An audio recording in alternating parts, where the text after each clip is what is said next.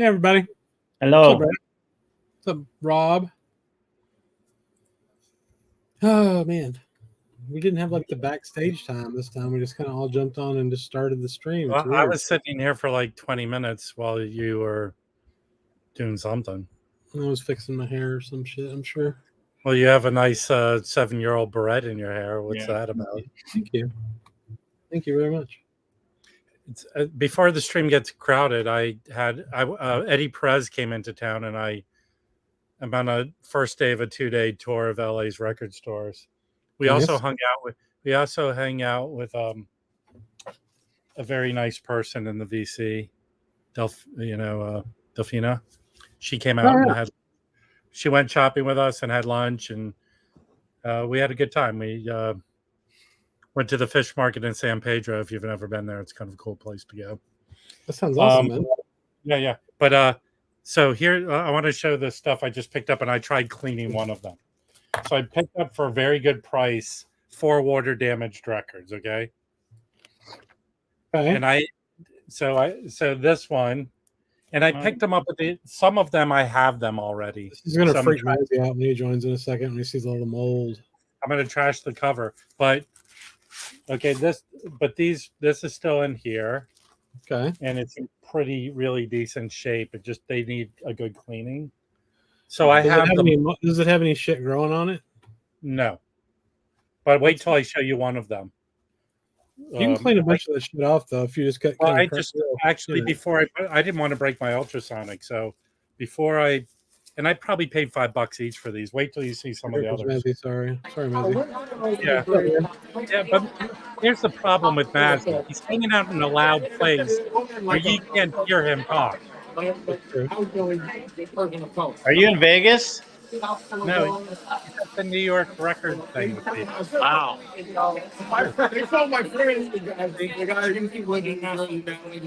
That's the greatest album by Miles Davis.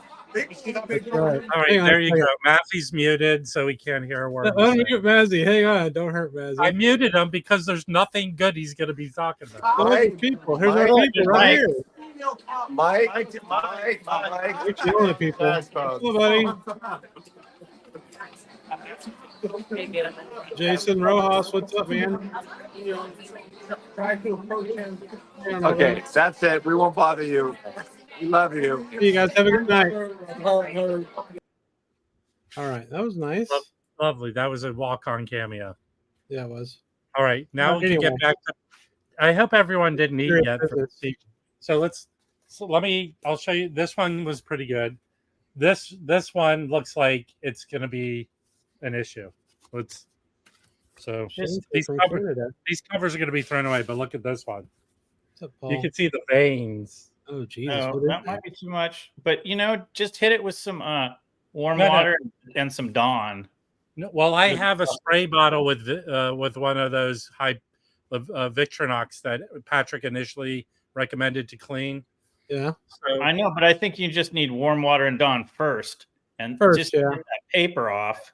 No, and then you can hit it with the cleaner. Well, I'll show you one. I'll show you one I already did. Unless this spray is magic and does eats away stuff. No, it does. I'll show you one that I did it to. So, and then I have this, which I have both the Tone Poet in a first press stereo. This is not a first press. I think this is a first press stereo. This one isn't as bad. This is nice. That's a Liberty. Yeah, it's a Liberty. I have a first press stereo of this too. The first press is a New York, so that's a No, I have a New York. I also have the Tone Poet. But here's one. This is the best one out of the batch because where's the cover? Wait till the cover. I wish I was having dinner and drinks. Damn it. What now? What's the matter? I wish I was having dinner and drinks. Well, fuck you. We're here with you. We're here with you. They're there. So this is the best. I mean, okay. So this one I already sprayed the magic potion on. Oh shit! And it kind of took off all that stuff. Did you get it from Gargamel? Yes. Nice. So this is a New York plasticine. Yuck on that one, huh? Yeah. So I have the Vinyl Me Please version of this. So So what are you gonna do with those? Put them in generic sleeves and try to sell them or something? Well, you can. No, I'm keeping the Art Blakey, but we'll see. We'll see. Yeah, you look for G plus copies with a decent cover. Oh, that's fair. Yeah, that's fair. Okay, yeah. But yeah, I picked My up. buddy has a bunch of really good covers of just like nice covers that he waits for. Or some people would just want to listen to the nice music. I have the mono reissue of this from 2011. So it'd just be interesting to compare them and listen to them. So Eddie Perez, it was luck because he picked up a 45. I don't remember the artist, but it's from Kill Bill, the fight scene song. There's a Japanese artist that Eddie got into and really loves. And we went into a store and a Grail 45 he had been looking for forever. He picked up today. So that was cool. Here's a question. After what year is it cool to brag about having a first pressing?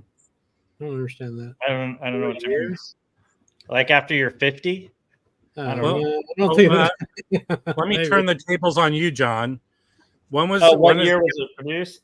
I don't know. When is it going to stop being cool bragging about the dead bodies you find along the railroad tracks? That's fair. Now, I think the 90s, though, man, for sure. Right? I mean, you still want 90s. Having the first pressing like Pearl Jam records and shit's a little expensive. Yeah. Okay. 93. Can I get out of the way? I'll show all the stuff I picked up today. What are you trying to leave? No, I just want to. As it gets later on, I don't feel like doing it.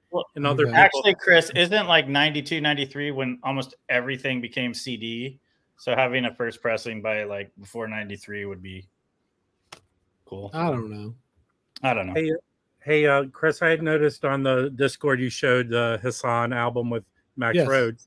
Yes. And I thought I showed this before. My buddy, I don't understand. In the last 5 years, they found all these recordings of Hassan that has never been released. So this is coming out as both this obviously CD, and it's coming out as a vinyl next month. No shit. So and what is it? Who's on it besides? What is the group? Okay, so it's trios, duos, and solos on this album. Okay, it's obvious him by himself. When it's a trio, it's Henry Grimes and Kali Mahdi. And then when it's a trio, I guess it's them. When it's is it all kind of free? A little free. I haven't listened to it yet because I just got this. But here, there's also singers on it. Miriam Gillum. What's the year it was recorded? 65. 62. No, 62 and 65. So far, they originally put out this unreleased Atlantic album where they found extra tracks. So it's a double. That came out 2 years ago on Record Store Day. Then they released that box. I thought you got that box, Chris. No, the only thing I have is that Atlantic record. I need to get the box. I have the box. I mean, for anybody that doesn't know, he was like this piano player. Where's he from? So he's from Philadelphia. He knew Monk and Coltrane. The one guy who was on the unreleased album was Odine Pump. What's his name? Pope. Odell Pope, the saxophone player. Oh, okay. Yeah, he's still around, and he was they were kids together. I think Hassan was slightly older, so he was a kind of in the mode of Monk, like this unusual, this different timed piano player. But he got his big break when Max Roach hooked up with him. They recorded that album on Atlantic. Then Atlantic gave him his own deal, recorded the album, then got arrested for drugs, and they shelved the record. Yep. So that's kind of how his story was changed, and never. He was also kind of like a musician's musician. Like they all looked up to him, but he never got famous. Kind of like Monk in the early days, like you were saying. Yeah. So it's interesting if you want to get into him. Okay, I found. Oh yeah, great. Yeah, so this is a Spanish pressing. Oh, weird. Oh, that's kind of neat. Yeah. You should do it. You should listen to them and see which one sounds better. Yeah, I will. Thank you. I've been looking for this for a while, and I picked this up. The Carlos Santana album. Oh, that's It's just the two of them. Yeah. Well, I mean, there are other musicians on it. Okay. Have you heard that one, Brandon? Oh yeah, that's like my dad had it. I mean, that's like It's really I don't cool. know. You see it like as often as you see Fleetwood Mac Rumors. No, that's not true. I've never even seen this record. I see that record. It's not hard to get and it's not expensive, but I tend to see it in stores. If it's in there, they don't stay there long. A lot of times it's well played. That's fair. This Yeah. is clean. This is Well, probably it's other than the Art Blakey, this is probably the best pickup of the day. Oh, cool. So this, I don't know how many free jazz albums were on Muse, but this is one of them. Who's the first guy? So it's Leroy Jenkins, Anthony Braxton, Leo Smith, Moll, Richard Abrams, Richard Davis, and Steve McCall. Yeah, but the group is called Creative Construction Company. Oh, neat. Yeah. And it was recorded on my birthday. I almost got one of those. Oh, you have my mom's birthday. Ah, me and your mom have something in common. Well, So, but you had the same birthday. is it RBG? Yes. No, it's not. It was recorded by Orville O'Brien. His name rolls off the tongue, right? It is. I have a copy of that one, but mine is kind of trashed. Yeah, I This kind of is want that. I've been looking for This is that. Yeah, that's neat. This is Who's a good with him one. on that? This is with him and Jamal S. Nasser and Vernell Fortuner. See, yeah, that's later, and I don't know. Yeah, this I feel and like that might be think one of the records when he died. Remember when Yeah. we went through his whole discography and we're looking at certain records, like, huh, I never heard that. It looks killer. No, Jamil Nasser is that's his bass player in like a lot of his early late stuff. 60s, late Late 60s. 60s, Was yeah. it? Yeah. Nasser was Late Gant- 60s, what was early Gant? 70s. Was Gant- Gant was- Frank Gant is the drummer. but he's not on this one. He was the early drummer. Gant and Nasser were there together in the late 60s and early 70s. Okay. I have been looking for this one. This is a reissue. Oh, cool. Yeah, Hmm. this is Benny Carter, Bill Holman, Art Pepper, Johnny Mando, and Mel Henke, right? like all these guys, Conti Coletti and Conti Candoli. Russ Freeman. Oh. So some Bill West Coast Perkins. dudes in there. Art Pepper. And So I don't. Benny- Who's the band leader? Doesn't it have a orchestrated by? Is the band leader. It doesn't say arrangements by these guys. So it's arrangements by all of these guys. Okay. But I had not. I don't know this one label. Index? Huh. No, I've never seen that. This is an 80s reissue. All right, hang on a second. Yeah. Let's cover some questions real quick because we're ignoring the peanut gallery. We've gotten in trouble for that. So, Audiophilia says that he just bought his first Mingus, Blues and Roots, and Demons Dance, Jackie McLean. I think those are two good places to start with those artists. I really like Demons Dance. Did y'all get to Tone Poet? Yeah, awesome. I already have the original, so I did Yeah, not. I think it's, to me, so far this year, best Tone Poet. But I haven't bought all of them. I like Demon's Dance a lot. I don't know if I mean, there's definitely other McLean's I would start someone off on, but it's still really good. Oh, no. Yeah, these were new and imprint, you know. But That's cool. it's a later, I mean, it's like, Mhm. even though it came out in 72, I think it was recorded in like 68. 68, some 67, 68, yeah. So it's more modal free, like it has some, you know, it's not a hard bop like his earlier stuff. Yeah, but it's really pretty in places too. Like just beautiful. It's great. I'm not pieces in putting it down. Yeah. I have my favorite, you know, McLean's because I'm a big fan. it. Mhm. Cool. Well, Well, good. Hope you like them, man. speaking of Mingus, I picked this up.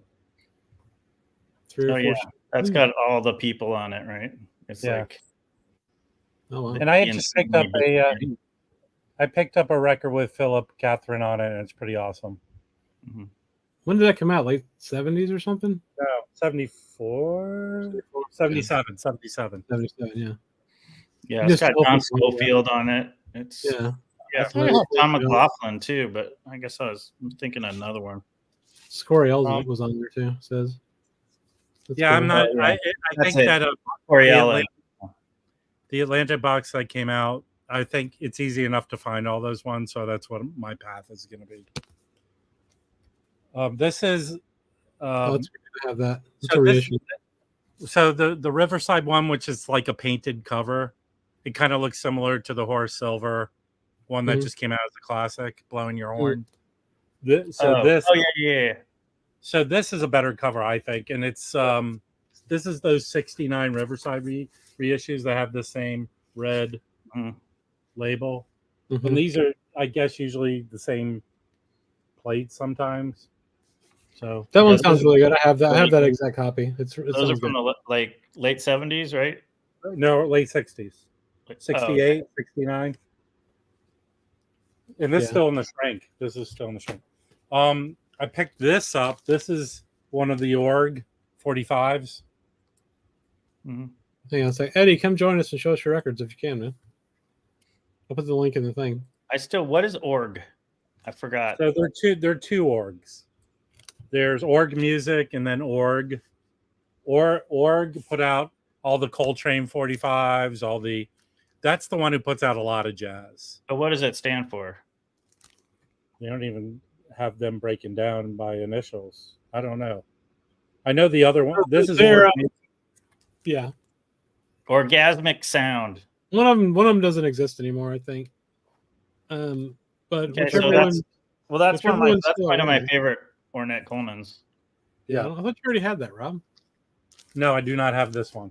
That's cool. I don't Hang on, have I the want to talk 45. about Org real quick. They're putting out a soul reissue series soon. Like So soul records. Jeffrey says, which org is original recording music, Jeffrey?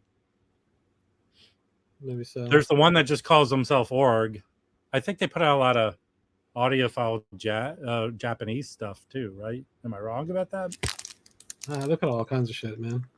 So I found an OG stereo of this, so I'm going to swap out my reissue on the black label. Yeah, those black labels are sexy. Yeah, I have the 70s reissues. I'll throw in one of my That's boxes. deep, Matthew. Do you know this one, Brandon? Yeah, I have that one. It's good. Looks good. He didn't put out very much stuff. This is a Yeah, very that's- clean That's mono. the pressing I have. Yeah. Yeah, it's a really cool. He's got a really nice dial. But yeah, not a very well-known piano player. Was he? Oh, he plays piano trio. Cool. Yeah. It's got to be good Well- with that rhythm section there. Is Aggie 88 here? If he's here, this is okay. This I'll end my showing. This is funny. So Aggie 88 reached out to me and said, "Hey Rob, I've been looking for this album. I can't find it. King Pleasure, if you know King Pleasure, he was famous for having this vocal-y style of singing." Mhm. And he goes, "It's an album, King Pleasure and Annie Ross." Does anyone know? Annie Ross was a jazz singer, but people my age know her from remember the movie Pump Up the Muppets? Volume with Pump Up the Volume Christian Slater movie. Oh yeah. She was the evil principal. That's how I Okay. know. So he goes, if you can find it, and a lot of people, since I sell, a lot of people reach out to me all the time saying, "Do you have this record? Do you have this record?" Well, today I went out and I found the record he was looking for. I found an original jazz classic of it. Oh yeah, I know that record. Yeah, so it's half That's King cool. Pleasure and half Annie Ross, and it's good people playing with them. King Pleasure has Gene Ammons, Charlie Parker, Lester Young, Gene Ammons, James Moody, Stan Getz, and That's then weird. Annie Ross has Kenny Clark, Art Blakey. Right. It's a lot of people. I just So- I don't know it. I just have seen it quite a few times. 'Cause Yeah, it Show has the, a back, very- show the back again real quick, because what did it say at the top? Well, I'll show the back again in 1 second. Let me just show you. So we went to a store. I found this and I bought it for him. Right? We go into another store, and I find the OG of it. Oh shit. And here's I'll show the back now. It's easier to see on this. What does it say? The solos of? Is that what it says on the top? Yeah. Oh, okay. Weird.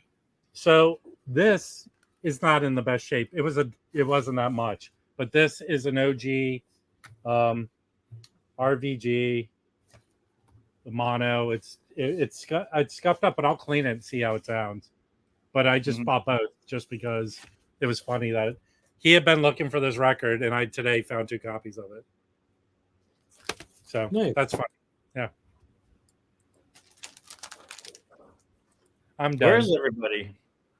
I don't know. Baggy, come join us in hour 1 for the first time. We need help. Here comes Eddie. There's What's up, Eddie. I just left Eddie.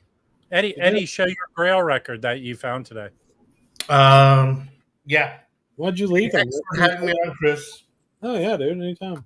He found a lot of non-jazz, so everyone, Mazzy shows enough non-jazz. Okay. Eddie shows Okay, some. that's fine. This is the single.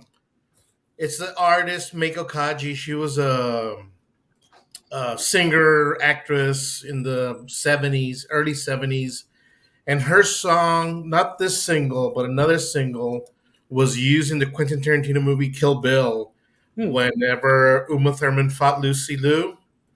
That song, I forget what the name of the song is, but that's kind of where she got somewhat noticed here in the States. But I've been a fan of her movies for even before the Kill Bill movie.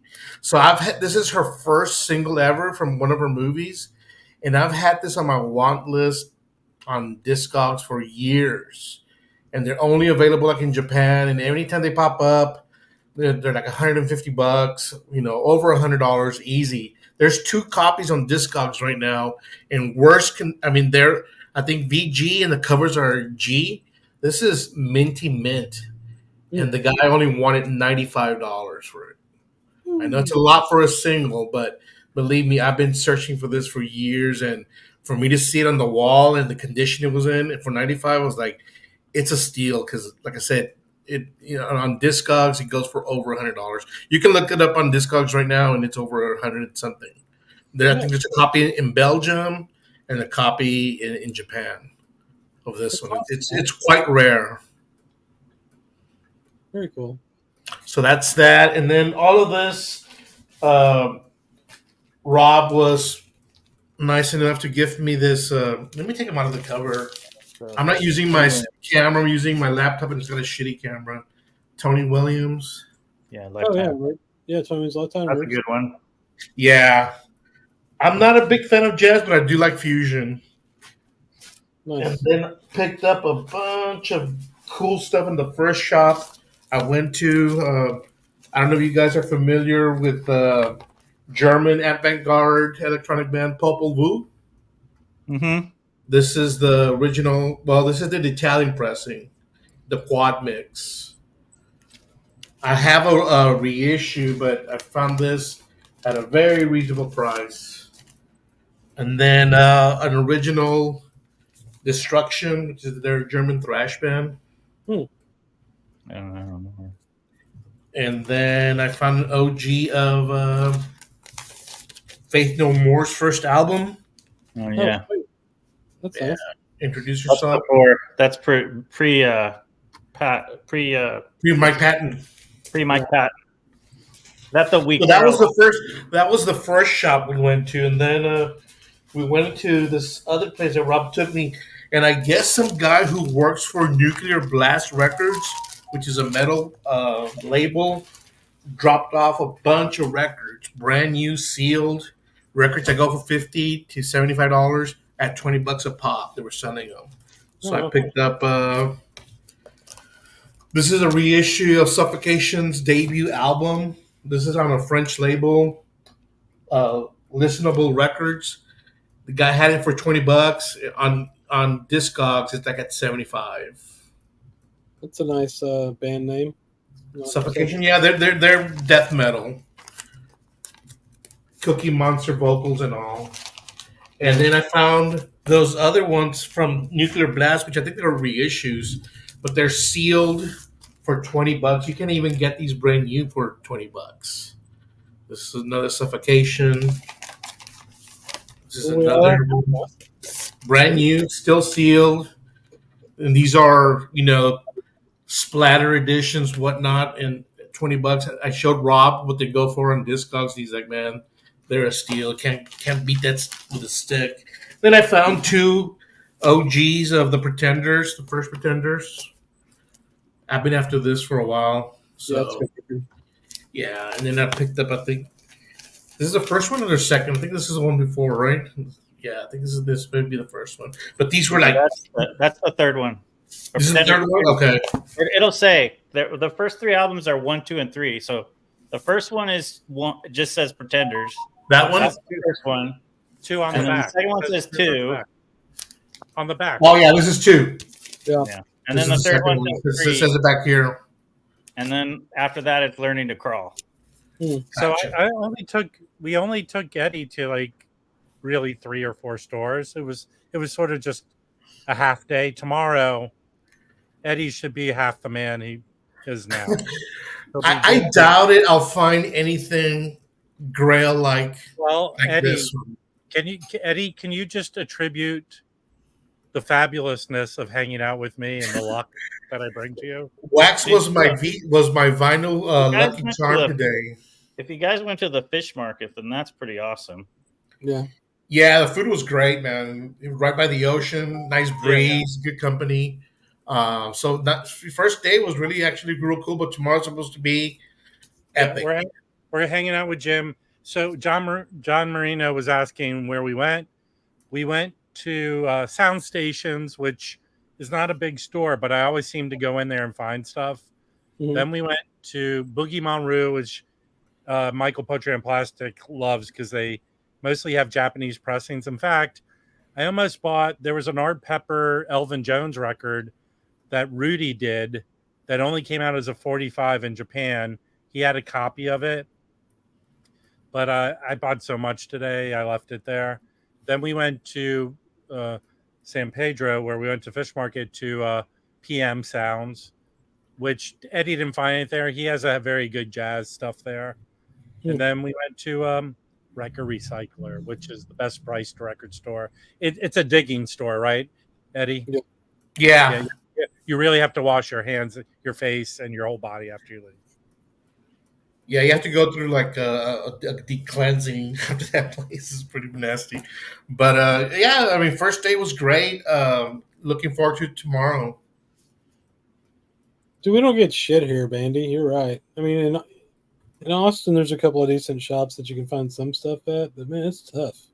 It's Yeah. like- You're Even in in a place like Austin, I can't find stuff like this at these No. prices. No, exactly. There's no underpriced shit. All the stores are, at Discogs prices, and some of them include shipping. I mean, like they figure it out. Like it's a $15 record, they'll be like, okay, we'll charge 24 because if they bought it on Discogs, it'd be like 21 Yeah, bucks. actually, you know? I'm pretty stoked. We just got a new place because there's a couple places that kind of do that $5 extra or whatever upcharge, and sometimes the Japanese stuff gets like an extra 10. Yeah. But we got a new place, Music History, and his specialty is like Brazilian and Latin American shit, and he doesn't do any upcharge. So if the median is the median, he doesn't look at the fact that it's coming from South America or Brazil. He doesn't throw on, if the median's 20, it's a $20 record. Whereas, there's a lot of people that'll jack it up. They'll add the shipping, which is $25, if it's which local. which is fair, really. It is fair, but there's also something really kind of awesome and noble about saying this record's worth $20 in Brazil, so it's worth $20 here. Sure. So I'm however, it makes me happy. Of course, I mean, at the same time, if I sell a record on Discogs, like I don't remember what it was, but I had the only copy in America, and I charged a little bit less than it would cost to buy one from Europe. So, yeah, I usually, like it's a $25 record in Europe, but everybody's charging $25 for shipping, so I'll sell it for $40. Yeah, that place that we went to, the second store, I mean, I found some stuff that was way below what even they're asking on Discogs. I showed Wax a record by Blonde Redhead. They're a band I discovered that opened up for Tool, indie band, and they had one of the 4AD releases like for $10. It goes like for 25. Medium price was 25 on Discogs. So that place had really good selection, but it's a digger's place. You have to dig. Everything's not, in perfect order or organized.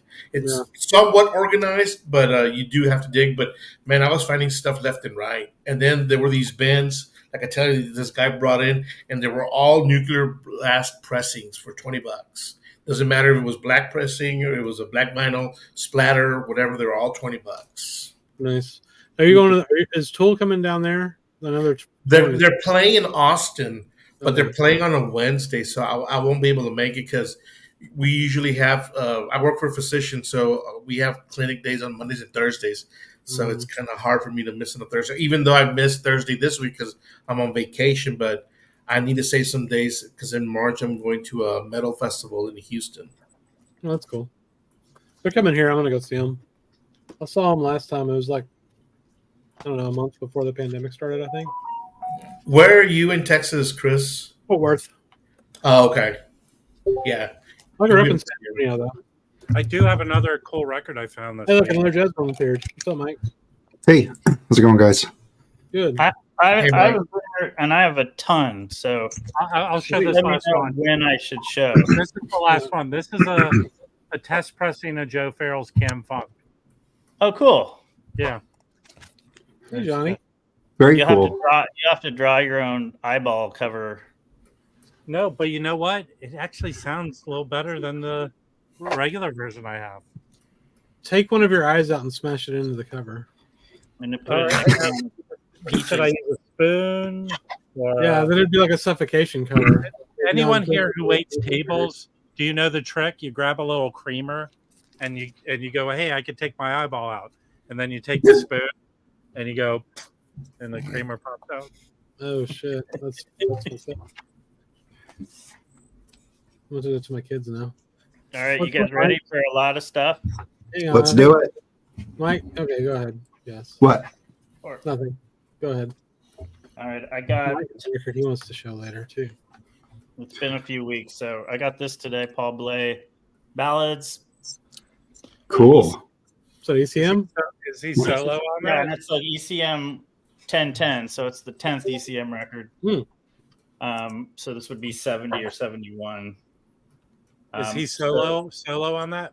No. It is Gary Peacock and Barry Altschul on bass and drums, and these are all Annette Peacock songs. Oh. She wrote all the music, but it's just piano trio. It is dark and moody, and Paul Bley's like the Joy Division of jazz. That stuff's pretty moody.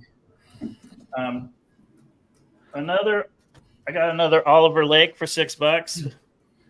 Ooh, that's cool. So pretty good. Awful covered. The normal Arista, terrible covers.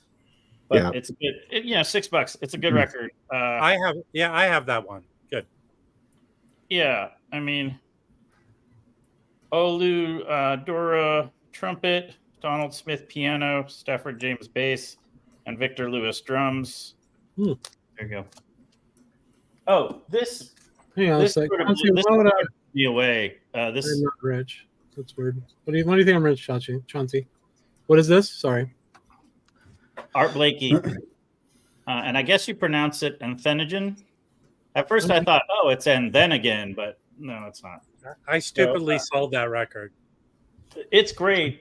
So the band it is I believe it's late 70s, but let's see if I can figure it out. The band is incredible. Yeah. And it's really good. It's 73 on Prestige. It is a green vinyl. So check it out. And it sounds like this band. It actually sounds like a Woody Shaw record. So it's Woody Shaw, Cedar Walton on piano, Carter Jefferson on tenor. Nice. Mickey Bass on bass. I don't know who that is. And Tony Waters on conga. So it's a really good post-bop. Like, you think of, I think we always think of Art Blakey as hard-bop, like always hard-bop. But this is kind of more of a hard-bop, but also post-bop. What if it's actually Mickey? What if it's actually Mickey Bass on bass? I think it is Mickey Bass on bass. Or Mickey Bass playing a bass fish. Brandon, is that on the green label Prestige? Is it that era? Yes. I I had the one I sold was sorry. white label. green. Nice. Cool. So it's 73. It's a green label. It's really good. In fact, I was kind of on this point of like, I really don't want any more Blakey because I have so much. But this record changed my mind. Well, that Carter Jefferson, Woody Shaw produced this, and he's on a bunch of albums with Carter Jefferson. Him and Woody Shaw. Yeah, So he was in his band. And they're great together. Yeah. They're on that Dexter Gordon Live at the Village Vanguard. It's basically all Woody Shaw's Yeah. band. Exactly. Exactly. That's a fucking killer record. You should get that, Eddie. It's not Which that one? Yeah. Dexter Gordon Homecoming. Super cheap. In Columbia, it's 2 LP. He's smoking a cigarette. And If you ever see it, just grab it. It's good. I saw Painting, a copy it's of like my a- last auction. watercolor, drawing, painting. Okay, this was cool. I had no idea. I thought I knew Blue Note pretty well, but I didn't know that Alphonse Mousson did a Blue Note. He did a couple Blue Notes. I have one. Yeah, Like I didn't know that. And it's one of those records where they don't tell you who's on it. So I would have to go on Discogs. Is it funky? It's kind of funky. It's got some funky, and as I recall, it has a little vocals on a couple tracks. He is wearing a beanie, Chris, so you know the rule about that. Yeah, the dude wearing a beanie is. There's some cheap heat, some $3 cheap heat, some Ramsey Lewis. This is funk. Oh, cool. Yeah. This is funk soul, and it's he does two Stevie Wonder songs. He does Which ones? he does the Burt Bacharach, the star oh no, not Burt Bacharach, I can't read it. He does the theme from A Star Is Born, and I can't remember who wrote that. Where would you compare? Would you compare that to basically the Earth, Wind, and Fire record? No, I'd say it's more like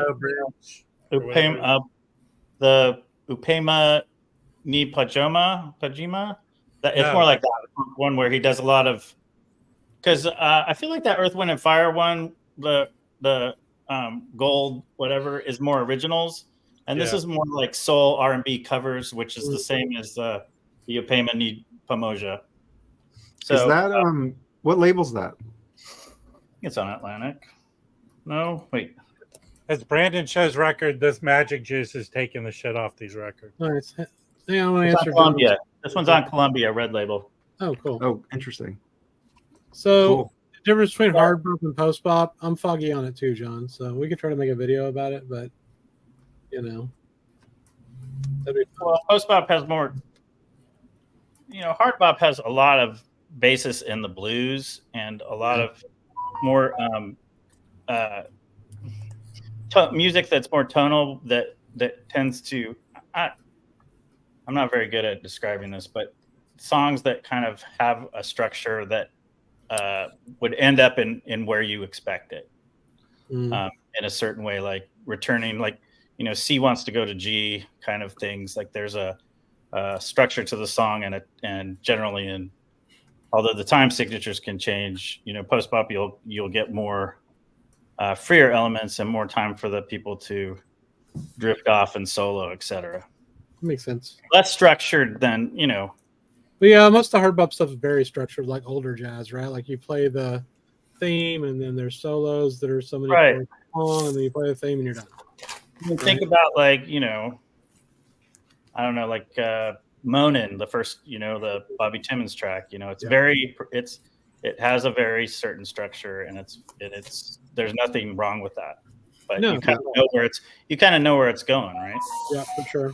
I always think of hard bop as like Wayne Shorter with the Jazz Messengers versus Wayne Shorter's Blue Note stuff. Man, Mike, you're so lucky that Notes and Tones is not here to yell at you. No, I think he's I right. feel like those are like two like easy kind of examples. Yeah, there's the Well, example. Wayne Shorter's like Blue Note stuff, like starting from like Speak No Evil on, is pretty modal. So there you go, right? And his stuff with the Jazz Messengers is hard bop, right? So would you consider modal post bop? Well, it doesn't have to be, because modal is more based on with modal music, you take out sort of the elements of a key signature kind of holding the structure. So, with modal, you can go in and out of. You don't necessarily have a key. A lot of times you have modes or notes. Like, it's really hard to say that, but think about like Maiden Voyage. The song, like, how it keeps changing keys, dun dun dun dun, and that triad, do do do dun dun dun dun, and then it changes to a different key, da da da da da. So that little triad keeps moving around in all these different keys. Is all modal post-bop, but not all post-bop is modal? Well, I mean, Kind of Blue is modal. No. It came out before. Well, not before, I guess. Well, that's the thing, because there's modal. There's tons of modal that's blues, but it gets okay, that's fair. It's just. Yeah, I got it. My music theory is 35 years old. No, mine is terrible. Obviously, Matthew, John R. Bandy cares. That's why we're talking about it. Come on, man. But yeah, I'll try to come up with a better comparison. This is cool. Yeah. Oh yeah, that's cool. Jimmy Wood on drums. Huh? No, Jimmy Wood on bass. Yeah. Jimmy Wood's on bass. Yeah. And then Pierre Bob. I'm regretting not taking that Jimmy Wood and Strings album that on Argo that you were trying to get rid of. Do you remember that? I don't know if I sold it or not. If it's still up, let me know if you want to get rid of it. I'll have to look for it. I might have sold it. Okay. Anyway, I'd been looking for this one. This completes the Mal Waldron, Enya sort of. How many did he do? I think he did 5, and I think have them all. Well, So wait. But Up Jump the Devil, Black Glory. Then there's the Steve Lacy Black. What about as he did as a sideman other ones then too? Oh yeah, One Upmanship is one of his solo ones. The Steve Lacy Live is not Black Glory. This is Black Glory. I'll have to look, but I got them all now. Cool. We're nerds, John, so it's all good. Okay, so Gal Costa, Agua Viva. Nice. This is a nice. I guess it's like a mix of. Where's Felipe? You could probably. Did your dad used to wear Aqua Velva? No, but he did use Noxzema, and he always smelled like Noxzema. Is that an OG, Brandon? Yes. I like the cover of the other guy. And like I said, this guy Jeff's really cool, and I got it for $20, which is what it sells for in Brazil. So this is a Brazilian OG with no upcharge, and it's minty. Very nice. Does it have a super floppy cover? Huh? Does it have the super floppy cover? This is medium floppy. Okay. So not super. It's not super thin because I think it's laid enough that they're not like paper thin. Right. But it's pretty floppy, but not like the ones that are almost all just laminate and paper. Hey, Brandon, would you call it post-bop floppy or post-flop?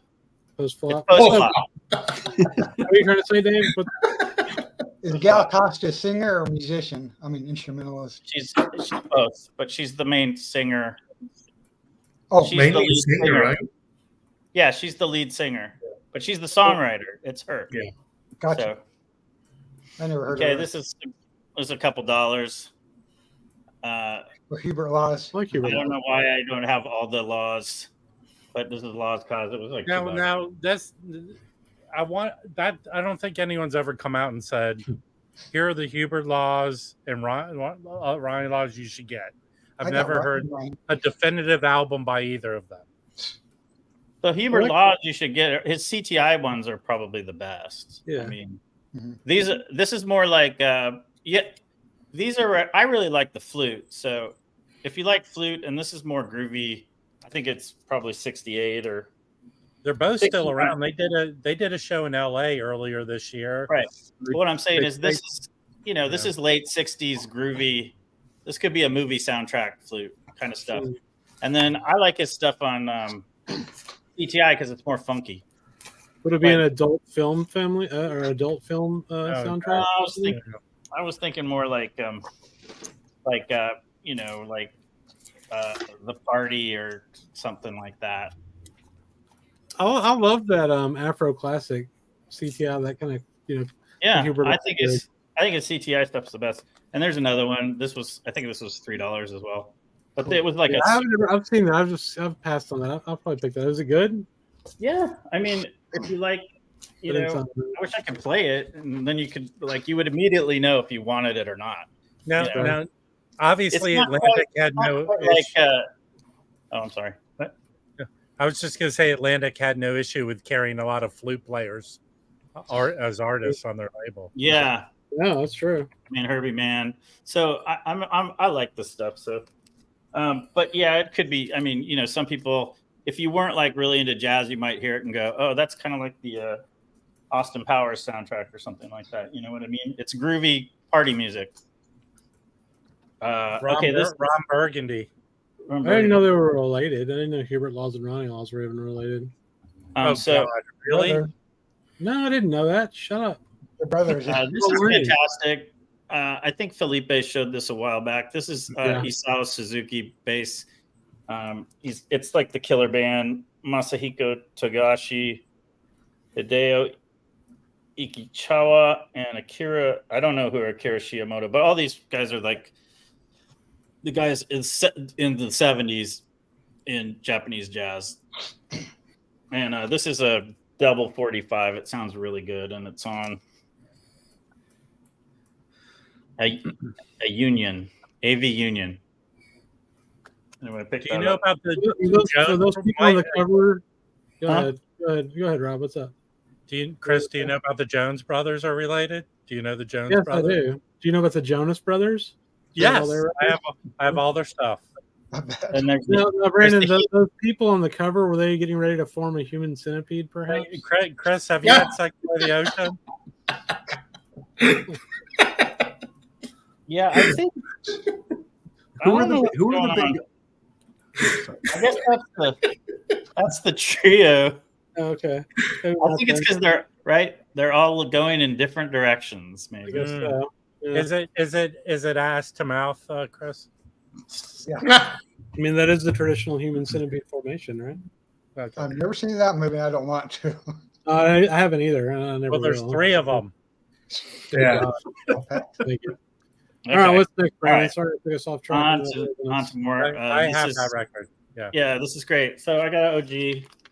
I think this was a little bit more, but it's really clean. I think this was 40. That's about, I think, Why Don't Be Please did one. Is that jazz? Hey, I'm no, this is Brazilian type. This is Caetano Veloso. So he's a Brazilian dude. Okay. So it's there's elements of samba and stuff, but it's also like this is when he started getting into into rock, basically. This is like 71, I think. This is an interesting comment, Brandon. Audiophile says, as a flutist, technically nobody can touch him, but Herbie Mann is better jazzer than Hubert Laws. He says Hubert Laws is exceptional, but his albums are kind of meh, in his opinion. Yeah, I mean, Herbie Mann's Atlantic records, at least, are really kind of cool and fun. But like I said, I like Hubert Law's CTI stuff because they're more fun records. The ones on Atlantic are like they're good party in the background music, but they're $3. So think about that. They're $3 for like. Did you find Chat GPT, or is this your work? Here, this is good information, buddy. Okay, Dave Pike. This one's really fun too. Is he? I feel like a lot of people who are wary of flutists. I'm missing all the comments. They must be really good.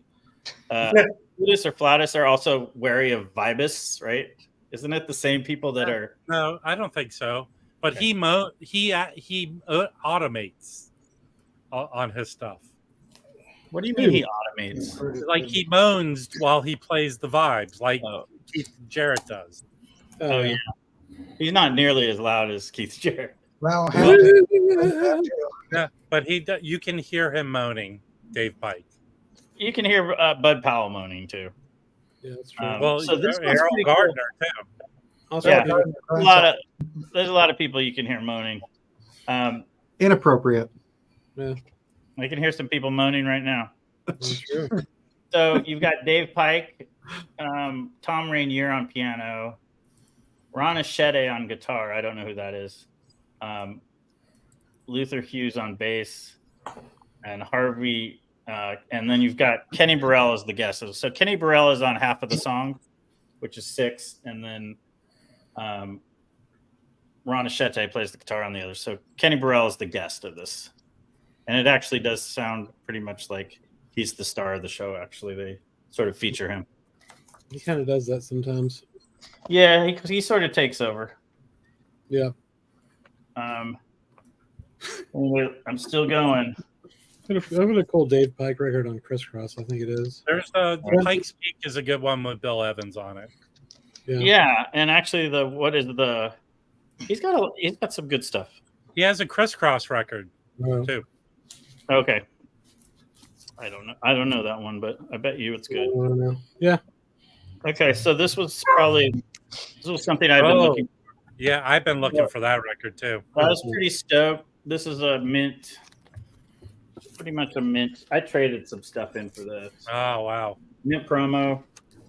So band is, you got Jimmy Heath, Percy Heath, Curtis Fuller, Ted Dunbar, and Kenny Barron. And I think this is not too far off from the Heath Brothers band Marching On. I kind of feel like. Is that the Strata East title? Yeah, that's the Strata East. Well, what about the one that Herbie Hancock's on, the one you talked about? What, Marching On? No. There's another Albert Heath record with Herbie Hancock that you showed an OG of it. It came out for Record Store Day a couple of years ago, I thought. No, is it the one on Xanadu? Let me pull it up. Let me pull it up to remember. I'm confused. I don't think I have it. Anybody know the Rush song Xanadu besides me? I know you like the movie with Olivia Newton-John. Xanadu. Oh, no. This was like dirt cheap, and it's pretty cool. Joanne Brackeen with Branford Marsalis, Terrence Blatchard, Cecil McBee, and Al Foster. Wow. I wonder how special the friends were. I have not seen that one. Me either. What label is it on? It is on. The hell is this label? It's on Concord Jazz. It's kind of a suggestive title there. Beefy Goes to Heaven. Okay, special friends. Brandon, the record you showed was Traces, which is also called Kwanzaa. Kwanzaa? Yeah, Kwanzaa. The record I just showed is Kwanzaa. No, Traces. It came out as 2 versions. Traces is the one you showed with Herbie Hancock and Albert Heath. And I remember you showing that. You had picked up an OG of it. Oh, it's weird.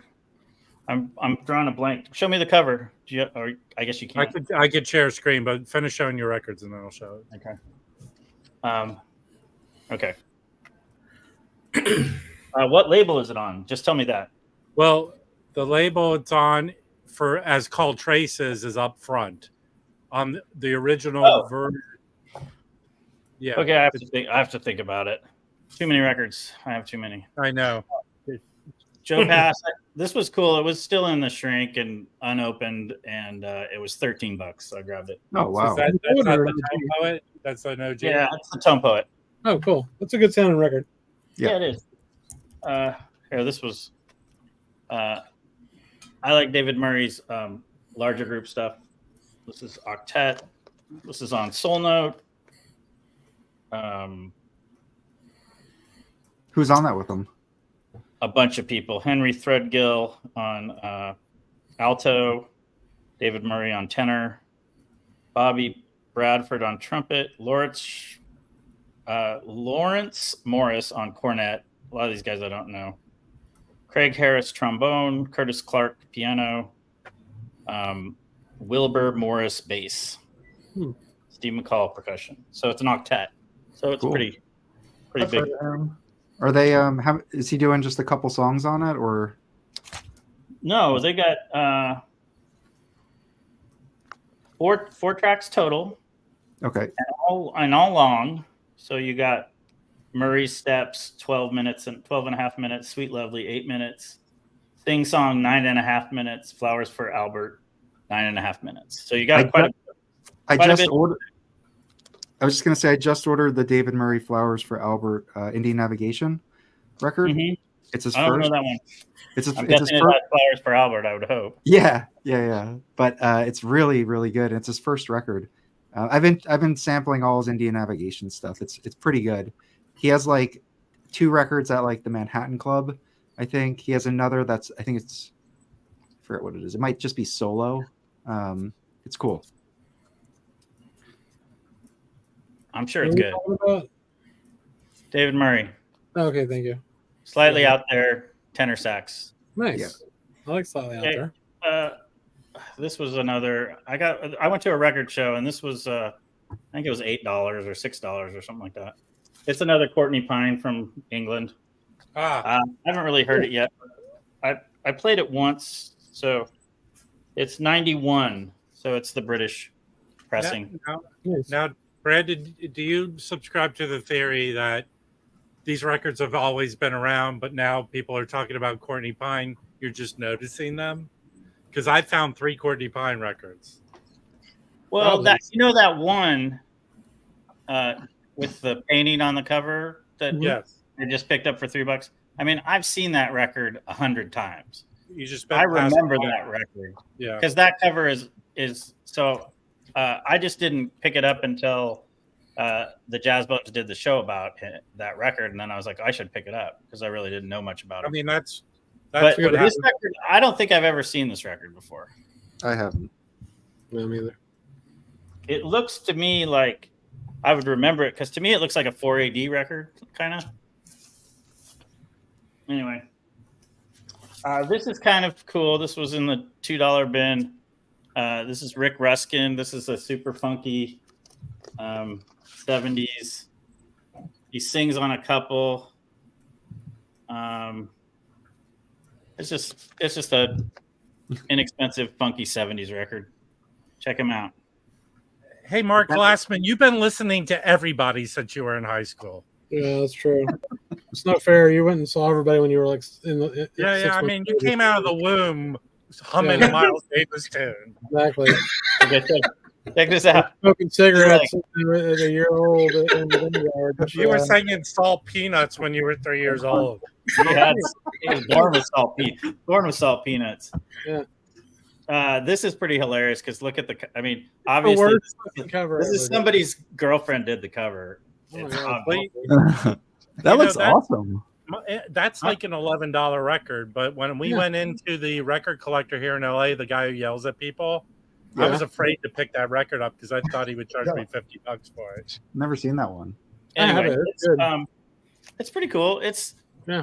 it's Pepper Adams. Yeah, That's what Frank Foster, dude. Out of respect to Jazz Bum Chris, Jazz Bum Mike, Jazz Bum Chris has shown that record. That's true. Mike only looks at the records he shows. He doesn't care. I what know. anyone else. It's respectful. Part of the code of being a jazz bum is respecting the other jazz bums for the records they show and remembering them. I'm sorry. What did you guys just say? Yeah, no shit. See, at the record show. I've been looking for this one for a while, and Cool. this is an original, and it was basically perfect for $40, so I grabbed it. Now, Oh, I have a great. question for you about that record because I picked up the 90s version. It sounds a little muted. Does that sound good? This sounds great. Yeah, it's not muted. It's like the horns are in your face. Yeah, it's a great record. That's a really good record. It's really good. Yeah, it's some hardcore horn blowing. Yeah. So is that a quartet or is there? Yeah, it's a quartet, bass, drums, and 2 horns. So you've got Freddie Hubbard, and then you got the Coltrane guys, Elvin Jones and Jimmy Garrison. do y'all like the Sonny Rollins on Impulse record? Yes. Yeah. Okay. I don't have it. I did not pick it up. Just the one that just says Sonny Rollins, where there's a blurry picture of him playing. Yeah. Well, Yeah. he's wearing a cap. He's wearing a cap that says Sonny Rollins on Impulse. This was like the first record he did there, I think. I don't have it. Yeah. This is something I sold and I picked it up again. Gorgeous record. Everyone should own that record. Yeah, It is good. And at one point, I sold all my steeplechase records because I was just selling my steeplechase records. It was just a part of life. So I picked up a couple. Along with that's really good too. And I tried this. Oh, nice. I had sold this one too, so now I have it again. I just got that other one that Mike and Rob recently got. What's it called, Rob? What's the title? Buck Hill's back again with two guns blazing. I don't know. Buck Hill's Quartet. Guess who's back? He's Buck runs up the hill. Mailman from DC. This was another record I had specifically went to the record store looking for a record show. Mike Longo on Matrix on Mainstream. Who plays on it with him? It is. I'm trying to remember if it's so. Longo's playing piano and electric piano. Mickey Roker on drums. Tato Valdez on congas. Sam Jones on bass. Ron Carter on bass and Fender bass. So, and I can't remember if that means. I think it's Ron Carter. It's either Ron Carter or Sam Jones playing. They're not playing at the same time. It's not a big bottom song. Okay, this was cheap, so I grabbed it. That's a comp. No, is that not a comp? It's not a comp. That's but 70s, I bet. But check out the band. This was at the record show too. This was $6, but it's a good band, and I played it. It's probably. I haven't been a huge fan of the Sonny Rollins on Milestone, but this one I like a lot. So it's Walter Davis Jr. on piano, Matsuo on guitar, Bob Cranshaw on bass, and David Lee on drums, and Matume on percussion. So good band, and this would be 73. Cool. So good. There we go. That's better. Okay. Thank you. Roscoe Mitchell. This was cheap. Good band. Oh, that looks cool. A nice $10 record. Roscoe Mitchell. I don't know any of these guys, to be honest. Who's on it? It is Hugh Rogan, Jarabu Shahid, Tani Tabal, and A. Spencer Bearfield on guitar. And this is on Soul Note. What year is that? Is that 80s? I think it's 81 or something like that. Let me check. So, oh no, I'm sorry. It's on Black Saint. Okay. Cool. It is 81 Black Saint. Mark says it's a great album. Of I course like he it. I mean, I've played it. Mark's been listening to it since 1980. The year before it came out. He was listening to it in the womb. Okay, this was the big one that I've been wanting for a while. So, yeah, you Simmons, can't find that record, and I found it, and I was stoked because it is super clean. I wish it was the deep groove, but it was super clean, so I couldn't pass it up. I Beautiful. bypassed that once, and I regret it. Yeah, it was 60, and it's basically in mint condition. And wow, 60 else is cheap for that record. Yeah, it's great. It's fantastic. So Nice. I've been wanting this for a while. This I didn't get at the record show. This was at the local place that has all the Brazilian stuff. Now he played with Prince Lachey, right? He was on a bunch of those Firebird records. You I know, don't know how many they did, but yeah. His real name is Huey, and he did a second record for Contemporary, which is a double record under the name Huey, not under Sonny. And there's a great, I posted before, there's a great documentary on YouTube. Watch it. It's just great about him. So I heard he did a record with Huey Lewis too. yes, it's hip to be jazz bum. Yes, that's right. Ooh, that's a good one. We need to work. Yeah, this was that, Mike. Yeah. Oh, I have $3 bin. $3 bin. And it's a VG, but I cleaned it up and it plays really good. Yeah, I have a minty one of that, but that record goes for some dough. So to get it for $3, I was is shocked. good. It goes for $3. Nina, Because Nina usually I Simone? see it in this condition. I usually see it for $25, and it was. I Never tried to seen sell one. it in my last auction. No one wanted to buy it. What a cool Oh, well, cover. they were dumb. Those silly people. Okay, still going. I got a green label of this one. I still So need that one. that came out as 2 versions. Oh wait, yeah. I got Yeah. this What's because the number on that one? I have this already, but I got it because it was the green label, and I'm just gonna sell my other one. What's the number on it? The catalog number? 6003. Oh, that's early. I don't have that one. I don't think. Yeah. That I'm sorry, that's CTI, right? Yeah. CTI had like a few Actually, different catalog This is numbers. the same record. Right here is the same record. It just came out with 2 different titles and 2 different covers. Is that the 8000 series? This is 6,000. So I have a white label promo. It is. And it's still 67. Yeah. So I do And not know. yours was that- 6003. What was his yours? cover? His cover is the cooler cover. I don't understand why they put it out as 2 different. They did albums. that with a couple. They did that with a couple Joe Farrell records and a couple Hubert Laws, where they just changed the title and the cover and the catalog number, which Yeah. is weird. Would you Well, this is basically that with say- the. Go ahead. Well, Brendan, would you? This is kind of like a ECM record to me. So It looks like it's a line. Yeah, I mean, but it's a little funkier than an ECM record, but it's still The title sounds like an ECM record. Well, You Song sound of like an the ECM record, man. who, out of the Jazz Bums, who doesn't have this record? I'll have to check to see if I have it or Okay, not. Felipe is flat. Felipe's flattening one for me. So whoever wants to fight, if you two want to fight it out for it, let me know.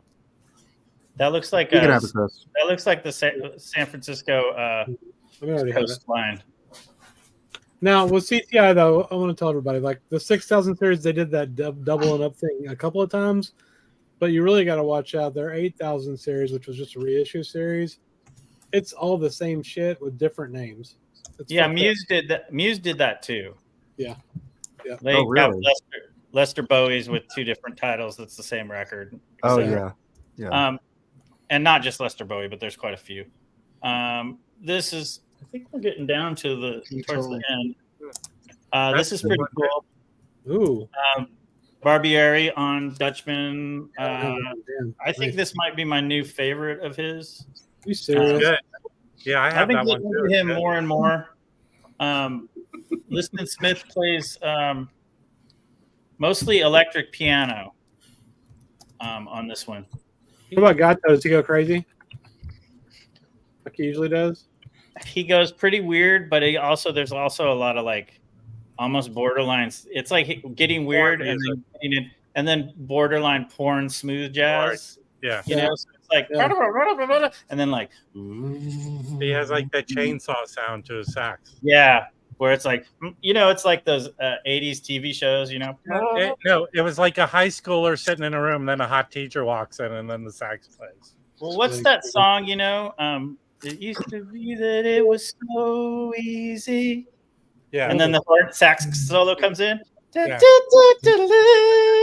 Like that. His Then you sound, have like that pew sound too, his you know? soundtrack for The Last Tango in Paris is awesome. Everyone should get that. Yeah, and it's cheap. Yeah. Most of this shit's pretty Okay, cheap. almost done. I picked up this Grant Green cheap. Yeah, Oh, nice. Yeah. So Is that a blue note? What is that? No, it's on Kudu. Kudu. So, Okay. so this is a CTI. It's who's on it? It's another one of those it's like CTI. It's got a bazillion people. Grant Green and Steve Kahn on guitar. Ron Carter's Will on Lee it. on bass. Will Lee's kind of like Willie's the totally solid white dude bass player that's on a lot of CTI. Well, he was on the David Letterman band. Yeah. Andy Newmark on drums, who played with he was like a studio, crazy studio guy. Sue Evans on percussion, who played with Steve Kuhn. Hubert Laws, obviously. John Faddis, Bert Collins on trumpet. What are you Mike calling John? Mike Brecker, Ronnie Kruber, Joe Farrell. It's just like a huge. Oh, I have that. It's like 35 people on that record. Yeah. Really. Cool. There's a lot of people on this record. Felipe, you're at a concert and you told us yesterday you hate people that play with their phones at concerts, and yet you're watching. Yeah, Felipe. Yeah. Okay. Hey Felipe, I got Airto free on CTI. I've never seen this before. Is that a Threadgill? Is that Threadgill? Airto. Huh? I thought that was one of his more popular albums. I didn't know it. I don't know who Air2 is. How dare you? Moreira? He's the Brazilian percussionist that played with. He was married to Flora Purim. Yeah. Come on, Jazzball Mike. He's in a bunch of freaky shit. I don't know anything. This is also this has Airto, and it has like as small a group as just Hubert Law's flute, Ron Carter bass, and Airto and Flora Purim just doing vocals. And then it has, more people: Keith Jarrett, George Benson, Ron Carter, Joe Farrell. It has from small group to big group on this, but it's pretty groovy. CTI. Cool. Number John Moreno, doesn't he play on a bunch of other records too, though, for CTI? Airto? Yeah. Yes. He's on some. Yeah. He's on a ton of Flora Purim's records, obviously, because they were married. So he's on a lot of stuff. He plays a lot of different instruments. He's mostly known for percussion, but he plays I think he plays flute, and he plays a lot of stuff. Anyway, here I picked this up for $10. Oh, you're picking up. That's a great album. Yeah, great and this is a New Directions, but it's a different band. This is Dejanet, Abercrombie, Lester Bowie, and Eddie Gomez. Wow, that sounds really cool. I don't feel Abercrombie gets a lot of respect. So I think that dude wails harder than any rock guitarist. His stuff is awesome. What label is that on? This is on ECM. Yeah, I think it's because he got real mellow with the 12 string and stuff, like that. People think of him more as like ECM than like hitting it hard. Yeah, check that out. I picked Check up out those outfits. Check out the outfits. So I think Notes and Tones have shown that record before. I think That's how my dad looked in the 70s. Yeah. Pretty much. You could easily say, what was that Donnie Brasco movie? They're all dressed like but look at the hair. Look at Eddie Gomez. Check out that. That's Welcome Back Cotter hair. Hey, so what's the style on that? Because Lester Bowie can get a little funky. This would be more funky compared to ECM. It's not sterile. I'll say that. It's not clinical. Okay. Cool. That's all you need. Eddie Gomez is a pretty funky bass player. He can be. Yeah. Okay. So, I picked up that Gil Evans does Hendrix, and Abercrombie's on there playing guitar on that. Oh, cool. I always look at, is it good? Because I always look at it and go, you know what it is? I heard people give it rave reviews, and it got rave reviews. The story behind that record, and I'll show it if you want, is actually Gil Evans was supposed to record a record with Jimi Hendrix. They were already set for the studio, and then Hendrix died. So as a tribute, he continued on with studio time and just made that record. I didn't know they were supposed to make a record together. So this was the last one. I picked this up for $12. What do you got there? Yeah, I didn't like that record. It's mellow, but it's people I don't really know. I know the name Larry Nash because he did that weird, like super insane $500 weird solo record that people go crazy for. Manny Boyd on tenor, James Leary on bass, Eddie Marshall on drums. This is like mid 70s to late 77. I think this might be his last Blue Note. It's very chill and it's very slow. Yeah, I didn't like it. And it's very like. What's the catalog? Is that one of those like BNLAs? Like what's the catalog on that? So. I think it is. Yeah, it's Blue Note. They make them so small by this point. Need your readers, man. That's all right. No worries. ENLA 710G. Yeah. Yeah. So, that whole series is pretty interesting. Yep. But anyway, it's an inexpensive Bobby Hutcherson. How much did you pay for that Barbieri record, Brandon? Do you think? Do you remember? $5. Oh shit! I think. Okay. I paid. What's it that. going for? I think it was in the $5 bin. I'm just gonna wait to find a copy instead of buying it. Oh, why? What are they selling for online? Well, mint one's like $20. Oh, So on the if I see another one, I'll grab it. Definitely, that'd be cool. I do see it sometimes. Bruce, oh, okay. Is this Billy Harper? Marvin Cannonball Peterson does the singing. He's really good on this. I was looking at Billy Harper. I didn't David realize Billy Harper's on more records that I have than I knew. Billy Harper toured with him all through the 70s. He's on a ton. That's why I picked up the but he's also I didn't realize he's on that Bobby Humphries Blue Note, her best one with like the brown cover. It's like this is a good. Do an investigation here. Hang on a second. It's like Mike watched There's Something About Mary and did his hair. hey. Jeez. What else? Can you make him big again? So the Hey, can I show something here? Hold on, let me share my screen.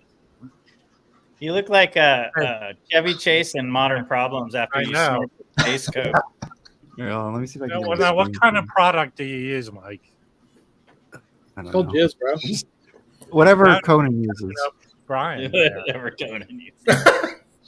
All right, that's not what I want to show, but hold on. Like can you guys see my screen? Is it fine? It is. Okay. You done it? Cool. I wanted to just quickly, just for fun, because were there any announcements this week? I feel like there weren't. Yeah, let's just make one. No, there were plenty of announcements. There's some. I just wanted to kind of quickly just go through what Mofi has in stock. Okay. So there's a shitload of fucking miles in here, and I think that's just surprising because I just remember during the pandemic these were impossible to get. But they have this 7 Steps to Heaven came back. I think this is 33, and they're using the super vinyl formulation, so it's $60, or maybe it's 45. I don't know. If it was 45, I think it would say it. So it's probably it would be more. It's probably 33. So $60 for a super vinyl. It's so easy to find that one though. It's a good record though. Also the AP. I mean, the AP 45 sounds badass. That's what I have. I have the AP 45. It's a cool record. I think like Mobley's on it. It's like it's like a quintet and a sextet, and it's 2 different sessions, but it's pretty. I don't reach for one that often though. I don't know. I know, but whenever I do visit it, I do enjoy it. And then there's a bunch of pre-orders. So there's Milestone Super Vinyl. Hang on, is that mono or something? I mean, why is the cover weird? Yeah, the Super Vinyl. Oh, that's weird. Which I guess is because the regular Mofi, you're saying because of the white bar at the top. Yeah. This one's the purple. No, I think it's stereo. Isn't the background color different too on that one? No, that's right. No, that's what the original was. Okay. But it's all purple. Like the font here is purple. Yeah. The OG version of that one. All right, maybe I can make this a little bigger so people can actually see it. Bro. Okay, hold on. There we go. Okay. No, dude, it's not the same. It's not the same at all. Scroll up a little bit. Well, I think it's a stereo pressing. The only difference is on super vinyl. I know, but what I'm saying is the other Mofi pressing doesn't have all their names at the bottom. There's no space between like the top banner. Oh yeah. It's like that's blue and cool. pink. You know, the text is like blue and pink. I was just comparing it Well, to this the isn't their original. names. This I is wasn't the comparing song. it to the old These are the Mofi. songs. Oh well, whatever. I'm just so that's definitely a different cover. I guess they just did that. Yeah. Because of just different release. What okay. What did they? Well, do? now I have to get it because it's a different cover. Okay, that's a joke. Robbie Sankar Family and Friends. That might be cool. Actually, might get that. That's pre-order, so you could pre-order that. The coming soon is the Miles Davis One Step, Sketches of Spain. For that. Bitches Brew One Step. Version You can pre-order the Cannonball. I feel like Mofi just goes crazy with these tags. If coming soon, pre-order. I mean, I fucking canceled those when Mofi Gate happened. I already had them on pre-order. Yeah, I did too. Yeah, I'm sure it'll sound great. I'm sure they will, but you can just buy the regular ones for $60. So something else. These will sell well though. I bet a lot of people will get these. Something else will sell. Yeah. It always sells. And then there's a lot in That one right stock. there is really good. So this is a great record, Ellington at Newport. I have this copy. It sounds great. I know that you can get it for cheap, like originals, but this Not is really a good ones you can't. I Like, had a this is copy of that. I had an OG copy of that. I think I sold it to John Bandy. No, I haven't shown all the stuff I picked up, but I picked up a ton of Duke Ellington stuff. Here's And what I an picked up- original 6i looks like. Okay, that's hold what- on. that's what the other I have it mofo right looks here. Chris, can you make him big? like. Let me do it. I'll make it big. So here's the original 6i. Yeah, I got That's what the some MoFi looks like. The regular MoFi, but the other one, the new one, looks different. Yep, got that one too. Yeah, that's a great record. But I mean, a really clean OG copy that's worth like $30. Well, I 34 picked this up for $5. This is like near mint. Yeah, Nice. you can sell that for good Yeah. money. Yeah. Yeah, I can't remember. I got this a long time ago, but I can't imagine it was more than Beauty. I know it was under 20. This is the MoFi. It's I actually showed this as an essential record on the Steve Westman stream. So I was on Steve Westman's stream on Tuesday, and he asked me to show 10 essential jazz records, which I was like, what am I going to show? Like that is like impossible. And I'm going to like Here's the thing I thought about though. I'm going to when you anger say- everybody. When you say that, it's really easy. It doesn't have to be your top 10 essential jazz records. No, You can of course have 10 not. essential jazz Isn't that records. his lowest viewed video so far? Yes. No, Very it's- few people. A lot. He got a lot of unsubscribes and a lot of hate comments. He did not. Mike did really good. Yeah, He does always part of the. He owes the Jazz Bums a third of the revenue from that video, Hey. though. well, it's almost like We'll be Because expecting $4. Thank you. Oh, he was spending $4 for. because sure. every time like a magazine or something does like one of those top 10 jazz or top 20 jazz, Yeah. they create anger. You know, they That's they true. kind of do. Oh my god. Yeah, the Um, top 20. I mean, what we usually say is our top favorite. Like when we did like the top 5 sax players or whatever, we say our top 5 favorites. Sax Yeah. players at the time. All right, so that Well, Ellington sounds great. It's yeah. worth getting. But go back and watch the Westman stream. I think I'm not going to repeat what I said, but I tried to categorize things. So this way I could say like you need to, like all of this is essential, and just here's an example of one record that you should get. Because this way I could really just like blanket like a lot of stuff, and I think that was a good way to go. All right, Kind of Blue is in stock. This is the 45 2LP box. Yeah, I don't I'm like surprised they the way repressed that that. sounds. That A doesn't lot of sound we got a lot of pushback. We did like the Miles Mofi video, and we kind of said like a lot of people have criticized this one more than the others, and people were like, "That's not true. That only happened after the UHQR. Before that, this was the one to get." Before it sounded horrible before I knew that it wasn't. So let us know in the Yeah, let's peanut go. gallery what you guys think about that one. Yeah. This is the most controversial one, I think. Okay. Is it a mono or something? Or- Oh, No, it's stereo, but it's just I think Sure. it's just a mass like there's a lot of it's bass heavy, or something. Yeah. Okay, a lot. So these are great records. They're back in stock. Yeah, Mhm. buy them if you don't have Phil's the Kilimanjaro is 45 RPM in there for 60. That's in stock. Miles in the Sky's in stock. them. What's wrong Sorcerer's so in. fast? Whoa. Is it too fast? Okay. Yeah, go back up. We want to talk about these records. So, Okay. yeah, both of these are must-haves. Miles in the Sky. I don't know, man. That might be the best sounding Miles Mofi. I think that's so. a good album. Did you, Dave, want to show it real quick? Well, Yeah. I didn't Hey, wanna- didn't you just get it? actually, you know Steve Westman, of course. Yeah. Yes. He gifted. All of a sudden, I started chatting with him because of a concert buddy chance, and he all of a sudden he asked me to be a moderator behind the scenes, and I was expecting this. He gifted me this album. Got her this week. It's a That's fucking sweet. 2015 Oh, it's awesome. It's a 2015 version. Plays at 45 RPM. What do you Nice. think? I listened to all 4 sides. Plays awesome. Yeah, that's Very weird. cool. It's a good album. I need to get that. I love All right. Miles Davis. We'll buy it now. Okay, so what else we got, Mike? Okay, we got some more Miles. So there's Sorcerer. So that's all. Um, We got second quintet. Yeah, so that's second quintet, but it's still pre-electric, right? Yeah, that's This a great Uh, record. yeah, you mean Herbie? Is Herbie playing electric piano? Yeah. No, I don't think. Well, I think there's a little bit on that one. Is that the one where it crawled in, or was that Miles in the Sky? I can't remember.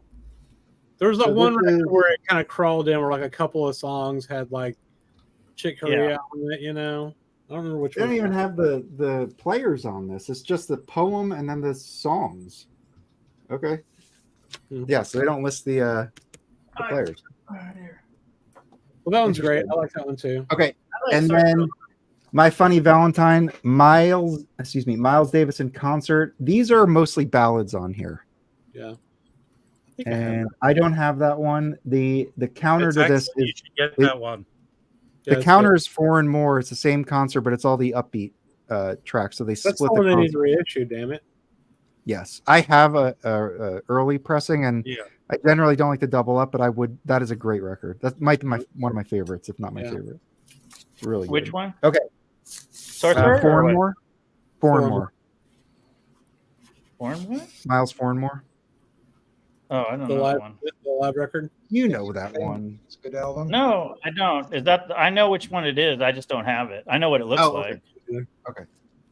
This All right, I love. This is the one I think is underrated. Is Nefertiti, That is underrated. record It's is really awesome. good. I have to get that one.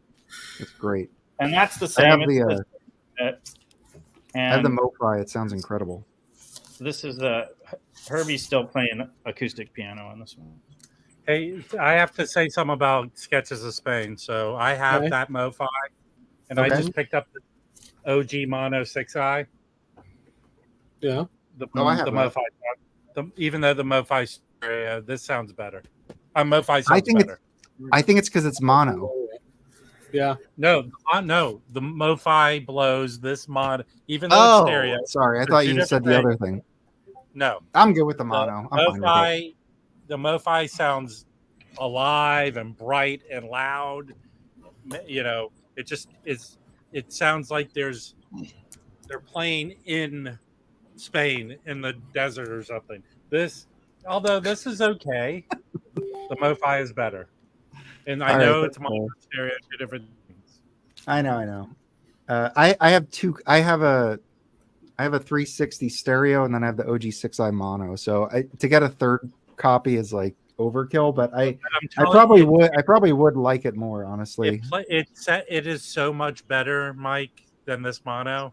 It's not a comparison. Well, Yeah, I have a that's promo good. stamp mono, so mine's a little better than yours. Wait, hang on one second.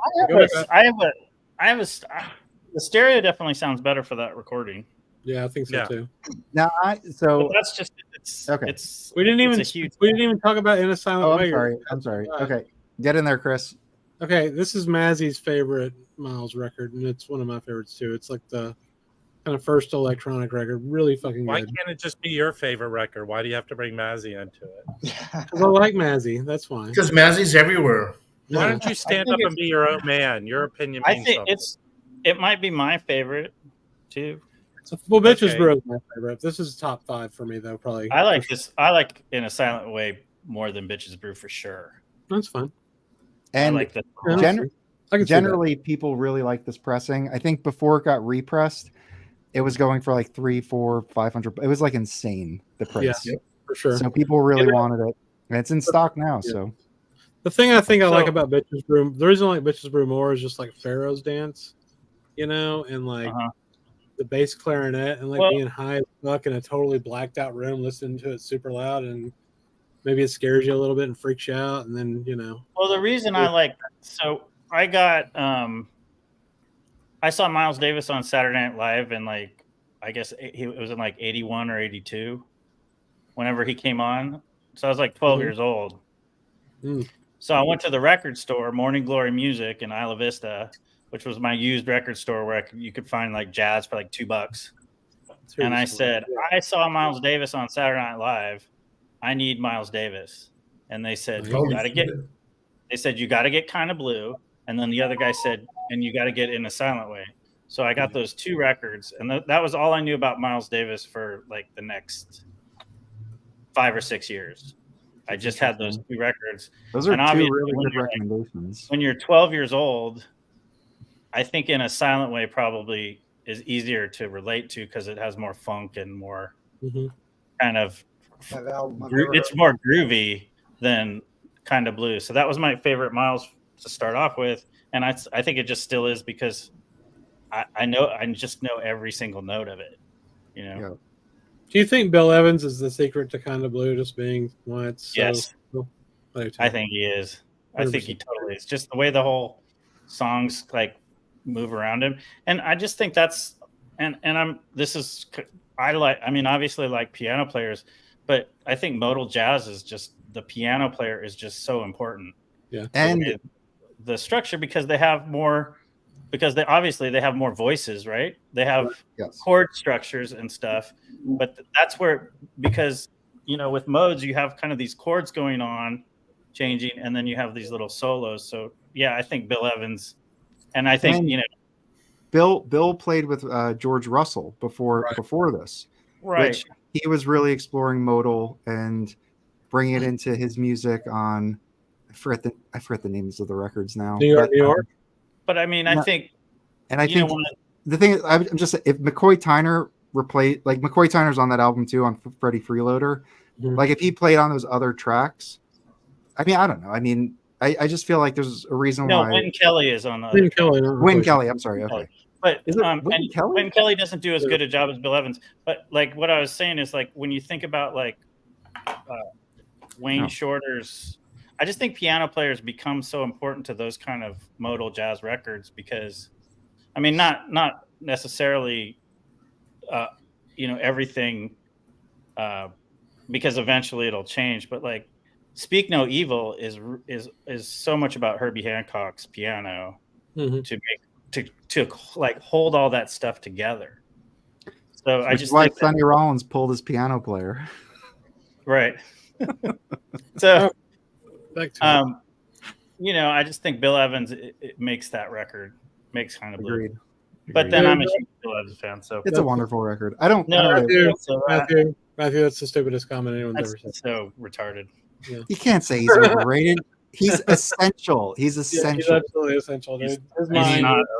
That's like saying Miles Davis is overrated. Yeah. Okay. Let's go back. We got more to cover. I think there's a few more.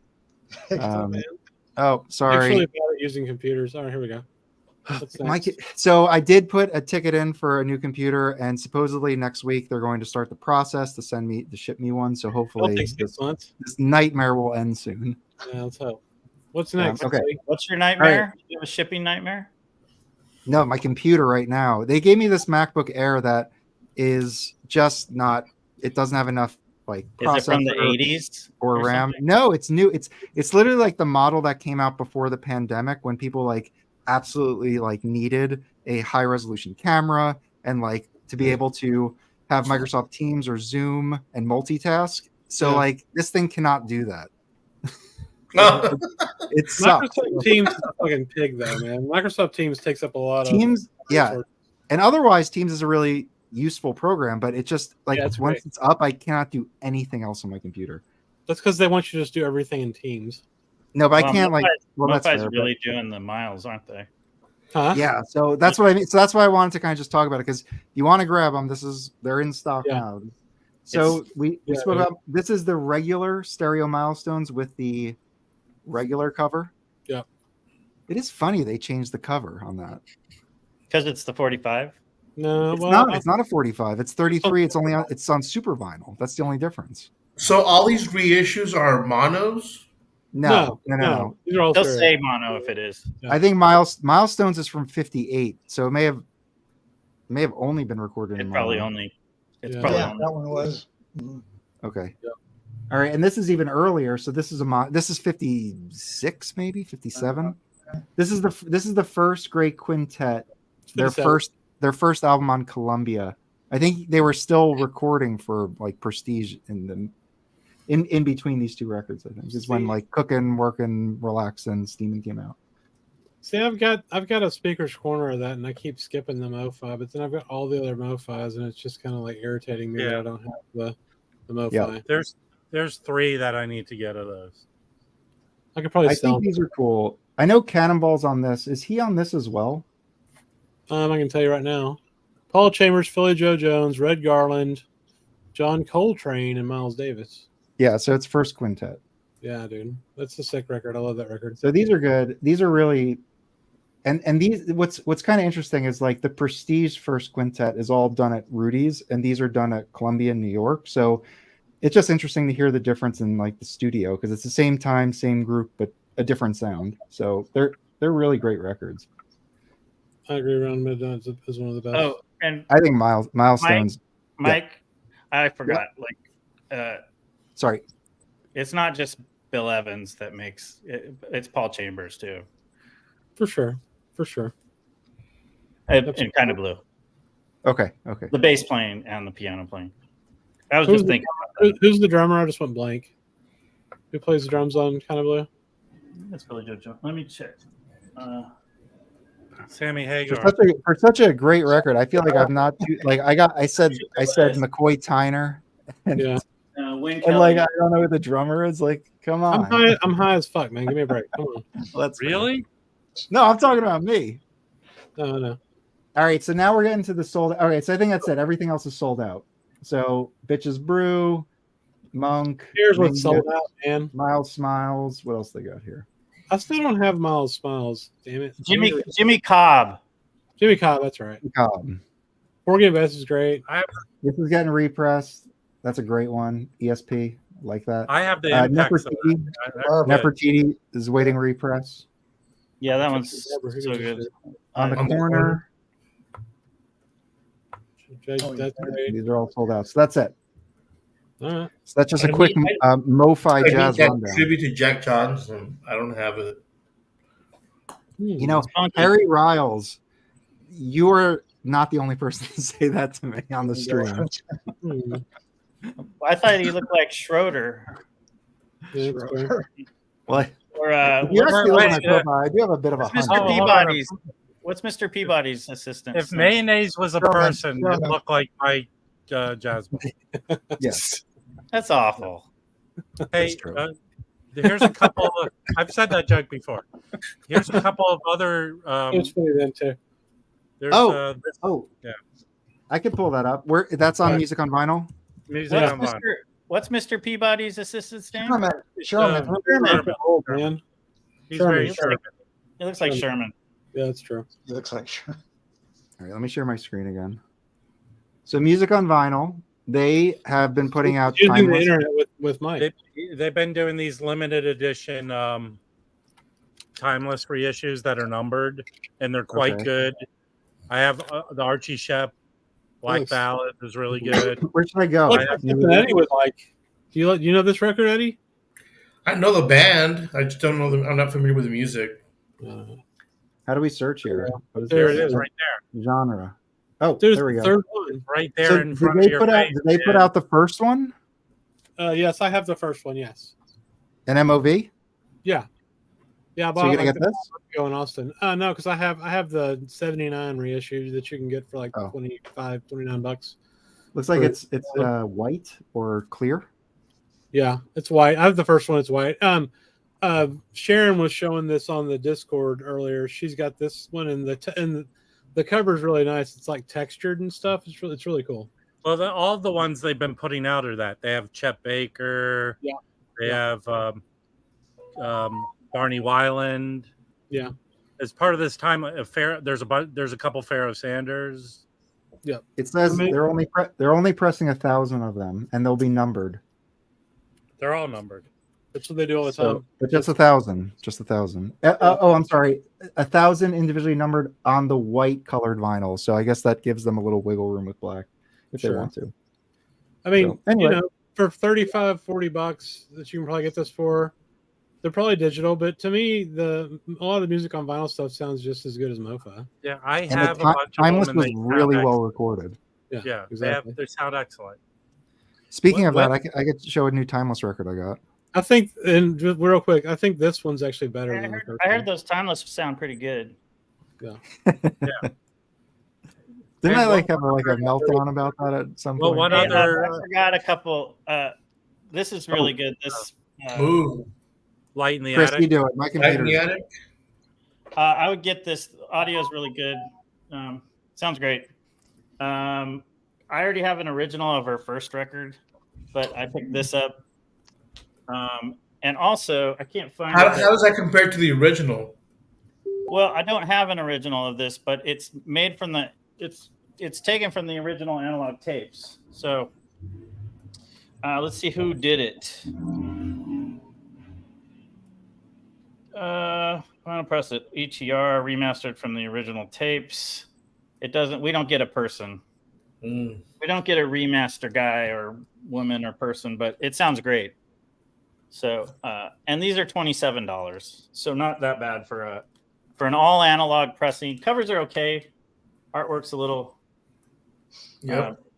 contrasty, scanned looking, but they did a decent job with it. There's a booklet in here.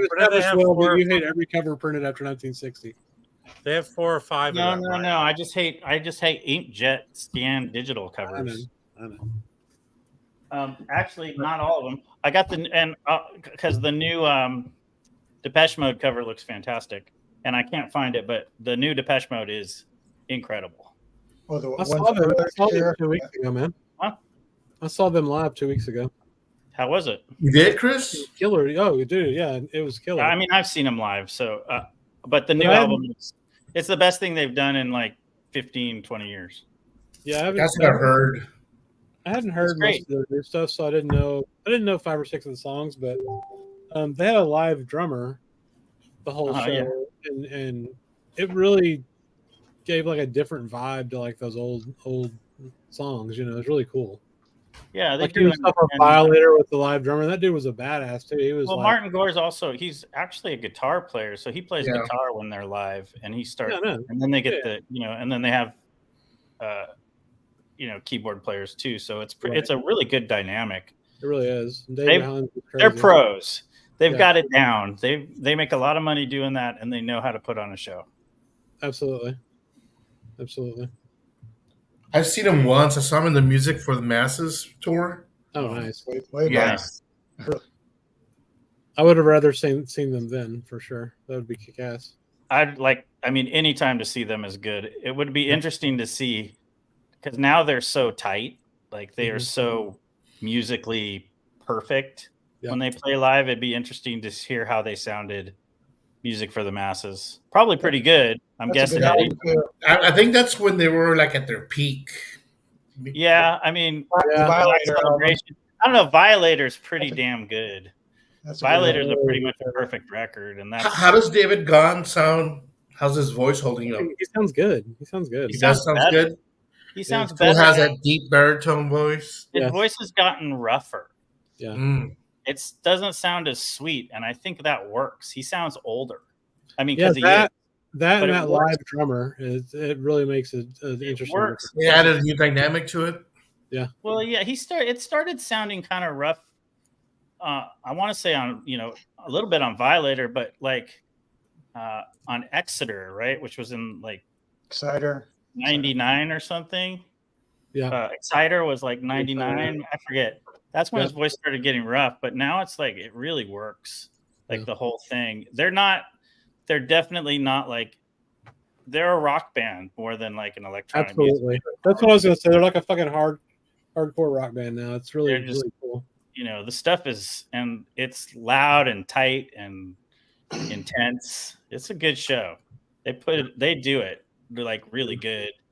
And they've always put on good shows, but they've definitely grown into their own skin. And you got to think about, Dave Gahan had Martin was major alcoholic for all those years, and Gahan was doing tons of heroin for 5 years straight, and they were pretty much done. And then they figured out how to keep it together. So there's some wear and tear on those brains. Dave Gahan was living here in LA while he was strung out. Yeah.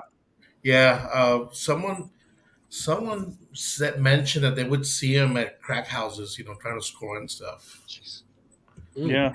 Really do that. When you need it, you don't really care what's going on. Yeah, absolutely. Eddie, can we do a quick shout out on your channel? It's Eddie Physical Media. Yes, Eddie's Physical Media Talk, but I haven't done a video in a long time or streamed. I've just been too busy with work. But thanks for the shout out. Yeah, well, sub them up because you live stream and you basically spin records, right? Yeah.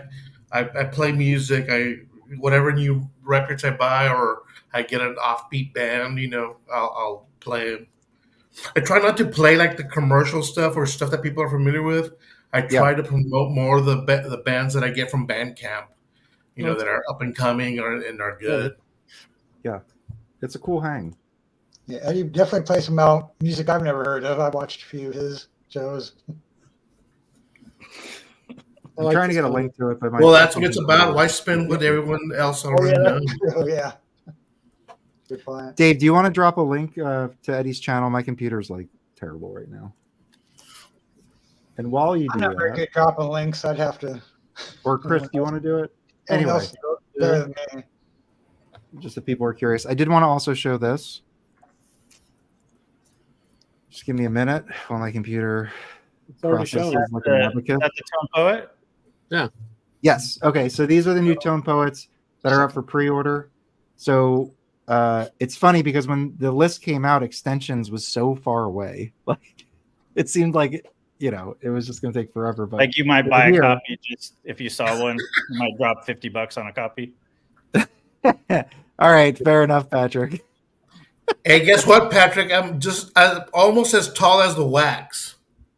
No, you're not. Almost. What did I miss? You're a full foot shorter than me. Also, this fella, PB Thal, you may know him as the Vinyl Archivist, Patrick. That's not an official nickname anymore, man. It's just PB Thal. Sub him up. He's always the Vinyl Archivist. It's ridiculous. Yeah, he'll always be the Vinyl Archivist. Absolutely agree. Yeah. Okay. I'm excited for Extensions. I'm going to get that. What's this other one? Oh, Grant Green. This is Grant Green. I Want to Hold Your Hand. So they do a Beatles cover, and then I think a bunch of other standards. I feel like it goes on sale for $17 a year from now. But a lot of people have really praised this record, and are excited about it. So there you go. I got a lot of Grant Green. Doesn't look like it's a gate. Extensions doesn't look like it's a gatefold. It's not, probably because it's later and there's no pictures. Yeah, but you know what? That because I have an OG of that. That's kind of like almost an Alice Coltrane record. Sick. You send me a copy, and it sounds phenomenal. Yeah. Is it overhyped or is it going to be badass? No, it's underhyped. McCoy Tyner is Extensions is killer. Yeah, it is. It is very. She's on there, and she leaves her fingerprints all over that record. Yeah, let's take a look at the. Let's click into this. Let's see what we got. It's the other one I'm not very excited about. The Grant Green. Yeah, that record's boring. Yeah. Okay, I'm same. Thank you. Okay. All right. McCoy Tyner. Look Towards Africa on his stunning 1970 album Extensions. This is a BNLA, so it's part of that series that Brandon, you showed. What record was it? Well, anyway, Bobby Hutcherson. Oh, yeah, the Bobby Hutcherson. Yeah. So, all right, let's see who's on this. Yeah, it has a great group. Ron Carter. I'm assuming everybody here that's bolded. So Alice Coltrane, Wayne Shorter, Gary Bartz, Ron Carter, Elvin Jones, and Bobby Hutcherson. Plus McCoy Just a Tyner. bunch of schmucks. Yeah, who are these guys? I understand that Mark Glassman lost his virginity to this record. Yeah. Did I say expansions? When he was Sorry, 4. Mark. This is a high recommendation, people. If last week says this is the top 10 record, that's pretty it's pretty crazy. It is a really good record. Top 10 has become like 50 already, Mark. So it's everybody's top 10. And if you don't have an Alice Coltrane, this is a cool one to kind of introduce her. Yeah. So there is more. We have we have A Christmas Wish by Gregory Porter. Is that a We also have this. No, I think I'm just looking at like new releases. Oh, okay. So Night Dreamer, Wayne Shorter. This is one that I'm must be the classic series, 1,000% getting. I've been waiting for this. Yeah, I've been waiting for it forever. That's a classic. Any thoughts series, on this right? one? Classic series, yeah. I wish they can't do its own poet because Yeah. that's that record is so good. Yeah. And that's his first lead record, but he was at Blue Note playing with Blakey for a while. That's like 64, I think. That's probably right. And then what do we got? Oh, and then also True Blue, Tina Brooks classic series. Coming out, nice. Yeah, so that's up for pre-order as well. It's the $6,000 original. Yeah, it's ridiculously expensive. Yeah. I like the record. It's not that good to me though. Not Oh, to be I'm definitely getting this. $1,000 good, you know. $1,000 is a lot to pay for anything. Yeah. This is a really good Blakey, but I'm not going to get it just because I have so much Blakey. I'm But gonna I would I prefer already this have- over some of I the have ones the I original have. of that one, so I'm good. But that Hank I have Mobley the- I is have the OG of both. fantastic. Yeah, what's that? I have the Mobley? OG of both of those. Yeah, those look But badass. that's my favorite. That's one of my favorite Mobleys, even though it's 2 different sessions. I think that record's fantastic. Andrew it might Hill's be my on it? favorite. That's nuts. Might be my favorite Mobley, actually. Lee Morgan and Andrew Hill. Are they on the same session? That would be cool. You're gonna have to. Can you flip it around? Yeah, let's Because see. it's 2 sessions. I can find Yeah, mine. 'cause- yeah, you could see there's multiple piano players. Yeah, let's it's see. Herbie Hancock on one side. And I honestly don't think they're going to break out the sessions. Let me see though. Maybe they do. No, I have it right here. Okay. So side 1 is Lee Morgan, Hank Mobley, Andrew Hill, John Orr bass, and Philly Joe Jones. Side 2 is Donald Byrd, Hank Mobley, Herbie Hancock, Butch Warrens, Philly Joe Jones. Wow. And it's the Nuts. sessions were recorded. Here's the OG. The sessions were recorded, I want to say within, I don't know if it says here. Shoot. I think I'm they okay were with multiple sessions. within a couple months of each other. You know, like the Prestige where they do the 2 10-inches on a 12-inch LP. Like, I don't care if they're 2 sessions. This doesn't feel like 2 different records. It feels like one really good record with some different people playing in on it. You know, not unlike Leapin' and Lopin' has different players on different parts of the record, and that's Sonny Clark's best record in my opinion. So You should buy that record, Loki. There you go. Which hey, here's one? a question. I don't know the answer to this. So Darren's asking about Brand X / Bill Bruford and Pat Metheny. Isn't that welcome? Of course it's welcome here. I know Pat Metheny, but I don't know shit about Brand X or Bill Bruford. It's a cool fusion album, fusion band. I've got a couple of the records. But isn't Brand X is Phil Collins? No. Yeah, he's with He was the drummer in a couple of the albums. Oh, Yeah. okay. Phil Collins. I think we lost Brandon. Yeah. That the fusion came up and Brandon died. All those records that Brandon showed, he just bought those all this week? No, he had been on Accumulation of- Yeah, he's catching up. Okay. He's catching up. But I wouldn't, I mean, it's not- great when it's people not have like 40 impossible records either. to show. It's great when people have 40 records to show because it really eats up time on the live Yeah. stream.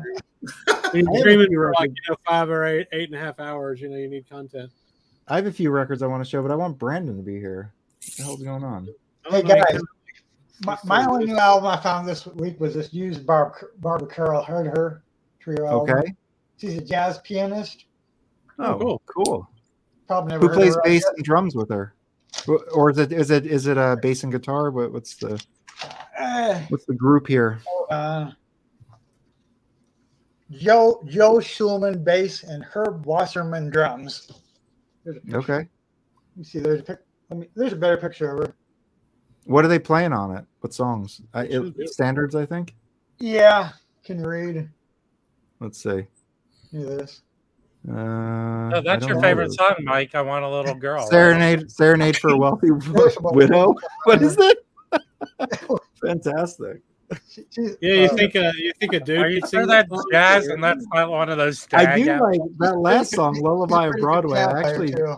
actually really like that. That's a good Broadway tune. Pretty good album. All right, I guess I could show records. PB Thal and then Rachel's voice. Yeah, PB Thal, why don't you come up and show some of your Music Matters? yeah. the ones PB that, Thal. the ones that you bought when I think we were both like a little intoxicated. He Oh, dropped. It was incredible. So after our stream ended, I went over there and I went up on stream, and he put a big Music Matters order in. I'll just say that. Jeez. On the stream live. Yeah, it You're a was bad influence, man. pretty balling. Are you talking about Patrick, Dib? Yeah. Yes. Did he Okay. show his address to the entire internet like you? No, he didn't. He did not do that. But we cut that out of the video. So. But I moved, so that, it doesn't even matter anymore. Oh shit, you did move. That's right. All right, I'll be right back. Did you put Here product is- in your hair? Let's see if I can get this going. Hey, Darren. Hey Darren, what's up, man? Okay. Damn it, where the hell's Brandon? His computer died. Hey, Darren. Okay. All right, I just have 3 Mike, records. you've got 4 bald guys on screen. Well, I'm just rubbing it in your face. hair. Rub it in your face. Okay. So we were talking about timeless earlier. I got not a new timeless, but one that I just picked up is this Tete Montalou trio. My first record with him. I saw it, so it was in the bin, so I just grabbed it because it was timeless. I gave it a stream. It sounded really good. Brought it home. It sounds fantastic. It has Sam Jones and Billy Higgins. This is a really excellent trio. I don't have any other Tete Montalou, I don't think, but he on this sounds fantastic. He is blind, and I'm pretty sure he's a European pianist. But him with these 2 folks, Sam Jones, Billy Higgins, I mean, this is a pretty great trio. Really love the style of it. Oh, we got a New Yorker joining us. Uh-oh. By the way, Mike, You got should him? try and pick up. Mike, you should try and pick up. TT did a couple albums with George Coleman that are quite good. There we go. Perfect. Uh-oh. Trouble. We got Mike just Notes got and arrested. Cones. Mazzy Maz, what's up? We can't hear the fuck. We can't hear anything you're saying. We're in Brooklyn. Call the cops. We got Peter Parker. We got Walter. Nobody knows who Walter is, but it's okay. Hey, Walter. This is the human head. The human head. Hold on. Alex GPS. What's his name? Alex 4020. Motorhead is here. Oh, Alex, yeah. Dom. Wait, hold on. Where's Mary Jane? Mazzy, Jazz Bomb. Hey, Alex. Mazzy, I could be wrong, but I think What's up, guys? Mazzy, I could be wrong, but I think you're right. Oh, so That's not. Is that Billy's shop? Are you at Billy? I can't hear anything. All right, what do we got? OG Nat King Cole. We can't hear you. They can't hear you. I hope we see you tomorrow, Mike. All right, yeah, I'll see Anyway, New York. Yeah, that's the whole thing about living. Fantastic. Mazzy, you're slurring your words. What? It's the fine. You're slurring your words. I'm not throwing my word. I bought a fucking cracker record. Mazzy, yeah, what did you pick up anything cool today? I Did you bought pick up 4 anything cool? records. I bought 4 records, not 1 jazz record. So Oh, Damn. 4 records after We'll fix 5 that record tomorrow. stores in here. I don't need anything. Did you buy anything, Peter? No. Peter did. Tomorrow. Peter Hey, Parker didn't buy anything. a beautiful day in New York. Oh God, yeah, it's gonna rain tomorrow, but fuck it. Oh, So, That's the spirit. yeah, I don't care. I'm from Seattle, really. Come on. We know rain. We're professionals at rain. So, absolutely. all right, we'll see you guys tomorrow. I hated to interrupt, but we just felt like No, it's awesome. yeah. All right, No, see you it's tomorrow, not. Mike. Later, This is- Mazzy. Oh, No, all we right, can't. see you later. Okay, Brooklyn, we love you, baby. What a jihad moment. I think he was at Billy's record salon. I think that was Yeah, that was Billy's. That's I'm awesome. pretty sure you're right. All right, see you, so- Rick. Oh yeah, so Brandon, I got this timeless. So it's Oh, Tete cool. Montalou with Billy Higgins, Sam Jones. It sounds fantastic. It's I really bet it good. sounds great. It's really good. It's not even that it sounds great. Like the music is fantastic. Because I've been trying to buy more and more timeless, but I'm pretty picky. And this one I just came across. It's called Secret Love. The cover is what the cover is, but I mean the music is. Well, it's got Sam Jones and Billy Higgins. So Hey, Mike, I told you that TT did a couple albums with George Coleman. Mike, that are you're on quite mute. good. You muted yourself. He did a couple albums with George Coleman that are quite good, Mike. Oh gosh. What? you have to unmute yourself, buddy. I'm sad. It's sad, Mike. Ding, ding, ding. Wait. You know what's happening? Mike is What? having the same experience I had last week. Hold on, I'm With- shutting down. I'm shutting down every fucking thing on my computer. Yeah, right now. StreamYard is bad. What's that new one that? Well, my computer sucks. It's StreamYard, man. Pat StreamYard. Patrick's on that new one. That's supposed to be pretty good. Is Chris smoking a bowl in back? What's that flame? There's like a Oh, let me. It's Christmas lights. Oh, Okay. All right. So anyway, so I got this Timeless. This is really good. Recommend checking it out. This is cheap heat. Timeless generally is pretty cheap heat. Anymore. Okay. Chris, what are you doing? We're just looking at you. He's eating a Reese's or something. I'm eating pizza. Now Right. look. Hang on. This next. Okay. See my little spooky background that my wife set up for me? Isn't that cool? Yeah, I thought you were smoking out because you were gone, and I just saw the flames. Wow. Okay, this All right, next Mike. one is 1979. Recorded at the Jazz Festival at Willisau. I think that's in France. Right? But this is really killer. Doesn't say. Hold it, Felipe, not showing us the record. Okay, well, anyway. This is Max Roach with Archie Shepp. It's a double LP. It's a live. That's on Hat, right? Yeah, it's on it's Hat Hut Records. It's my first one. I just found this in the bins, and the record store I go to doesn't have cool stuff like this, so I was pretty surprised to see it. And it's all got their some covers nice have that theme of like the note kind of. And I don't, like, did you guys watch that new Max Roach documentary on PBS? Yeah. Yes. No. It is really educational. Like, it's great. Oh, like cool. just even seeing what he looks like here. Like, he was probably a professor at this point. And I feel like he was just a really interesting dude. So really this is The Long March. It's with Archie Shepp. It's, assuming it's political. Max Roach is one of the more kind of outspoken jazz musicians. Back when I think it was, not easy to do. Yeah. That's a record And then label. he pulled that up for the rest of his career, including this. Yeah. So this one's pretty cool. And then I have one more to show, and this is Rob's favorite female vocalist, Beverly Kenny. So That's a hard to find one.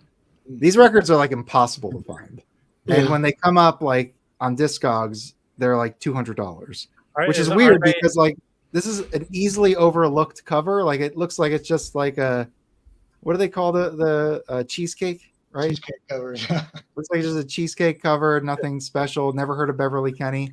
Beverly Kenny has a few Like records. cheesecake. Well, from She's from what I Yeah, but from it's what I her understand, though. she fell asleep listening to her own music. It looks, So looks this like- is born. she looks like Doris Day in that one. This is Born to Be Blue. I don't think I have any Decca. It's a label I don't really collect. And I've actually heard that US Decca is not really a great label. You Like, should it get the sounds- two This decorations. thing sounds fucking Yeah. great. I can see why it goes for a lot of money. It is Mike, really does it good. have that song on it called "Mayonnaise is my favorite condiment"? That's the second. That's the second pressing, Don't you make fun of mayonnaise? and it's orchestrated by Hal Mooney and Charles Albertin, both lovers of mayonnaise as well. So anyway, Hey, I'm gonna highlight last one's comment. when these records come up for a reasonable price, so Yeah. I got this. I won't even say how much I got it for because it's like unfair. Oh, no, now But we I got get this you. for like somebody just listed this. They probably thought it was just a nothing record. I got it for very cheap. And then the other Beverly Kenny I have is on Roost. Oh, I've seen and I that guess one.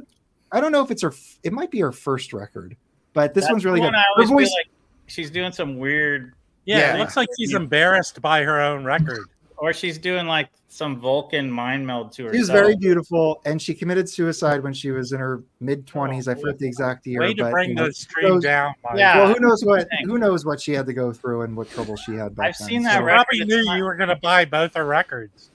As well, anyway. But anyway, so I always say her voice sounds like she's a female Chet Baker. So like if you like the kind of I like soft, it. raspy, Shit, I like that.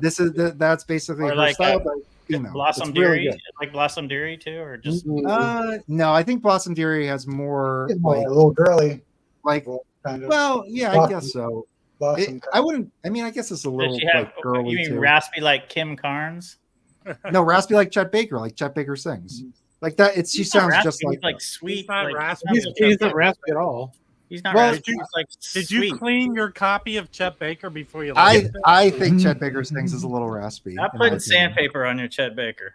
Yeah, I mean, he doesn't have a clear tone. I you don't also think. thought the fake one that you also I think thought- he has like it's not vibrato. It's like I think he has a rasp in his voice. I It think he might sounds be lit, very like low. youthful. but I will go to the mats on this. So Now, Anyway, did you I think go she as far- she sounds whatever Chet Baker sounds like. She sounds similar to Chet Okay. Baker, It's but not a raspy, but a but he female. sounds similar.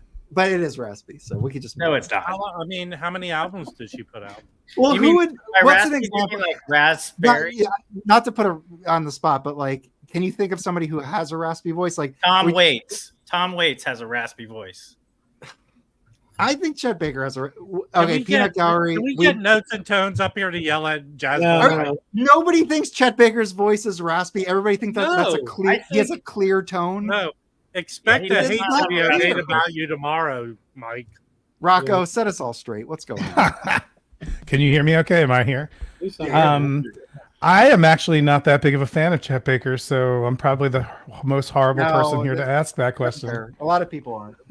Yeah, no, he's definitely loved or hated. There's no real in between. yeah.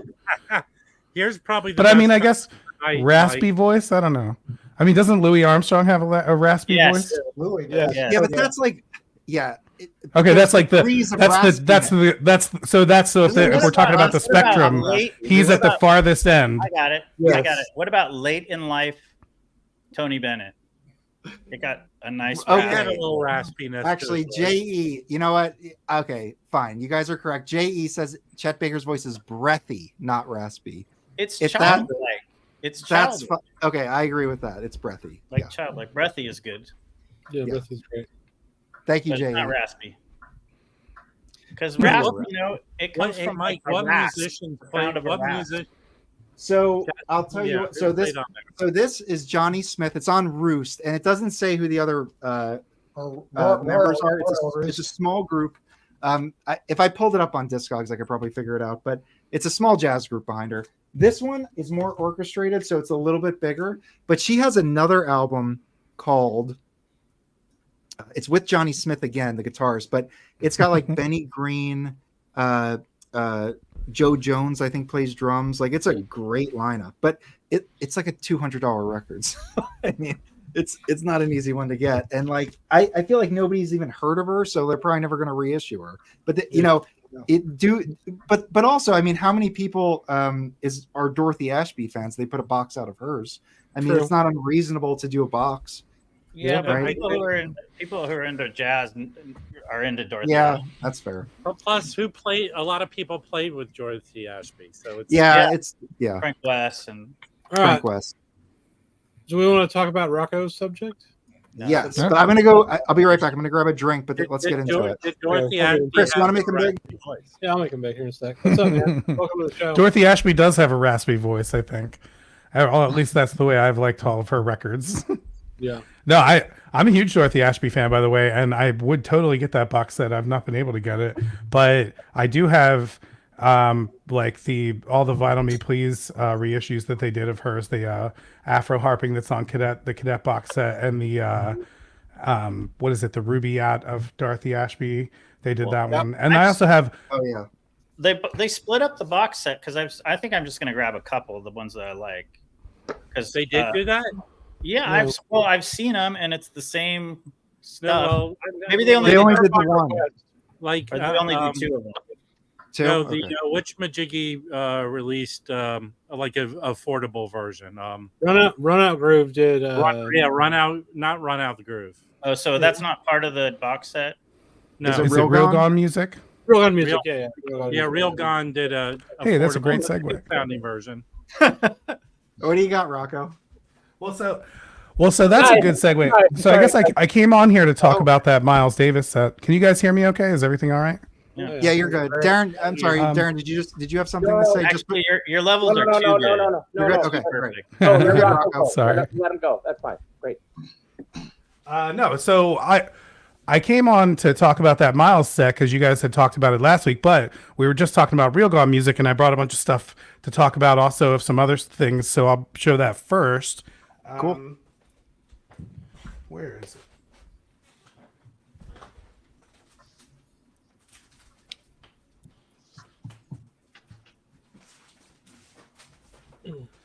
So you guys like Medeski, Martin, and Wood? Yes. I know them. So they just reissued this. Who is they? Yeah. This is Real Gone Music. Real Gone Music just reissued this.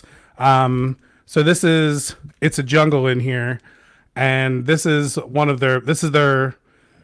their first album. Their first album is called Notes from the Underground, and actually that one is more piano driven jazz. This is probably like more of their first forte into like jazz funk kind of stuff. They released it on this really awesome blue vinyl. And this is the first time that this has ever been released on vinyl. They put this out on Record Store Day this year, but it sounds really, really good. It's a little low in the pressing, but I think it sounds great. And then, so I just brought a bunch of these. I'll try to show all of them. So this is then Friday Afternoon in the Universe, which is basically the next album that came out after that one. They just put this out on black vinyl. This is also Real Gone music. And again, I mean, if you're a big fan of like jazz funk era stuff, this is right before they signed with Blue Note Records. And so these records were they had not released these two on vinyl yet, and they just released them right before Record Store Day. This one's real good. And then put that over here. And then this one is Shack Man, which is their next album, which again, all three of these were not released on vinyl yet. So it's really cool to have these on vinyl now, and they all sound terrific. And all three of these were released on Real Gone Music, and I believe, like this one has a couple tracks on it that start to get real funky and like real into the like hard groove side on that one.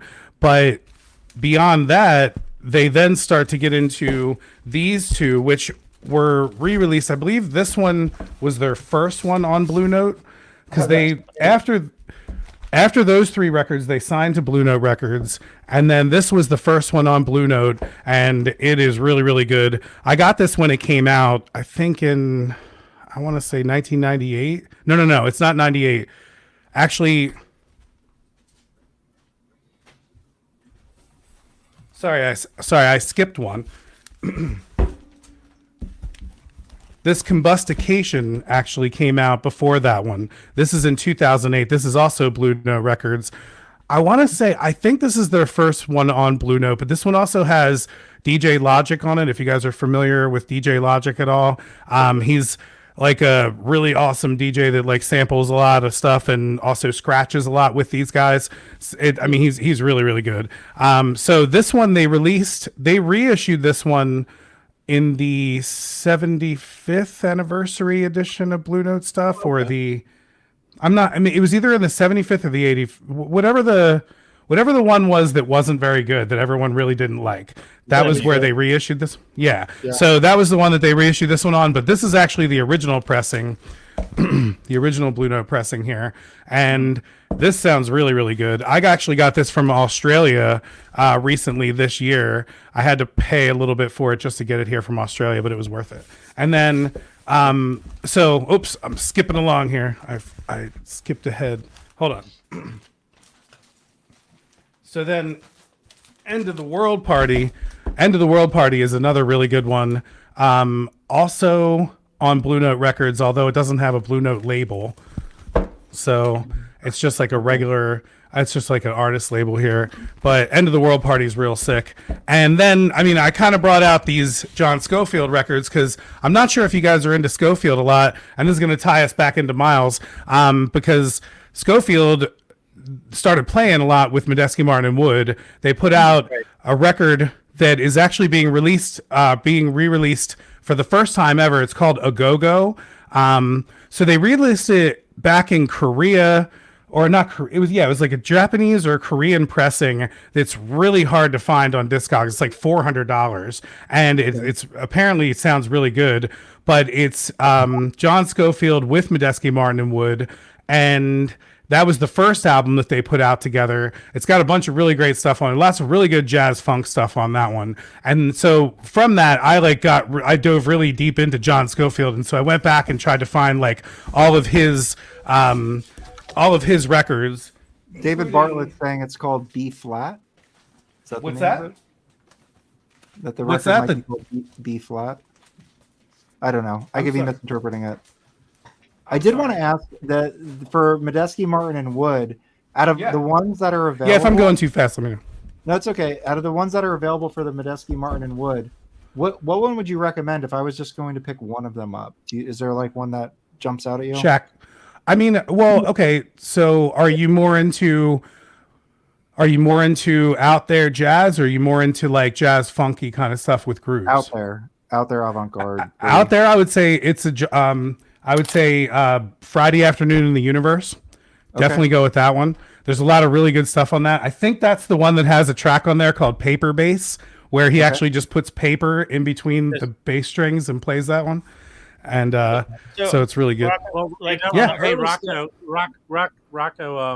I know Vinyl Me Please, I think 2018 put out two of the records. Yes, they put out Uninvisible. Yeah. They put out this one, Uninvisible, and they put out another one called The Dropper. And The Dropper is also very out there if you really like that kind of stuff. If these guys get real far out there, like I've actually seen them in concert a few times to the point where like it was a little much for me at moments, but it's okay. I don't mind like a little bit of shriek on like a tenor or whatever. But these guys, so it's mostly an organ trio, so it's all about the organ with John Medeski. He's done a lot of great stuff. And then the drums get very experimental too. I mean, they all do. All three of them get very experimental. So, like, I saw them probably in '96, but it was all it was mostly organ based. But doesn't he play a little piano later, or is it actually? In the later stuff, does he start to play a little electric piano, or am I thinking is it still all organ? This is 96, I believe, and this is Friday Afternoon in the Universe. And at this period, they were doing a lot more organ-driven stuff. But when the album that comes out before this one is called Notes from the Underground, that's their first album, and it's piano. Like, it's all piano. In fact, they do a lot of Thelonious Monk. They do a couple Thelonious Monk tracks. I'm pretty sure that most of the album is original. Wayne Shorter tracks too. Yeah. Sorry, Rocco. What's the name of that? Yeah. What is the name of that again? Which one? The first one? No, the one you were talking about with that they do. Is it that one that they're doing Thelonious Monk tunes? Notes from the Underground. And Medeski's mostly playing piano on that. Yeah. That's piano one. That starts out like primarily piano. I must have seen him when that came out. But that also is organ. That would be like 93-ish. So they have trumpet. No, I saw him with the organ in '96. Okay. So he had like a Hammond B3, and that was it. And then bass and drums. So that record has the trio plus trumpet, a guy who plays tuba or trombone, another trombone player, a guy who plays alto and alto flute, and then bass clarinet. So it's a bigger group. Yeah. They kind of like go, it's like some of those guys, they're not all on one track. You know what I mean? It's like maybe one track will have a trumpet or one track will have a trombone. It's that kind of deal. These ones here, like this one, Shackman, pretty much all the ones after Notes from the Underground until like Combustication, which was this one, feature just the three of them. So, but they'll always have like, again, like an organ or a trumpet or something like that. But that's where what was really cool was that when they started playing with John Scofield, because when they started playing with Scofield, that's when they kind of really I think added a lot of. I think Schofield fits with them perfectly. If you're into Schofield stuff, especially around this time period, he did another album called Uber Jam right around that time period of A Go-Go, which was A Go-Go is the first John Schofield and Medeski, Martin and Wood collaboration. But they've done, I think, 3 albums now since then and 1 live album. But this here is John Schofield's very first album, which was hard to find at one point, and I think that it's been reissued under his name as just John Schofield, but this is called East Meets West, and this was actually put out in Japan, and it's on Black Hawk Records, and I don't know any of the other people on it. It's got Clint Houston on bass with Motohito Hino on drums, a lot of Japanese guys on drums and bass and stuff like that, but it looks like a drums, bass, and trumpet. But That's Schofield, Aramusa Hino's brother too. Oh, okay. Oh, right. Yeah, I mean, you guys would know. And then, so then this is his, I believe, his next album that came out. I just went after like all of his like early stuff that I could find, right when I started getting into him. And then, you guys probably already have this one. This is Skolo Hofo that just recently came out. And so this is John Schofield, Lovano, Dave Holland, and Ron Foster, which makes up the name Skolo Hofo. And the name of the album is O. And I love that this is one of the best Tone Poet covers, I think. I love it when they do these black ones. Yeah, this that black one is just photography beautiful. on that one is really good. Yeah. And I think it's Chris, cool. I mean, I love don't. that. What's that? Oh, Chris was saying I didn't like modern covers, but that cover's fantastic.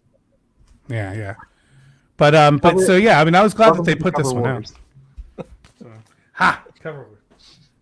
So speaking of covers, I mean, again, good segues.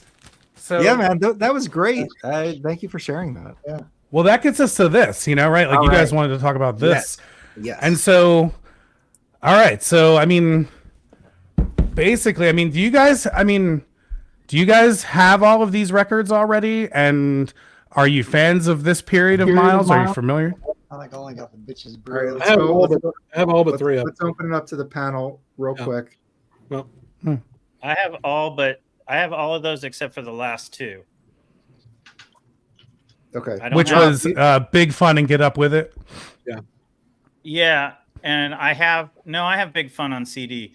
I don't have the last one. I take it back. I have all of those on vinyl except for Big Fun I have on CD, and I don't have Get Up With It. Chris, are you eating sun chips? Yeah, they're good. Sorry. Which yeah, flavor? 70 miles is good. 69 Yeah, man, to and 76 miles is good. It's been crazy. I mean, like this.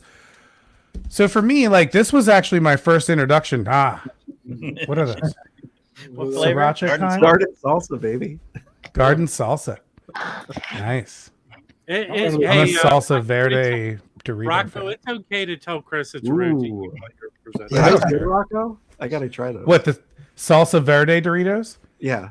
Oh, they're delicious. But you got to be careful. You got to get when you go to the market, you got to get the verde. Like verde, they're green. It's a green bag, but it's not like the limon ones or like the weird sriracha ones. They're also in a green bag, so you got to watch out for that. Okay. But yeah, the verde ones.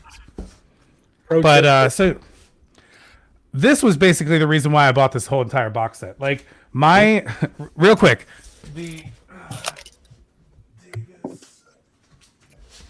this is what my copy of In a Silent Way looks like, and this is what every copy of In a Silent Way I've ever seen in my life looks like.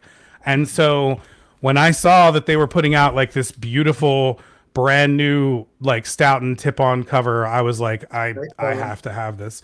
And also, it's AAA lacquer, and also it's the original. Mine is not the original 2i. It's the the later, whatever you call that, the later Columbia. Yeah. So then how much is it for that box set, Rocco? It's $400 if you're not a member, and $350 if you are a member. And this is if you're in the United States. If you're, I'm from Canada, so I plead ignorance. So it's going to be real expensive. Well, obviously it's going to be more, but they all get that ringware. They all get it. Yeah. I've had this forever. I know, right? And then like every one of my originals, like I have all of these on originals already, and they all pretty much look like that.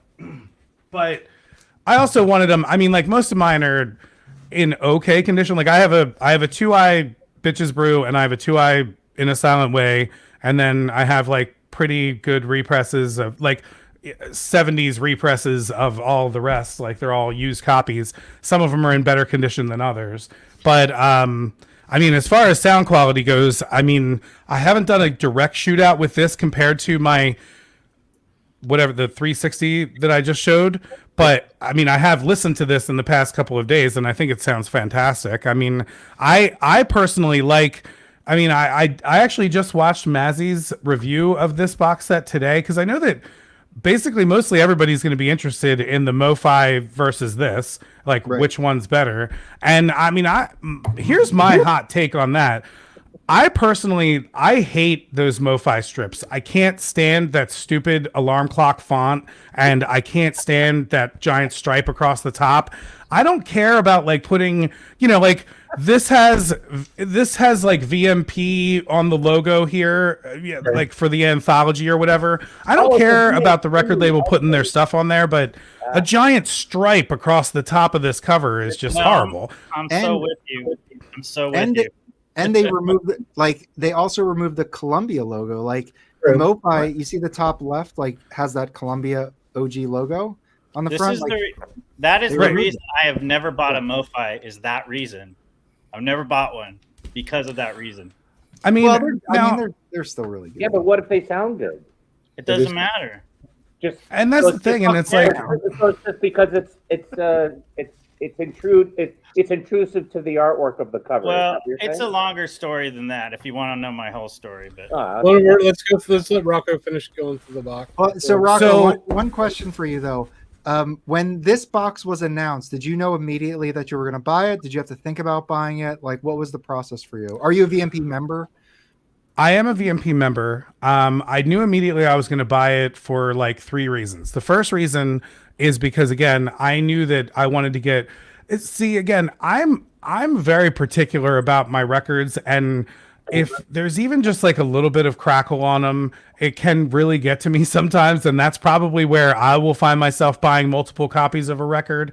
And so the copies I have of these they're good, they're not bad, but knowing that I was going to get, you know, brand new remastered AAA pressings of these with beautiful covers on them, it was like, yeah, of course, like why not do this right away? Like, and the other thing is you're getting the whole entire, so what this is the Electric Studio collection. So it's from In a Silent Way to Get Up With It, and these are all the Electric Studio albums. Now, Live Evil is in here too, but that's half of a studio album and half of a live album. So there's like Agartha, Pangaea, which I have a lot of those too on vinyl as well, and they're great, but I'm not really into the live stuff. Like, it gets a little too crazy at times for me on that stuff. And like I said, I mean, I can go into this stuff forever because this era and this stuff of Miles actually really brought me into jazz heavily. Like when I was a kid, when I was a kid, my friends were all into like the Grateful Dead and Fish, and they all started getting into this stuff. I think they found Dark Magus first, was the first record that they found of all this Miles stuff. And I remember them listening to it, and I was the only one out of the group of my friends who was like actually a musician, and I was in jazz band and stuff like that. So I knew of Miles Davis from, you know, traditional jazz. And so like, and also I think Sketches of Spain was one of my first Miles records, or Kind of Blue, one of those two. But I was like, you guys like Miles Davis? And they're like, oh man, this is sick. And I'm like, do you even know who Miles Davis is? Like, do you even know what's going on here? And most of them thought he was an organ player, because I think on Dark Magus he mostly plays organ, and that's kind of where he's going with all this stuff. He's like mostly transitioning into organ on all these things. And like, I don't know if you guys are aware, but all this stuff is crazy because it's all like piecemealed together by his producer, Tio Massaro. This guy, Tio Massaro, he goes back with him all the way to Sketches of Spain too. I think he's on all of his Columbia records. you guys would probably be able to confirm that, but Tio Massaro, basically, these guys would come in, like, for example, Bitches Brew is a 3-hour session. This whole record is a 3-hour session. And it's confusing because later Columbia puts out these CDs that's like the Bitches Brew sessions, the complete Bitches Brew sessions, or the complete Jack Johnson sessions, or the complete On the Corner sessions. And they're actually a collection of the entire period of time from like a 5-year period in there, and they're pulling out that period and calling that a collection. But this is only a 3-hour session, and this was done, and they didn't even know, like, this is according to Lenny White, the drummer on this, they didn't even know like what they were getting into. They had no idea what the beginning or middle or end was. And Miles just had he gave them basically a few chord changes and was just cueing them for changes of when he wanted them to change. And they recorded that. I saw Ken interviewed Lenny White recently, Ken McAuliffe on his channel. And he was saying they used like an oil drum for the bass drum on his set on Bitches Brew. Like it's something crazy like that. And it's like kind of like an infamous, or not infamous, but kind of a famous piece of kit that he has. An oil drum.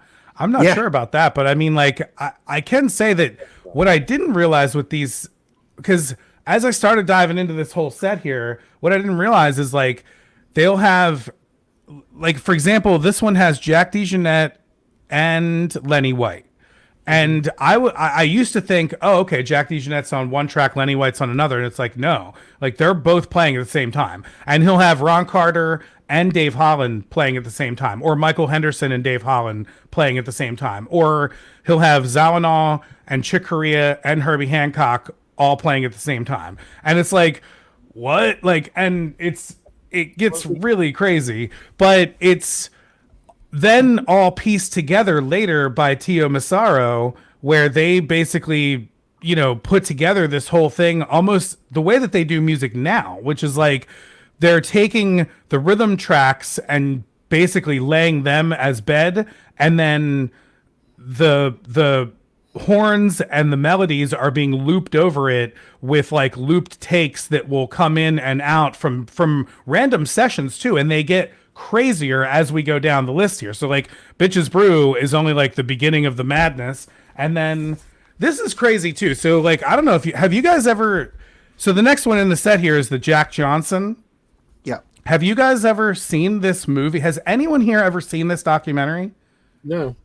Because this is a soundtrack to a documentary, and it's called A Tribute to Jack Johnson is the name of the soundtrack also. And I tried looking it up on YouTube, figuring there might be like a bootleg copy of it or something out there. I've never actually seen the actual documentary, but this is basically, so this is the other crazy thing here. So, multiple bassists, multiple drum set players, multiple organ or piano players, but John McLaughlin is basically the only guitarist. I mean, once in a while there's another guitarist in there, and specifically on this record, there's another guitarist in here on the second track, Yesternow, for like the last 8 minutes. In fact, the last 8 minutes of this record is a completely different band than what's listed on the main listing of this record. So like Jack DeJohnette is on this record, but Billy Cobham is the main drummer on this record for like 90% of it. The last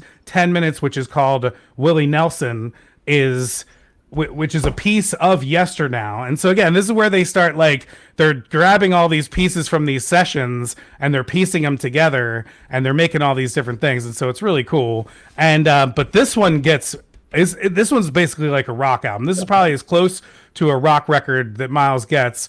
And I don't know if they're looping Billy Cobham on this, but he plays a shuffle beat on the first track, on the first record of this, which is 23 minutes long. And he basically plays that shuffle beat for 23 minutes straight. Like, it's crazy. Like, and I would only imagine Billy Cobham would be able to do that, but I don't know if that's a loop on Billy Cobham or not. But what is that? Oh, an exact diagram and specs of my lighting. I'll get into my lighting. If you Rembrandt. Louis has a really nice setup. Louis, if you want to come up and show off your setup, I'll drop a link here. Yeah. That That's to me is a McLaughlin record more than it's a Miles record, man. That Right. record's dope. It's so good, man. So good. Now, how do they sound? Again, I think this one sound so. Both of these are, and also back to In a Silent Way too. All three of them are silent. Like all three of them are dead quiet records. I don't have any issues with any of them from that point, especially when they go from their really, really loud moments to their super soft moments, like on this one, or even on the Bitches Brew has a lot of that as well. And we'll just keep it going here. But and yeah, they low sound floor, so I could turn it up and it sounds really good. And compared to my originals, I mean, I think these sound, comparable or if not better. Again, I don't know that mine are. Do people, do you refer to that? Is this an original? This In a Silent Way. It's always like a different thing, right? Like this In a Silent Way that I have. That's this 360. I think it's like a copy from like 1975. Like, do people consider that an original copy? Is that an OG copy? No, the original would be the first pressing, but that's an early pressing, and they sound. Yeah. They're usually pressed from the same metal, so they sound great. That's what. Yeah, right. So they usually sound pretty good, and it does, and it's always sounded fine. Like Rocco, I the picked Columbias are the best deals out there because they're usually like $20. This up They sound great. sorry. I picked this up today. It's a 2i. I think this is the original In a Silent Way. That is the original. You picked that up today? Yeah. And how much did you get that for? Well, it was $2. a water damage cover. Okay. Like this. I showed them. Go back and watch the stream earlier. Oh, and shit. I just finished. I cleaned them with magic juice, and then I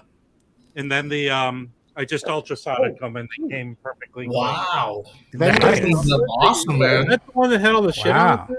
Does the one have all the paper on it? Yeah. If anyone's an artist, you should send the cover to them to fill in that. Listen, don't tell me what to do, Jazz I Bubble. think that'd be cool. Well, I just saw Dylan Noble Records put out a video of the White Album, and he was showing like copies that people drew on the cover, and how there are people who collect those. So I'm in the process. So I sprayed them with the solution I use, and they took off all the paper, and I ran them through the ultrasonic. All these look like this. Miles Ahead looks mint. All right. We need to make a snippet out of Rocco. Alex Dickey. I think I know how they're splicing tape. Yeah, exactly. When they're doing the remaster, there's a lot of tape splicing as well as double tracking. So that's what they did it before they had. About. Yeah. So apparently Yeah. Somebody just put up the question there, like how did they loop Billy Cobham's drums in the early 70s? And so this guy, Tio Massaro, apparently all these recording techniques that he was using, he learned like recording classical music in the 50s and 40s. And they would use these techniques in their classical music recordings all the time. I'm assuming, or is how he learned it, and then they were coming back and putting it together here, and that's the crazy thing. So like, there was some even earlier stuff with like Lenny Tristano, like in I want to say like the late 50s, early 60s. There's some stuff. Yeah, I forget the there's that woman that did that. In the early 60s, she did tape splicing recordings with instruments, and it sounds like. It sounds like crazy Jean-Michel Jarre kind of electronic music, but it's all done with tape. So and Alex, it's go subscribe to one of those that service. What is it? Where all the famous people go up and tell you how to do shit. Alex Dickey is welcome. Masterclass. Alex, if you want to come up, Masterclass. But I mean, the cool thing is that what's awesome is that Miles and Tio Massaro, this guy on Bitches Brew, they were basically like Miles was panned at this time for all this stuff, and like commercially, and like he was like basically like felt betrayed by all the jazz people in the world and everything, and he was late, all this stuff. It's so funny because if you read about all these records, all of them have like a later on 20 years later it turns out that this was the influence of trip hop. This is the influence of jungle groove. This is the influence of drum and bass. This is the influence of like looping techniques and all this like studio techniques and using the studio as an instrument as well as the band. Also, you know, first one thing. I mean, he played with a wah-wah pedal on his horn and a tape delay, and that was a big no-no to do. And he started doing that in the '70s, and people were like, "That's not jazz," because he's messing with the horn. I don't even know if Miles like accepted the term jazz. Like, you know, there's a whole movement of like that not being like what he wanted to only identify with, and a lot of other musicians as well. If you watch that, I don't think he's David for it. In the Max Roach documentary, that's what he says. He didn't accept the term when jazz. you're a genius like that, you just get bored really quick, so you got to do something else. Yeah, it's interesting that you guys are coming to these conclusions because that's exactly what the essay that in this box set. Like, I actually read the book in this, and the guy Ben Ratliff, you know, he writes about basically, and it's interesting because he takes it from a very esoteric kind of way with his theory, but he's basically like, imagine if Miles Davis died on stage in 1965 at the Plug Nickel, and that what we see after that is not, you know, he maybe he's not dead from a physical standpoint, but it's like the artist of the unbridled artist who wants to grow up like listening to everything and thinks about everything from a now moment, wanting to get stuff out from, you know, an everyday kind of thing, to the point of like getting to this period where it's like this period becomes, he's not even thinking about songs. So most of these things he's not even naming with songs. He's like, he's not putting artists' names on this. Like all the previous jazz records, you know, every jazz record that we love is like got a list of names on it. Most of these don't even have a list of names on them, and if they do, like I said, like Jack Johnson has a list of names, but the last 9 minutes is a completely different list of guys. Even earlier, before he goes electric, we were just looking at Sorcerer, and I went to the back to see who was on it, and none of the musicians are on it. It's just the track title and a poem. Well, it wasn't like Miles had a problem with stealing money from his other musicians. I mean, he fucked Bill Evans. Like Bill Evans on Blue and Green. Right, yeah. Well, that's a whole other thing. That's when he's on drugs, though. Hey guys, can I just switch it up for just 2 seconds, and then I'm gonna leave. Darren, what the hell's going on? No, because I think I've worn out my welcome anyway. So not at all. Thank you for. First of all, I ramble, man. I'm very, very uneducated. So who runs this channel? No one. Mayonnaise Mike. Self-sufficient. Yeah. I heard the term overlord, so I'm not too sure. No, but anyway, whoever it's was that accepted me, thank you very, very much. Okay. Yeah, for sure. So I'll just give you 3 very, very quickly, and then I'll let you guys go. Okay, so as I mentioned before, I was wondering, like, does jazz fusion sort of come into that sort of I guess constitute of what jazz is? But I think the more as I listen to these albums, this is not sort of what's the word? Oh, I'm sure all of you will know this. It's not really freelance jazz. Jazz fusion to me, I guess it is more structured in sort of song wise. So as I mentioned before, like when I said, you know, Brand X, Bill Bruford, Pat Metheny. So I'll just give these 3. Now, my record guru down the road, I mentioned this on Rachel's channel yesterday about my my love for WKRP in Cincinnati, and that Venus Flytrap plays this song called Flight Time, and it's from Donald Byrd. And I had to grab that. As soon as I heard it, I was like, oh my God, listen to that. That just sounds so good. And it's just like this one small rhythm. And he's just playing kind of the same melody over and over, but it just sounds so great. So then my record guru or local record guy said, you know, you should grab Ethiopian Nights. So I grabbed that, and I tell you, this is really great too. But this is more kind of his, I guess, sort of kind of fusion area, like in the 70s. And then he told me to get Slow Drag, which is on, I don't know if it's on. It's on Blue Note. It's on Blue Note or something like that. It's from 1969, and I loved it. So I'll tell you right now, I'm not very educated in jazz, but I'm really, really happy to be. Again, thank you for having me. But it's great to just watch this because I really do get inspired by stuff like this. So that's one. And then I guess I really do have to give a shout out because this is probably technically, apart from Keith Jarrett's Cone concert, just as a piano player, but this was truly probably the first jazz album I ever got, or jazz fusion, if you will, which was Pat Metheny's Travel. Now, I absolutely just love it, can't get enough. Again, it's more song structure, so I'm not too sure if jazz sort of means it's okay to have song structure, but it does mean, well, I guess it's because if you're a piano player, you understand the way chords work, I guess the way jazz chords work. So it means a lot to me. So I just want to give that part out, and then the last thing I want to do. All right. Now, was that on ECM? Was that an ECM record? Yes, actually, this one that I have, it's actually, believe it or not, people don't know this, but many of the early Pat Metheny albums were reissued on the ECM.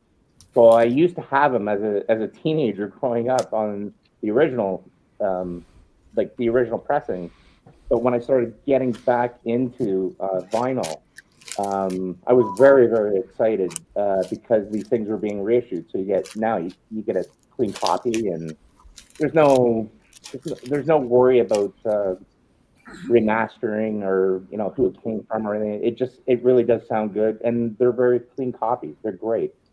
So the last thing I want to give you now, this is like probably the cheesiest cover ever that you ever see for, I guess in my mind, it's a jazz fusion album.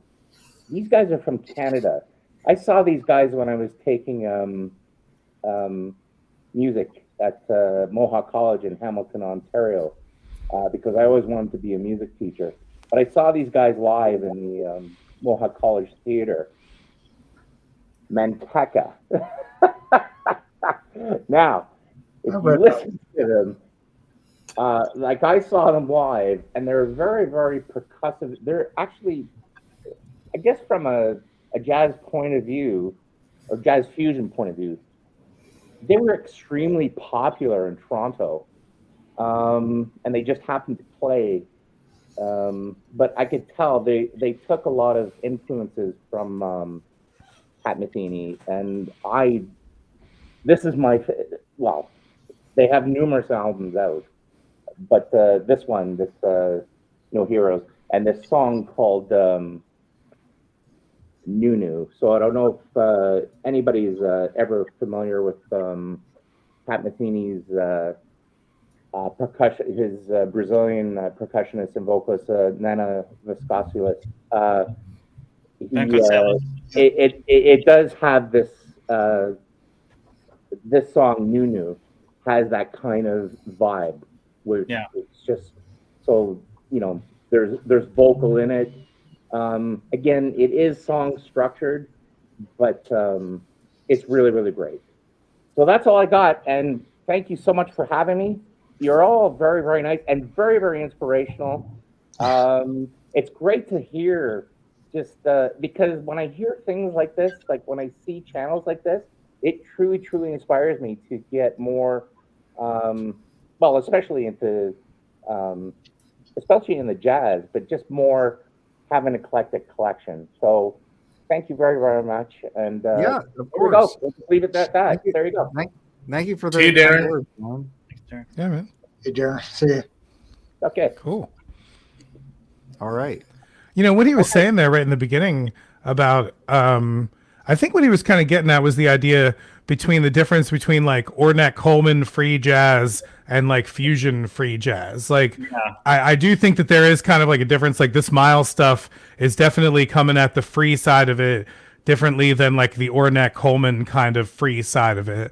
I think that's what he was kind of getting at in the beginning of what he was saying there, in regards to like how fusion relates to jazz or whatever. Or I mean, what's great is like it's a perfect branch off of all this stuff that we're talking about with Miles, because it basically all starts here. Like after this, John McLaughlin goes on, and after this, they all basically go on, like Herbie, John McLaughlin, Jack DeJohnette, like they all go on to all of these different branches of either funk or jazz funk or, you know, soul jazz or fusion. Are you guys familiar at all with Dave Liebman? Mm-hmm. Yeah. Oh yeah. So I got a chance to actually interview him a couple years ago, and he is one of the coolest guys ever. And he actually, like, I got to sit and watch him play like a saxophone, like a couple different saxophones and flutes and stuff, and give a clinic as well. And man, like it was so cool to listen to him talk about playing with Miles, which again, we're doing like really good segues here because this is one of the albums that he's on. So he's on this one, That's one which of my is favorites. Yeah, and now this one's crazy because I feel like the beginning of this. I feel like the beginning of this record is like you're just being dropped into the session. It's like you're being dropped into the middle of the loop, and then it just goes from there. And it's awesome. Like you're being dropped right into the tablas. It's like everything right in the middle of a B section, and you're just right into that. And then it just goes forever, and it's awesome. But they say that this one tried to be like a little bit more pop oriented, or like I guess because it has some some riffs from James Brown on it, or the influence. And I feel like the funky cover on these things and all of this stuff kind of really, again, he's really just messing with people with both like what it seems to be versus what it is.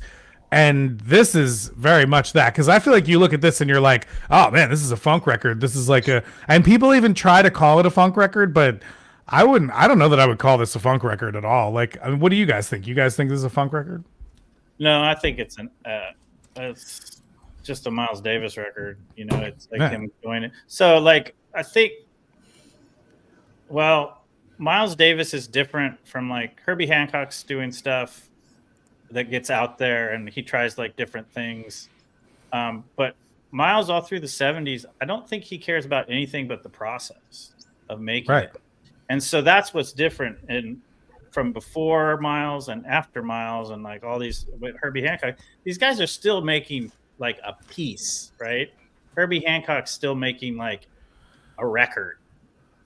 He wants a complete record start to finish, even though they're pretty out there. But Miles is just, he's really just about the process, because he's done all that, completely done it. He's done it, and he's done it the best it can be done. He did, you know, hard-bop as good as it can be done. He did modal as good as it can be done. And then he's just like, I'm just going to make stuff. And it's because I think, you know, creative people, that creative, they just get so bored with the constraints of just like making something that has the same process over and over, that it's just, so all those records are great because they're kind of just a moment in time of making the process. And and that's, if people dig it, it's pretty cool. And that's really the best way to look at it, because I used to look at these records, again, this is me coming at this as an older person now. I'm not that old, but I coming at it from an older person, an older record listener, versus when I was like a teenager getting introduced to this stuff and trying to think of it like jam band music, or even trying to think of it and put it into that like structure or vein. Because this is a period of time from someone, like you just said, who has done it all. He's done everything already at this point. And for him, it's like, it's not even, that's kind of what this guy is saying in this essay here is, like, I liken it to the Beatles. Like, if you think of it like the Beatles died at Shea Stadium, you know, if the Beatles died at Shea Stadium that day, their artistic life died there. That doesn't necessarily mean that they're not going to make the even like great things after that, but like they're no longer looking at things from like, we need to pump out a new record every couple of months now. It's like, we're now in a period of time of putting things together. Wait, Morocco, why do you want to kill all these people off? Yeah, why stop killing them? Can't they just progress as artists? You know, I don't want to do that. That's what this guy was saying. I don't. But you know, this guy said that. There's also. I was being funny, but I think it's. Yeah, no. I mean, it's natural for people to change and progress as artists. And right. Absolutely. And Miles Davis has like Miles Davis, Coltrane, David Bowie. Like we think about different artists that go through different styles and do stuff. Yeah. There's still people that have their favorite portions of that, of those artists, and there's still like a lot of people that are totally going to prefer Miles Davis of the first quintet as opposed to the second quintet, as opposed to the Bitches Brew era. Some people even like the tutu stuff. You know, there's like people that have their favorite eras, and some people just like that better. But it's really interesting to have a group of people that can kind of appreciate lots of different phases of Miles Davis, because he's very different. Brandon, to your point, I feel like it's okay if people get in through Bitches Brew or get in through the Prestige and love that for years and then discover that, oh, I also love this aspect. Right, of it but it's too. also okay if they just stick with the Prestige or if they just stick with the Bitches Brew. You know, it's like, it's totally fine because they're all so well done and valid. It's just, the constraints he had with like the first, let's say like the first quintet, like he had certain constraints, but they weren't really constraints at that point, right? Because the artist is going through these different processes, so it's just what it is. Well, also, I'm really happy with a lot of it. Miles also, throughout his career, had more access to the talent that he wanted than a lot of other people. I mean, when you look at like any of these, especially the Electric years, where he's basically an established, top name, if he calls you up, you're going to that session, for the most part. Maybe there's exceptions, but you can look at even like the live sessions of Kind of Blue, and he's letting everyone do their thing in Kind of Blue, but he's also keeping a watchful eye on how the things are. It's kind of like being a circus master or something. I think the aspect you're failing to express is when you become as big as he did by the time he was big, and I think that was in the Prestige when Columbia courted him. It gives him power. He had power to do whatever the fuck he wanted. Every aspect from then on of being at Columbia, they let him do whatever he wanted. So I think and that's what this is. Yeah, but he also attracted talent, Rob. Like but you're saying one is different than the other. When you have power and you are popular, you attract the talent. When you can do whatever you want, you can pick whoever you play with. So we're saying like, certain artists, like there were certain artists that had a lot of power that didn't really have the desire to keep going. They were very happy with what they had done and to continue doing that. I mean, Dexter Gordon's fantastic, but Dexter Gordon's still doing Dexter Gordon through the 70s, and it's still fantastic, but he's not trying to do something brand new. Right. Yeah, but did he? And that's where I think he didn't try doing something brand new is, I think, what Miles was completely interested in here at this point. Like, again, I think using the Beatles example, because I don't like to use the Beatles example because I don't like to compare Miles to like the rock scene or the Beatles scene or whatever, but it is kind of an apt example because they both were so big at their moment, and they were both so like they had such a transition from what they first were and what everyone assumed they were. And there are a lot of diehard Beatles fans that are like, "Oh, Please Please Me is the only version of Beatles I like, and Sgt. Pepper is just crap." It's all just ego stuff. 10 years smashed, right? Opposed to and same with this. This is just a small period of time for Miles. Like, this is only 69 to basically 75 ish. And what's really cool is, because I'm a huge fan. Again, coming at all this stuff the way I did as a teenager, I got into this stuff. It was a little bit too far out to me, but I loved Herbie Hancock, and then I immediately got into the Headhunters, and I immediately gravitated to like things like that. I immediately gravitated to CTI Records and Jack DeJohnette and all the things that they were doing with that stuff, and Ron Carter. Like, I'm a huge fan of him. So I found all those guys first later, which those guys are recording those records in the mid 70s, and all these records were recorded in like 69, 70, 71, 72. So like Herbie hadn't even put out Headhunters yet when he was doing all this stuff with Miles, and Chick Corea hadn't done Return to Forever stuff yet. I think that comes along in like 71, and like Zawinul goes off with Weather Report, you know, from these things off of this stuff, and same with Wayne Shorter. But what's cool is, like, I mean, Wayne Shorter is in that second quintet with Miles, and so is Herbie.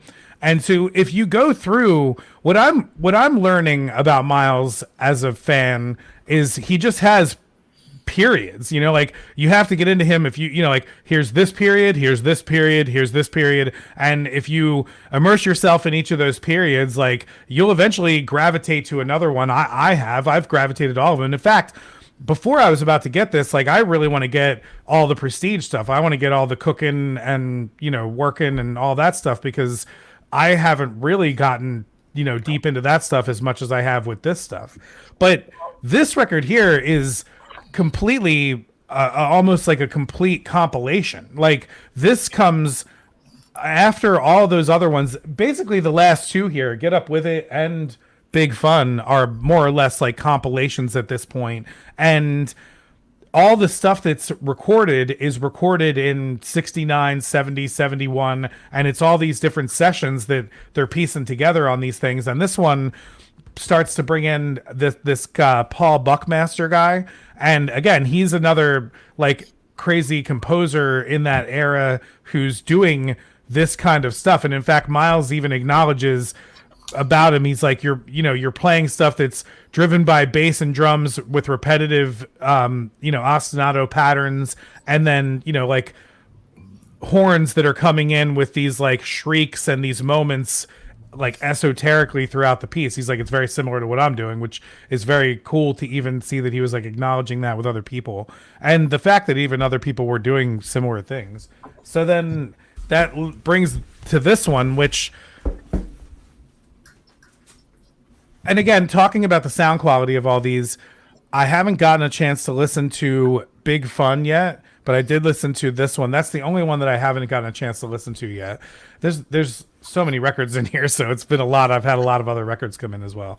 So if I had to pick one person to filibuster something, it would be Rocco. Okay. Yeah, Rocco, so am I filibustering, or am I dropping knowledge?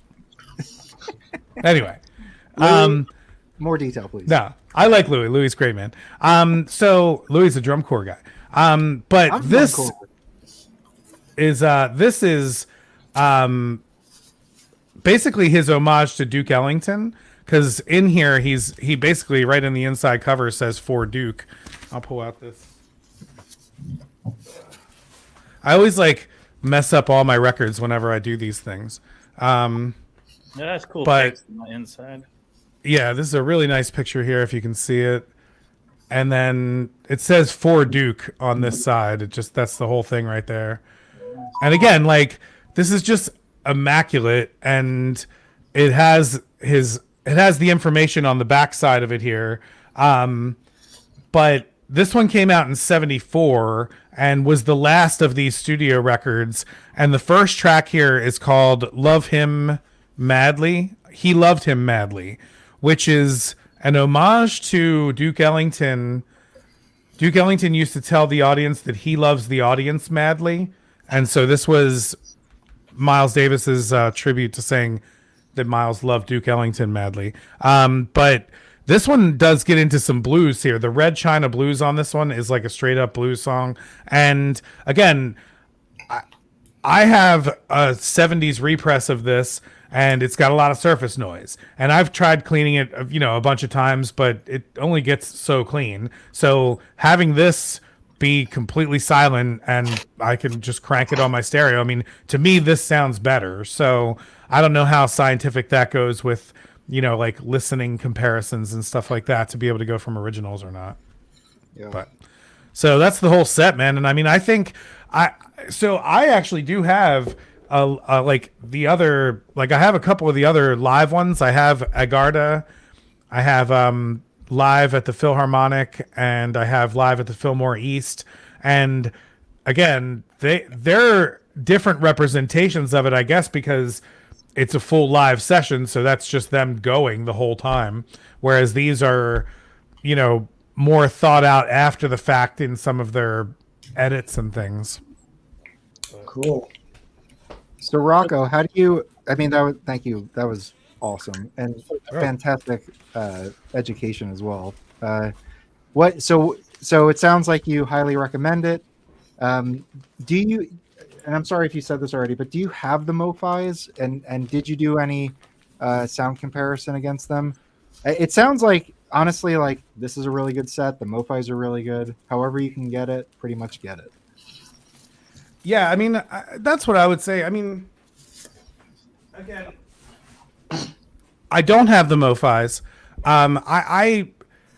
My issue with Mofi is their honesty and everything. Like we all know this, right? So to me, it's like if I'm going to shell out money to a new company right now and either go to Vinyl Me Please or go to Music Director / Mobile Fidelity Sound Lab, I'd rather give my money to Vinyl Me Please, because they're at least honest and transparent with their customer base. And I don't like those stupid alarm clock strips on all the covers. So I'm not going to go for that either. Now, that being said, I mean, they might sound better, like it might be a better pressing, but I agree with Mazzy on this. Not everybody goes out and does an A/B sample. And furthermore, like I've been trying to do some A/B samples. In fact, I just had Felipe on a video that's going to be coming out later. So it's a cool plug for that. We were talking about the Third Man Elephant UHQR that just came out, and he let me borrow his OG copy of it. And I've been trying to do like a really good scientific like A/B of everything.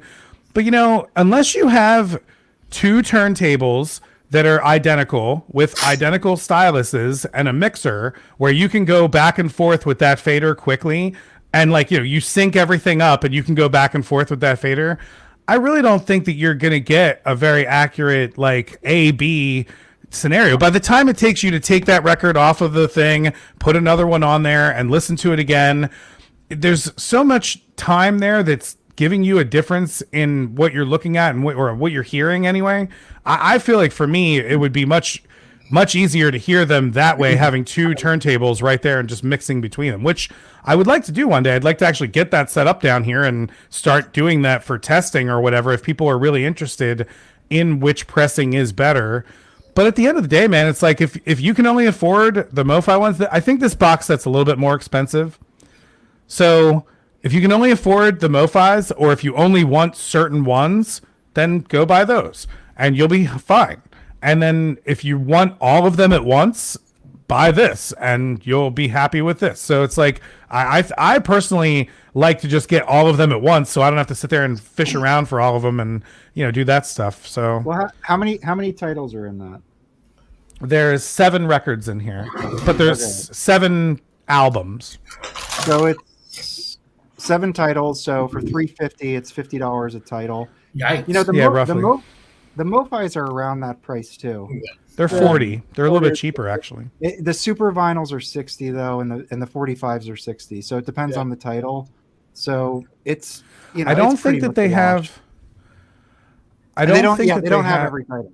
Yeah. Yeah.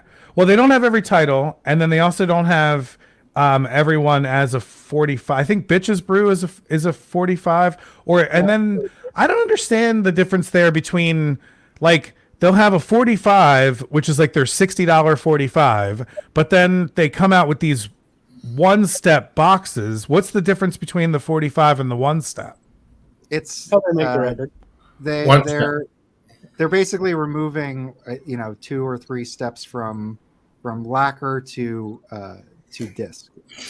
So they're just basically collapsing the amount of time for distortion to enter the process.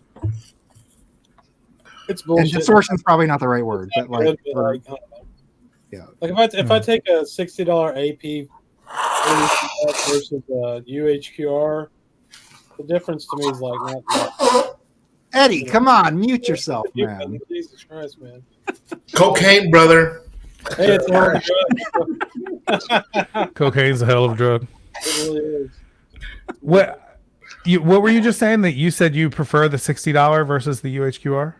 Well, maybe I prefer, but if one's 60 and one's 125, and the difference I hear is like 3% or 5% of a difference, like who gives a fuck?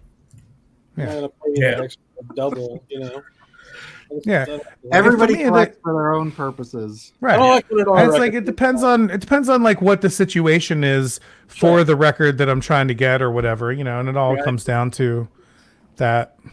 Now, Rocco, isn't there software you can get to record each one and compare the levels? And I was actually going to ask you guys that because I have plenty of that kind of software, but I didn't know if any of it is accurate at all. Like I have like different recorders and I have things like that I could hook up to my stereo system and record these different things. But once I do that, because there are some records where you can tell the difference from one pressing to the other. I mean, and it's apparent. You don't have to sit down and listen to the record to notice. There the are difference. other channels that know this stuff. I do not know any of that type of. Well, one thing you can definitely look for. I've heard criticisms of it, but I would never express those because I have no clue. You know what I mean? Though you can definitely look at dynamic range of a recording. Yeah, I mean, people do that all the time with like. I watch channels where they'll be like comparing like synthesizer and like a analog wave and a digital wave, and they'll like, they'll drawing on the sine wave there'll be data, and they'll talk about it, and I'm like, but. Okay, just listen to it. Have it visually. It's like, but it's like talking about architecture, right? Or dancing about architecture. It's like it's. For me, I relate it. A monk quote. I relate it very much back to video. Sorry. I relate it very much back to video and photography. Like we call it pixel peeping. Like I've analyzed camera versus camera, lens versus lens. Megapixel versus megapixel. And it's like, at the end of the day, your eye, it does not discern as much as what most people think about when they are zooming in 400% to like an 8K video or something like that. Like really, I mean, I've seen, like, if you shoot on a nice 1080p HD, DSLR, you're pretty much going to get, if you use lighting, not to, like toot my own horn here, but if you use good lighting like this or something, you can pretty much get this lighting with an iPhone. You know what I mean? Like there are limitations to camera sensors, just like there are limitations to like certain recordings and things like that too. But like at the end of the day, unless you're holding a Canon camera and a Nikon camera together, which most people never will, you're never going to know the difference. You'll be totally happy with a Canon. You'll be totally happy with a Nikon. Or same thing with, a Sony mirrorless. Isn't that like the new thing? Well, Sony's, I'm shooting on a Sony mirror. I use everything on a Sony mirrorless, and like, so mirrorless cameras are a whole different ball game, but they're not, again, it's just about the technology, and you're still getting a similar image, like a DSLR camera has a mirror in it, right? And a mirrorless camera has no mirror. So you're going right from lens to camera sensor. It's like a one-step. It's like a one-step camera. Yeah, but it's not. I mean, it's not any difference in quality. No. You're right. You're kind of right. But it's not any difference in quality though. I mean, like a DSLR camera at whatever 100 megapixels or whatever still shoots just as good as a mirrorless camera at 100 megapixels. It's like it's not the technology isn't really for that in terms of exact quality. I know. Somebody just asked what kind of camera I'm using for this stream. I'm using currently a Sony FX3. Well, you're saying you got good lighting, you got good video. What's that, Eddie? Thanks. I'm saying that Rocco's got good lighting and good video presentation. Thank you. Hey, Rocco, I think Shoji Productions was asking earlier, where can he go read that interview you did with Dave Lieben? Yeah, Dave Lieben. Yeah. It's a video interview. You can check it out on JW Pepper 1876 which is, or at JW Pepper 1876 is the YouTube channel. So it's actually the company that I work for. I work for a sheet music company, and so we got to interview all kinds of people. I got to interview Arturo Sandoval.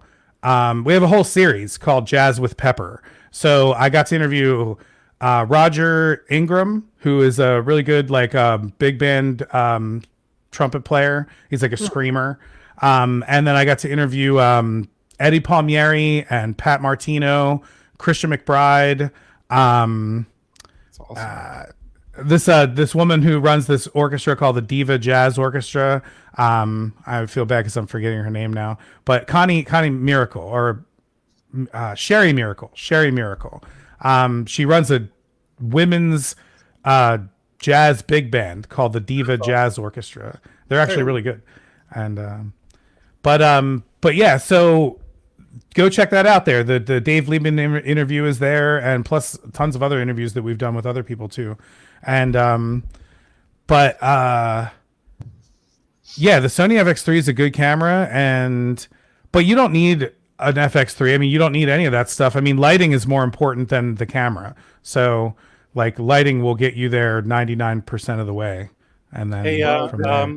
Easy this now. channel has no good lighting. We're basically What's just that? relying on decent content. Oh, dude, that's all right, man. These are just live streams. I mean, who cares? I mean, the only reason I have any of this stuff set up down here is because the only place I can live stream in my house is down here, because I'm in my basement right now, and so my family's upstairs asleep. So, like, if I went upstairs to like my room where like my normal computer is or whatever, like I would be talking and waking everybody up. So, this is just where I can. This is already where I shoot the videos, so I already have the lighting here, so it just makes sense. Hey, easy now.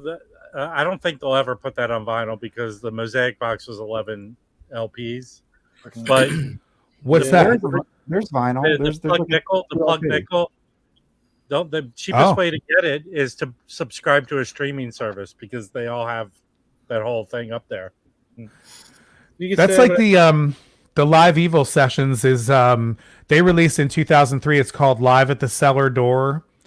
If you're on a streaming service, definitely go check it out. It's 7 discs, and it's all of what is Live Evil, and Live Evil is only like a little bit of discs 6 and 7, and the rest of it, Keith Jarrett is on most of it. It's mostly Keith Jarrett, and it's amazing. Have you ever guys? I wish they would release. You know what? I really wish they would release on vinyl. ECM put out that it's like a 6 CD set. It's blue. It's Keith Jarrett. I forget what it's called. I'll have to look it up here. No, I saw that today with Eddie.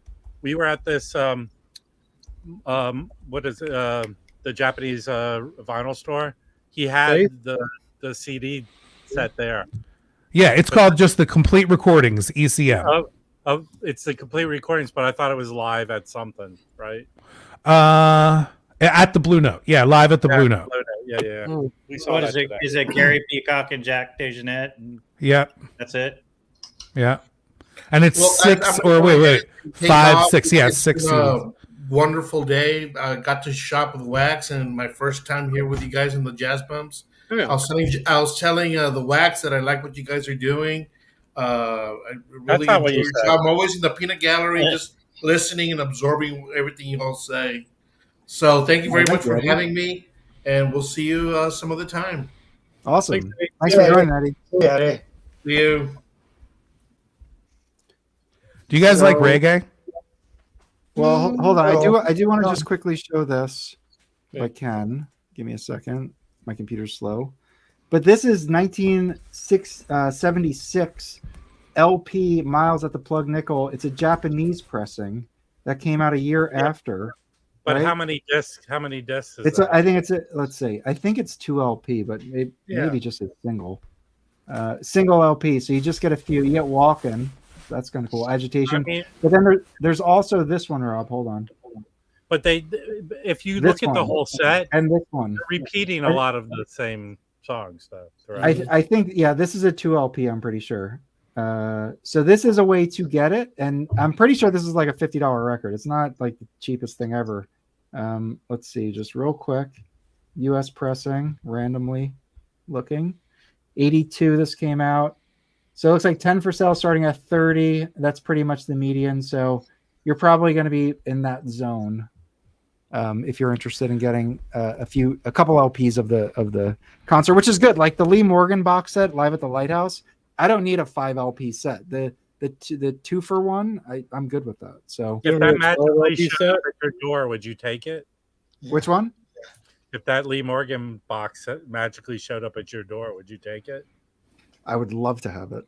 Yeah, 12 LPs, man. Don't you have it, Rob? Oh, it's 12 LPs? Sorry. No, wow. I stream it. I found a mint copy of the 2 discs, but I drive a lot, so I stream it in my car when I, listen to and the 2 disc sounds good. And like, I mean, for a night, that's plenty, Well, the 2 disc was cheap before the box came out, and it just kept going up, man. Well, it was a victim of the pandemic because I saw it before the pandemic. It was a $60 album. Right.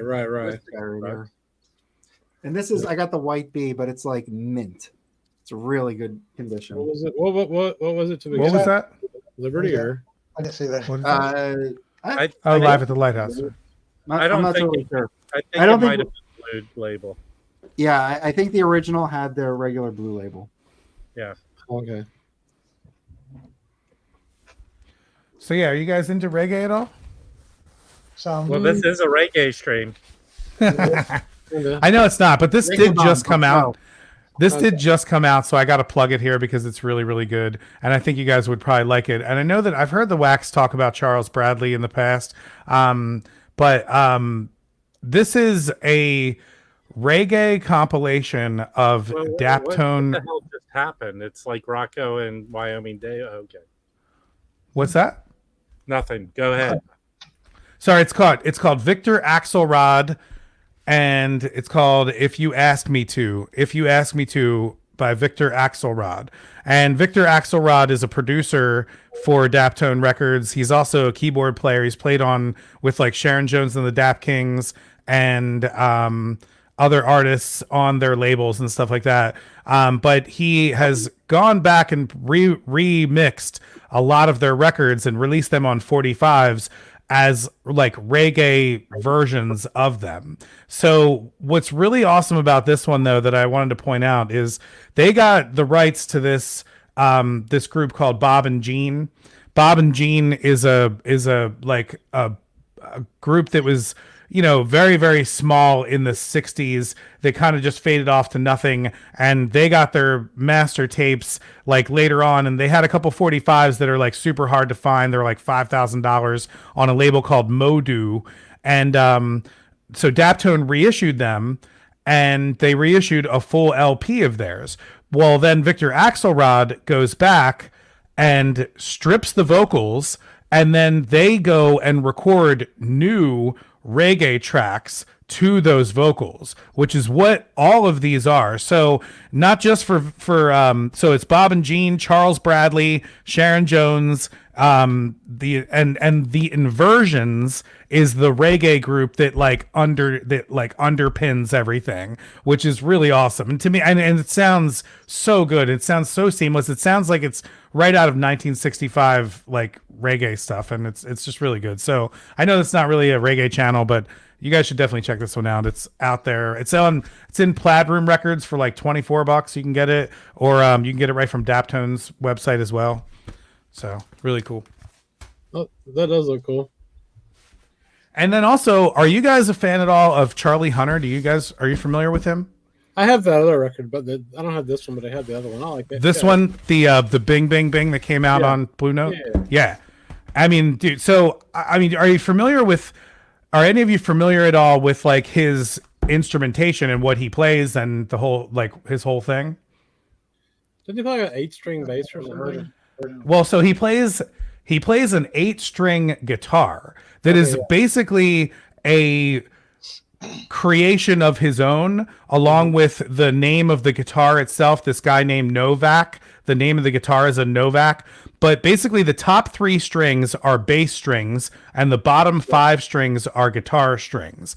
And then he has 2 sets of pickups within it. So there's bass pickups and guitar pickups. And then the frets are fanned so that when he's up at the top 3 strings, they're bass frets. And when he's at the bottom strings, they're guitar frets. And then he finger picks everything to be able to play the bass and the guitar at the same time. So when you listen to this Bing Bing record, or when you listen to this record, Right Now Move, which is even more ridiculous with his quintet, it is so good, and like the bass lines are so good, and his interplay within himself is amazing. He does a lot of duo records where it's just him and a drummer, but it basically sounds like a trio because it's a guitar, bass, and drums. So if you ever get a chance to listen to Charlie Hunter and you're sitting there grooving along and you think it's like real sick and you're like, damn, that guitar solo sounds great, just think about the fact that he's also playing the bass the entire time that that's happening. And it sounds amazing. Like, it sounds so seamless. And so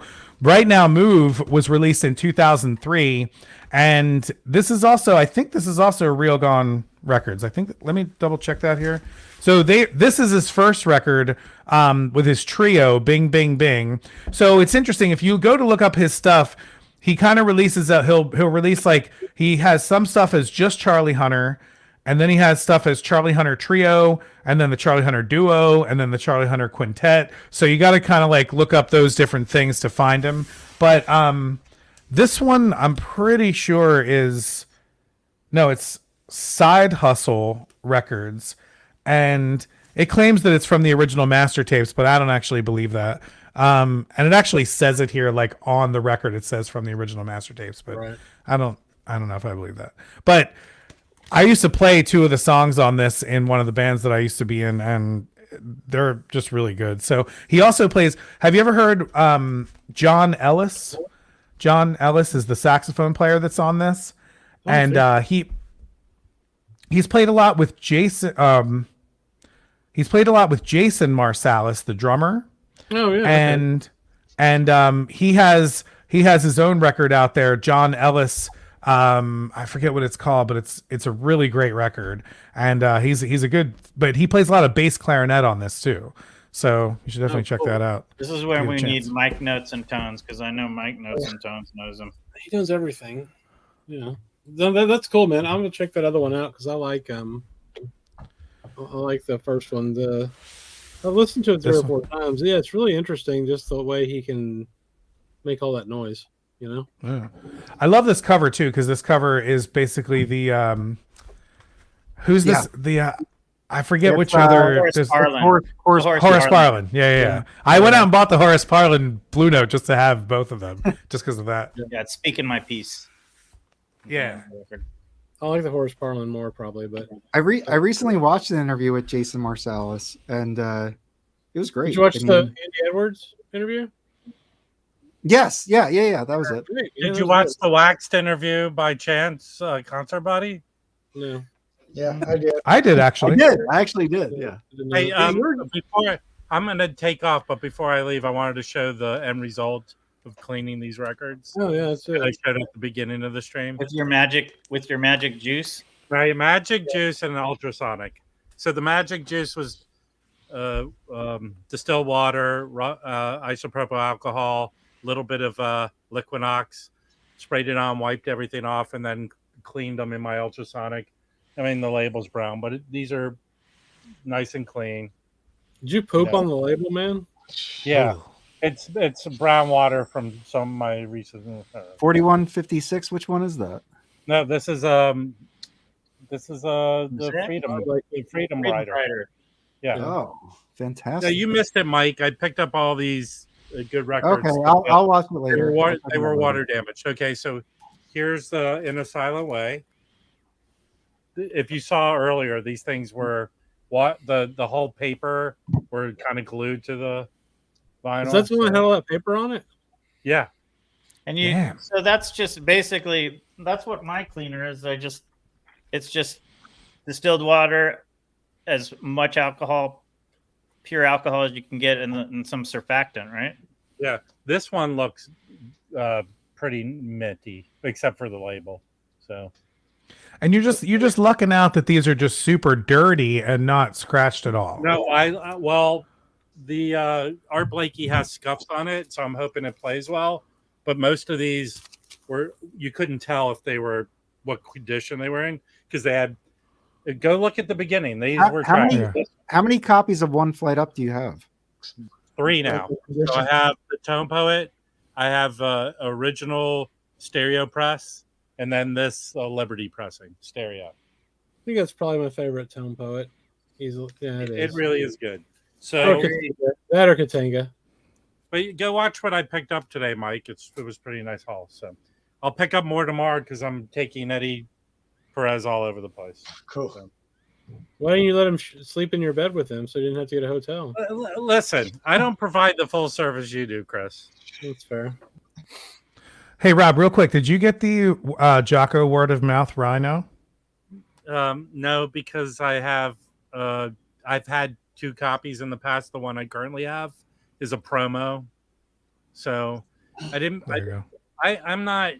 I mean, yeah, it's ridiculous how much records I pick up. So I do have a sickness, but unless it's something I like, Jocko. I mean, I have this poster here, but I'm not going to pick up everything. I think there's maybe a future discussion to have is when is enough, because obviously there's going to be a point even physically where you just can't have as many albums as you would like to have. Rob, you have to move into a bigger location.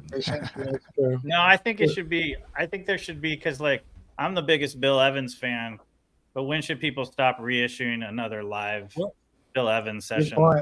Never, man. Well, here's the funny thing, and I talked about this last week, Brendan, that I picked up a lot of these '80s albums I didn't know he did, and they all came from these tours of Denmark. So at least how much recording did the people in Denmark do of Bill Evans? Because a lot of those guys were there for years though. Like when jazz, wasn't as popular here. But I understand. But these are the ones that are getting pressed onto vinyl. Right. Look, I must have 40 Bill Evans records, maybe more. Yeah. So when is enough of him? Well, I think Rob, I feel like your style of collecting, like you are extremely curious about every aspect of everything, so that doesn't help because I feel like for me, like I like focus like a genre or a label and I just obsess over it, and that's like where I just am for a little bit. But like I feel like you're so, and this honestly I feel like I'm maybe the odd man out here, but I feel like Rob, you are like really broad, like you pretty much are interested in everything, like anything that looks somewhat interesting, and so, the lineup, you're like, I'm buying this. Well, let me just show you, because here's more records I have not shown. I think the benefit of, I'm not going to come off well by saying this when I do these auctions, but I'm not making money hand over fist, so that's not my motivation. Yeah. The people, and this seems kind of like a lame, sappy statement, but the people like John Young or Novus Nick, or there's at least 10 or 15 people who I communicate with that say, thank you, for getting these records. Because I've sent the jazz bums, I'll send them records and charge them what I paid for them because they want these records and they don't have the accessibility to what I find. Here's the cool thing about what I'm kind of formulating. Clean them. I get a good listen more than once of these records, so I can go, that was a good record. I don't know if I was meant to keep this record, but like I picked up all these Duke Ellingtons. This is a record. If you're into collecting Duke Ellington, this is a great record. This is it. I always feel Emotion is great. This was his tribute to Billy Eckstine. Billy Strayhorn. No, Billy Strayhorn. I'm sorry, Billy Strayhorn. Here, the thing that makes this very touching is on his deathbed, Billy handed or got Duke his final song, and Duke recorded it on this record. So what you're saying, Mike, is sort of where I'm trying to go with this. I bought it. I listened to it. I'm keeping this one. And then I read about it and find out as much as I can. It makes me smarter about this. And then I can move on. Whereas opposed to this one, I'm going to clean it and sell it as a white label promo. It's a live recording, and then I'm probably keeping this because Notes and Tones praises. Oh, he's great. Ricky Ford is fantastic. I've streamed that one. That is a really good one. Yes, he has a ton on Muse. He's really good. Yeah. And he also played with That's a good one. he played with Mingus. He was on a bunch of Mingus stuff too. He's on the if you watch what I showed earlier, he's on the Mingus. But this, see, I would not have never known this. I have that. Yeah, this is just Duke in a trio, and it is excellent. Yeah, it is crazy good. Yeah, and this is from the 50s. I love it's like a $3 record, isn't it? It's cool. Not that I think turquoise Duke is criminally is cheap. So yeah, but there's also a lot of Duke in the bins that I think maybe less desirable. I feel like I don't like. I tried recommending Duke, and I went with the Pablo one with Ray Brown. This one's for Blanton. That's a great. Yeah, man, the older shit better, dude. That's crazy. But like here's a good one that me and Jazz Bum Chris and Mike Notes and Tones was having a nice discussion on a thread. Mike came to come in and derailed it. But I was showing Beverly Kenny records and everybody. I know, and ruining our thread. But we were discussing. I started first. So this is a killer record if you find it. This is a Japanese pressing of him, Elvin Jones, and I don't really have much of a Sonny Dallas. Does anyone have a lot of Sonny Dallas? I don't. On bass. I've never heard of that Sonny. This, from beginning to end, is a killer jammy record. Then I went. I mean, where does it end? I got this for 50 cents. Yeah, this is a killer record. Pretty awesome. Inner City, right? This is Inner City, but it was originally Steeplechase. Oh, cool. Okay, this I never seen before. This duets. Look who he's playing with. Wow. Is it any good? Yes. Wow. Yeah. Okay. And you know what? Right now, it's criminally not expensive record. Get this. Yeah, my record store has had a copy of that forever. Interesting. Cool cover. It's your new favorite guy, Chris. He's my favorite guy. That's got a couple of his records, man. Come on. Here's another good one. In this Hal Grouper. That looks like a steeplechase. Yeah. Well, it's an Inner City steeplechase. Okay. Yeah. They're the same. Oh, Brandon, weren't you showing that Hal Gapper record with him and the trio? Yeah. It's a quartet. Here's a good one. Okay. Great. You want to find it? Yeah. Okay. This is probably right after this. Anybody who was originally a jazz messenger for the first 10 or 12 years left after this album. Really? And look who's playing together on it. Oh yeah, great. Freddie Hubbard. Yeah, and then Lucky Thompson. That's the star of the show. Holy shit. Lucky Thompson, I feel like he is like, I don't know. He's not on that many records. He doesn't have that many lead records. You need to get the Groove Merchant Lucky Thompson too, for that thing's fucking killer. No, well, I have the only Lucky Thompson I have is Lucky Strikes. Yeah, and then also there's another Lucky Strikes on Transition that I hope they reissue at some point. I'm gonna show for another 5 minutes. Yeah, Rob, I wanted to see the inside of that cover of the previous one. It's all ripped. Usually these have a book in it. Some are ripped it out, so it's blank inside. Oh, never mind then. How many Limelights do you have? I have like 5. Limelight was basically Mercury's budget jazz label. I have the Roland Kirk one. That's the only one. Yeah, Zev Feldman recommended it. This is the current candid release of this. Get this. I got this off of Amazon Warehouse. Cecil McBee? Was that? Yeah, Cecil McBee and Billy Hart. Yeah. Wow. This is killer. This But is it's- like current release. Mike It's is going to That's a re-release because the original is like $5. No, it's the re-release, but I got it for $13 on Amazon Warehouse. So here's another Duke Ellington. Reprise? Sinatra's label. Yeah. No, I got a ton of these. Okay, so this is a different cover of Uptown Ellington. Oh, that's yeah. The original has a really cool blue cover. Right, Yeah. I have that, but this is 6-eye red. The original is a 6-eye gray. Yeah. Is it gray or is it green or something? Gray. Okay. Here's another. This thing is criminally cheap. This is a Oh, that two would mean disc set. Now, is that a big band with him? This is everybody. His On. band, yeah.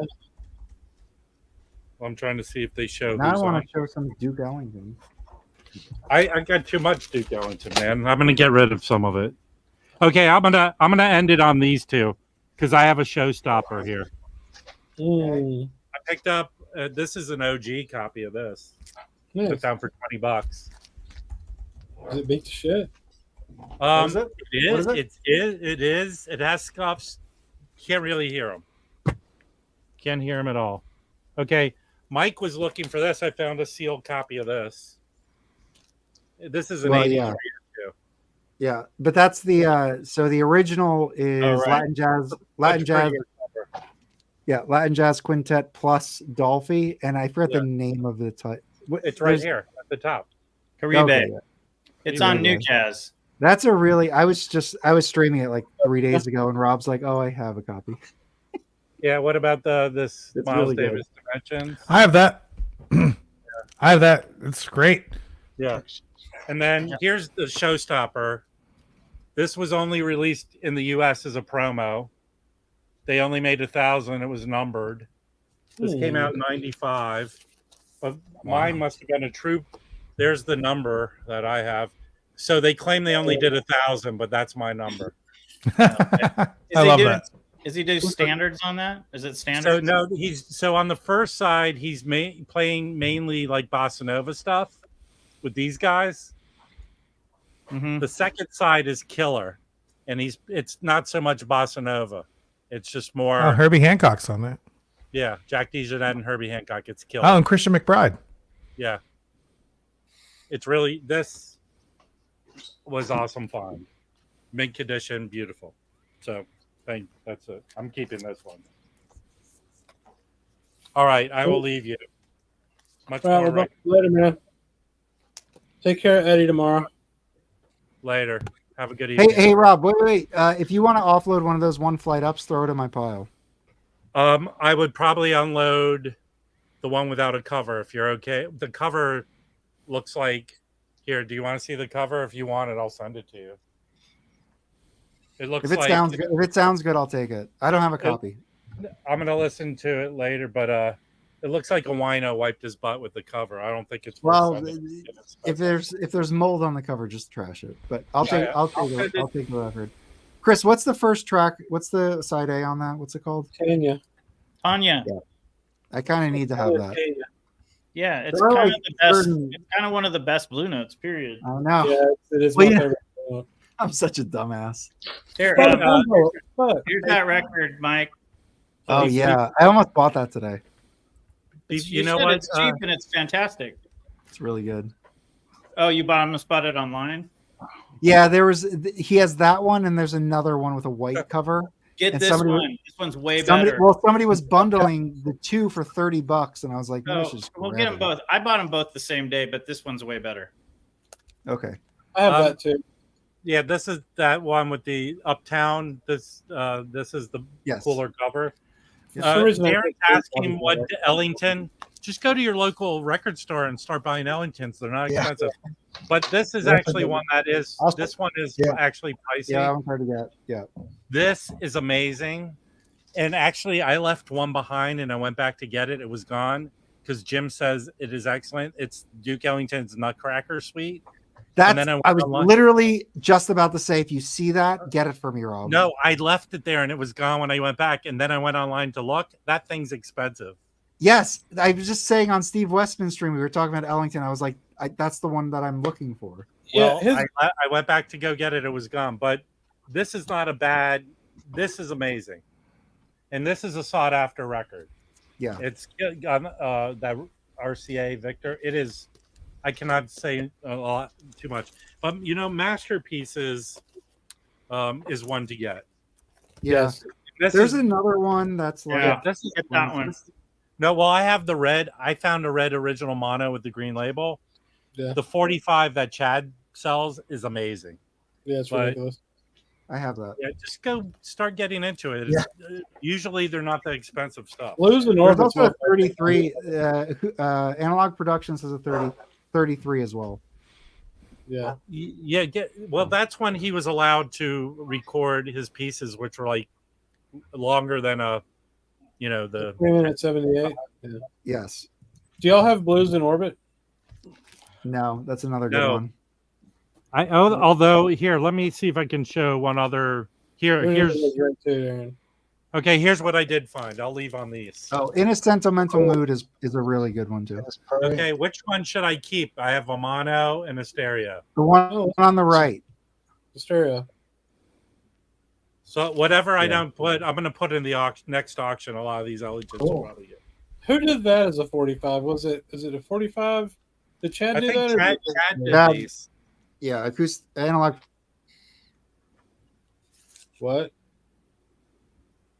It's original 6i. Yeah, both of them are. Analog Productions, yeah. I'm going to listen and see which one sounds better. Probably the stereo does. Probably. Sometimes. All right, Darren, I'm leaving now. All right, I'm going to show some Ellington. Peace out, Rob. All right. I have also I have that Dear John C for you, Mike. Yes. Lucky Yeah. you. Oh, when are you going to send me my records, damn it? Put on my want list for a very long time. I'm going to do it. I promise, Chris. And I also picked this up, Chris. That's a killer record. You should keep that one. That's really good. I am keeping it. I keep all the McCoys. Yeah. I was listening to Song for My Lady again on Milestone. That record's phenomenal. Yeah. Oh, wait. I forgot to show this one. Is it beat to hell as most Jimmy Smith songs? No. This is mint. That's good. That's probably the best one in my opinion. No, it's crazy, and this is a Plasticine, New York, and Plastilite. Plastilite, New York. It's criminal how cheap this is. This is not an expensive record. I've seen that. I don't know if it was a Plastilite pressing, but I've seen an early pressing for it's like $20-$25 usually if it's clean. Jimmy Smiths aren't expensive. Yeah, because they pressed a shit ton of them because that's how they kept the label alive. Yeah, Jimmy Smith, 3 Sounds, they pressed a ton. Yeah. Horace Silver. Oh yeah. They're all inexpensive. Yeah. He just put out so much material. It's those verbs are horrible. No, they're not. Yeah. Yeah, they are. Some of them are, not all of them. Actually, Jimmy Smith's about half of his blue notes are really good, and half of them I could leave. Oh, I do have. I would love to see a documentary on Jimmy Smith. No kidding, right? Right? Well, I feel like he deserves a documentary.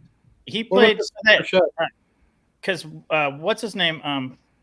Rudy Van Gelder had a C3 Hammond for him, not a B3. He had a C3. He had this amazing organ just for Jimmy Smith. Did he have a PO box to go along with the C3? What? Did he have a PO? Yeah, he had a PO. Yeah, you were speaking up for him a second ago, and now you're bashing him. Should Jazz Bums do a C3 or a C2? We can do a GoFundMe. We're going to raise like 16 million will be the budget for a Jimmy Smith documentary. We'll share the link later. You don't need to. Is a GoFundMe for? Most of the money. If I'm getting in, you gotta cover myself. And also, like the Matt Gates campaign is in there too, or something. Yeah. All right, I'm gonna show some records. This I found at A1 Records for nothing. I just thought the cover was cool. This is before the first time I went to A1 Records. This is probably 10 years ago. No, 2015. It was probably 2020. It was probably 2020. So, I went there and I literally was like, I basically collected Sinatra. And also, I just want to say, in my collecting history, there were many points where other advanced, collectors could have shamed me, and nobody ever did that. That's why I feel like it was important for us to talk about. Every time, what, Chris? No, I mean like going to a record store and somebody saying like, "Don't buy this." Everyone that's like when I'm, not the owners, but like just talking to people in the record shop. Like when I would collect like Sinatra Basie, I got the Sinatra Basie at A1 Records, and when I picked it up, there were like two guys that probably knew a shitload more than me, and they were like, "That's a great record. You should get that, man." It's like nobody shamed anybody. I feel like if at that point, if I saw like a Tommy Dorsey record or like a who the fuck did Sinatra play with? Nelson Riddle record. Like there's Nelson Riddle only records. Like I was into that stuff, and that's like dollar bin stuff. But like at the point, that's what I was looking for. When I found those, I got excited. So like, I just feel like everybody needs to realize that everybody's, there's records for everybody. True. Right. So At the same time, when I see someone get really excited about like somebody's got like a bazillion Blue Note original pressings, that probably means they care maybe a little bit more about the value of the record than the actual music, even though those original, I have a lot of them too, but that's not, you can find there. Sometimes $1 record is just as good as $1,000 record.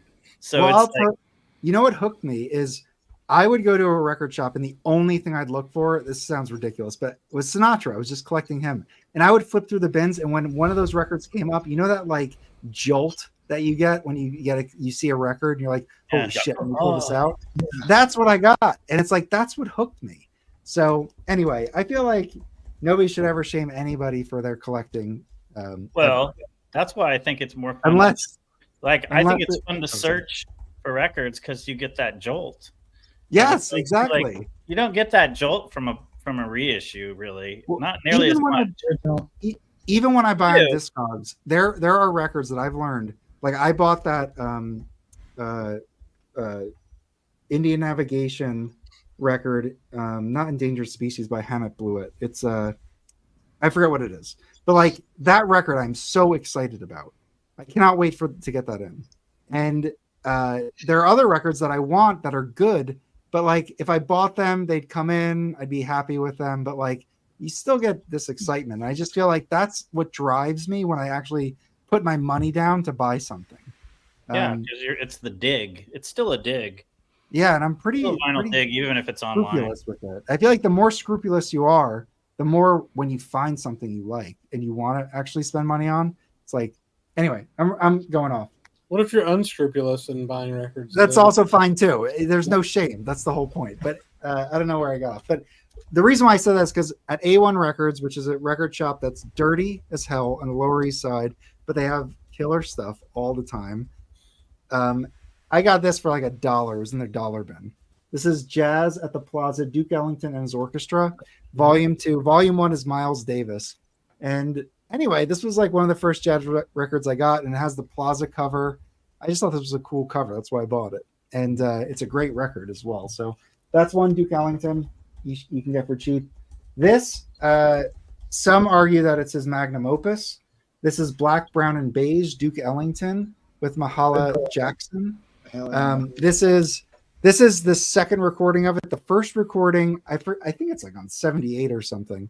This is a Columbia 6i, and this is a mono. And it's really good. It's side 2 on this where Mahalia comes in and starts singing is just fantastic. So this is a really cool one as well. And it's orchestrated. It's like operatic almost. It's really amazing. And I wish I prepped for this so I could tell you the background, but the story of it is operatic, and there is like a tragedy associated with the approach that Ellington had for this. And then just 2 more. This one I picked up. This is Anatomy of a Murder. This is a score to a film of the same. I have that one. Yeah, it's good. It's Columbia 6i. It's a clean copy. I have a copy too. Got it for cheap. Good record. Anyway, so I would recommend that. And then the last one is a direct to disc. This is for Duke. This is obviously not Duke himself playing, but this is a score of people: Bill Berry, Ray Brown, Frankie Capp, Scott Hamilton, Nat Pierce, Marshall Royal, and Britt Woodman. This is M&K Records, and it's a direct to disc, so the fidelity got that. Yeah, it's fantastic. And Chad Kassam has mentioned this on a few of his videos that this was like the go-to audiophile record for a lot of people for many years. This came out, let me see if I can get a year on this. 78. So this was like early audiophile, like I don't know when Mofi came out, but I think the direct to disc thing was happening. There were some like early audiophile labels coming on, doing the whole master tape thing. So that's the label there. But this is a good one too. And that's it. All right. Anyone else have any Duke to show? Yeah, sure. I'll show you my favorite. Rocco, do you have any Duke? I don't have any Duke. Oh wait, gotta get Duke. You gotta get Duke. But Rocco, why don't you have Duke? Is it because you don't know which ones to get? Because nobody really talks about him? Well, I mean, yeah. I mean, and he's one of those artists that like I feel like he's a little too old. I mean, not too old to get into, but it's like there's so many other things that I'm getting at the moment, and I only have so many dollars to spend. But and so like, I would totally take the stuff if it was given to me for sure. And that's where like a lot of my early jazz collection was given to me. So cool. That's kind of where that came from. But I mean, I guess people were asking if you were going to get like, what would be your first Duke Ellington record? What would it be? We got so many. Jeez.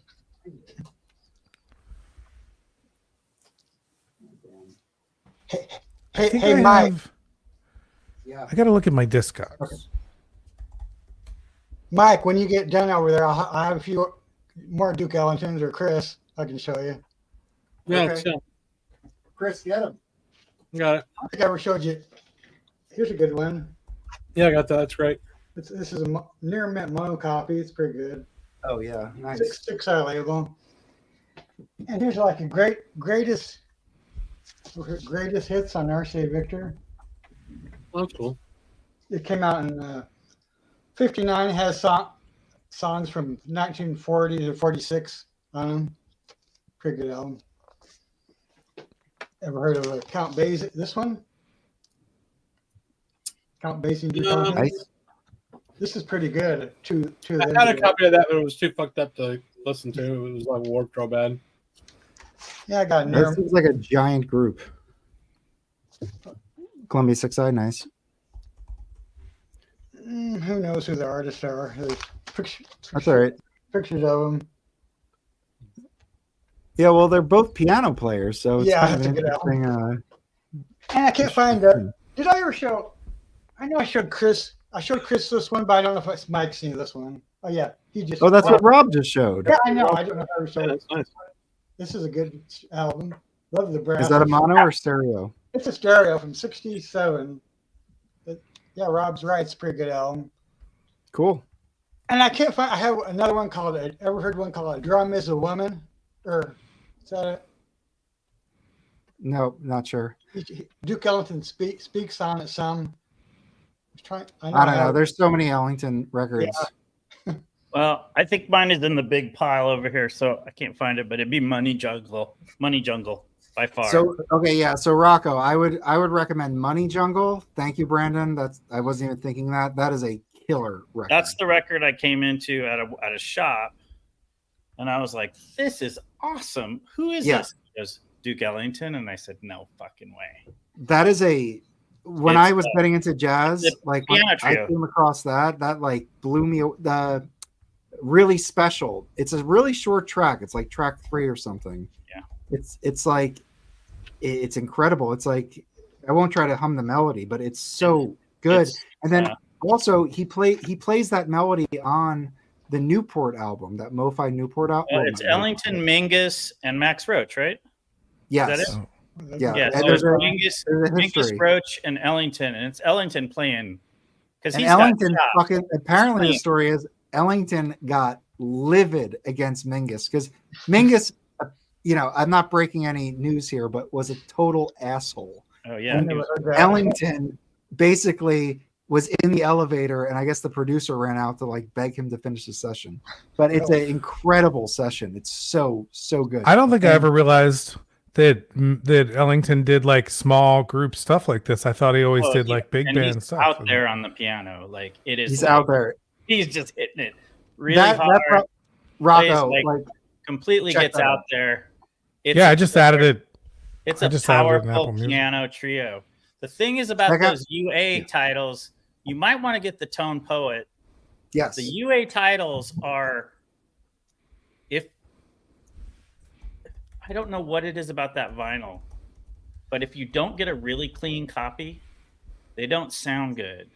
Like I had to get my Bill Evans Undercurrent, which is one of my favorite records. I basically had to get a mint copy for it to not have surface noise, because I had like a VG Plus and it was just didn't sound good. So I have an original of that Money Jungle and it sounds good, but make sure you get a really clean copy or just get the Tone Poet.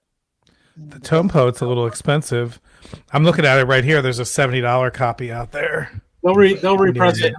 Is it at least VG Plus? It's near. It's the person says near mint. Oh, then you have it says it's no longer the shrink. But they're gonna repress it. Just wait. They'll repress it. It'll yeah, be, that's what I wait. I waited for the Nigeria, so wait. Yeah, it's a killer record. Patient. So I would definitely. I would say get that one. That okay, is and so I will. I'm gonna get that. I was gonna bring up one quick thing before I left, because my wife brought me pizza. I got a super thrill from this today, because I kind of forgot about it, and it was in the new bin. And check out the photo, like it's just killer. So you got Paul Bley, Annette Peacock, Gary Peacock, and Barry Altschul. It's just a good portrait. It's just a really good shot. And we were talking about Miles, right?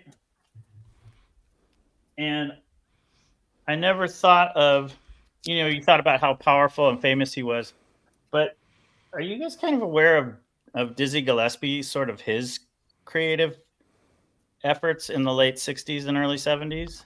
I've only heard about it.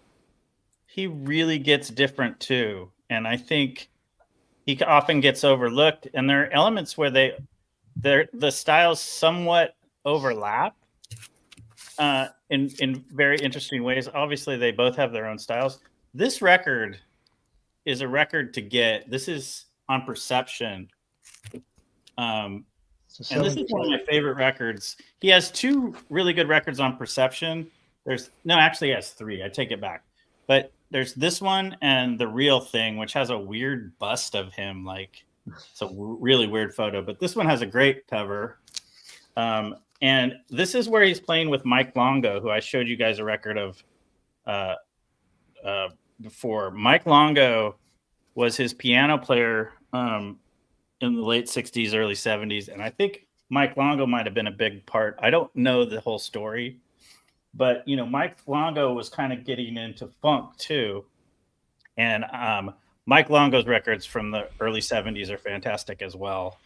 And some of them are pretty cheap. He's got two on Mainstream that are medium cheap, 30 to 50. And then he's got a couple on Groove Merchant that are like $10. So find Mike Longo. And he's playing piano. This was the one I showed you guys that I had been looking for a while. But anyway, to make a long story short, there's that element where Dizzy's trumpet playing, because I was never really I can't say I'm a big Dizzy Gillespie fan, except for obviously his technical abilities are kind of like undeniable, but I never really got into his like swing music or his bebop kind of music. But I really got into his phase in the late 60s, early 70s, and those Perception records. Some of the stuff he does on Pablo, those records are really good and really different than what, I think he had, in a certain way, we're talking about stuff. I think he had kind of gotten into a box, of like a certain style that he was supposed to be. And I think Mike Longo had a way of kind of helping him get out of that and playing some really interesting music in that. And he had already done the last. Do you have any? Do you recommend any Pablos of Dizzy's? Like a one that stands or are they all pretty good to get, or is there one that? No. The one I don't have it on me. If I can remember the name of it. What was the name of that one you showed? Soul. I think it's called Soul and Salvation. Soul and Salvation. On Brandon, what was the first one you showed? This one? I think Rocco was asking. Oh yeah, that one. This is Portrait of Jenny. Portrait of Jenny. I mean, if you stream the first track, and the first track, like the first 2 bars don't suck you in, then it's not for you. But if you stream this and the first track is Olinga, which I think it might be, Dizzy Gillespie. Olinga was, I think Hubert Laws did an album called Olinga on CTI. Yeah. So it's that track. It's Milt Jackson. Milt Jackson, that's it. Milt Jackson, yeah. Milt Jackson did an album called Olinga on CTI. It's a Dizzy song. So if you remember that album, so this one, the other one's called The Real Thing, which I have on CD, but I've been looking for a vinyl copy forever. And it's not like it's really expensive. I just want to find it instead of just buying it on Discogs.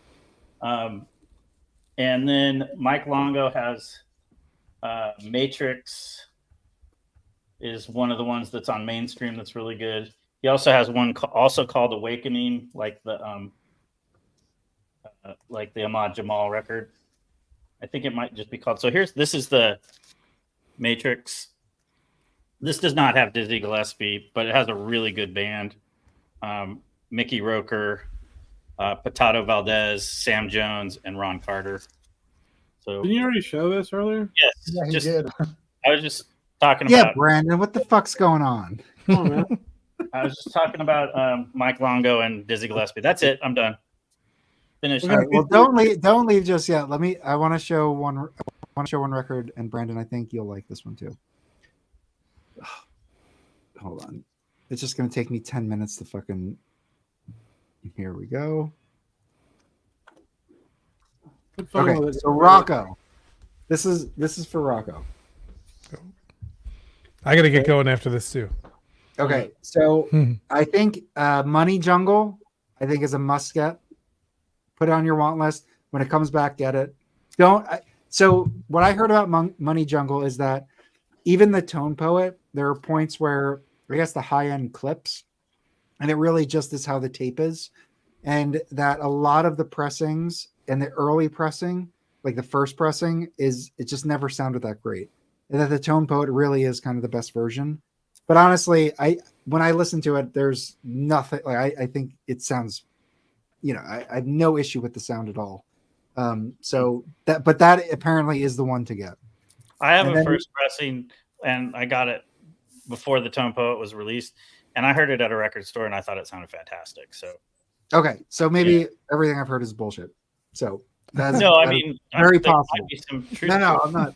Like seriously, that could be very true. All right, so the other one I would say is this one's for Blanton. I showed this on the Steve Westman stream on Tuesday. This is Duke Ellington and Ray Brown. It's just a duet. So you got double bass, Ray Brown, Ellington. Both of these guys are giant. I mean, obviously Ellington is is the giant, but Ray Brown, he's a giant in his own right.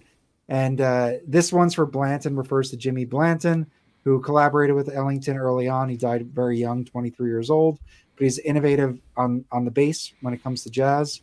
And they play beautifully together on this. I think this is like a stunning record. I kind of feel like Pablo was a place for a lot of these musicians to do something new and creative at a time when they were kind of stereotyped into being a certain way. Because Ray Brown on there. Comes with an insert. Go past his best stuff on Pablo. But he really goes off. It is such a wonderful session. I mean, I think when you listen to Money Jungle and the first 3 notes on this record, it's going to completely challenge your preconceived notions of Ellington. Did you say this was an Well, it already original or- has. Did Yeah. you say this was an original or a reissue? This is an original. I think Analog Productions did a reissue, but honestly, that's probably like a $200 record now. And It was like one of Pablo's those early Pablo's- Analog Productions. Pablo's are like $10. at the Yeah, low. that's probably $10. I got this for $10. Now Yeah. I do think it has gone up in price a little bit for a VG plus. Pablo's are still dirt cheap though. But this one is really one to, if you have to splurge a little bit, $20-$30, I would say it's worth it. It's And really what- good. And I plead ignorance. What era is it? 72, I think. Nice. It's Well, I can 73. kind of tell, I can almost kind of recorded 73, put out in 75. I could almost kind of sense because I can see that someone's playing a Fender Rhodes. So No, he's Sorry, playing a Fender piano. Rhodes piano. Yeah. No, he's playing piano, but it's really good. So I just wanted to show that, and then Nice. all right, I do have to go as well. I gotta take Yeah, the dog. thanks for those, man. I'm going down to New York City tomorrow to see the guys go to WFMU. So Oh, I'm nice. excited about that. Cool. But I Lucky. do gotta crash. You Hey, better- All right, man. You're gonna. I'm out of here too, guys. Later. Rocco, Great seeing everybody. Rocco, Yeah. see you. So Mike, you are the jazz bum, is that right? Both. Yes, Okay. He's one of them. See you guys. I'm just kidding. All right, we're all jazz bums. No, Great I being know. on again, guys. No, I wanted the You too. official. Okay, fine.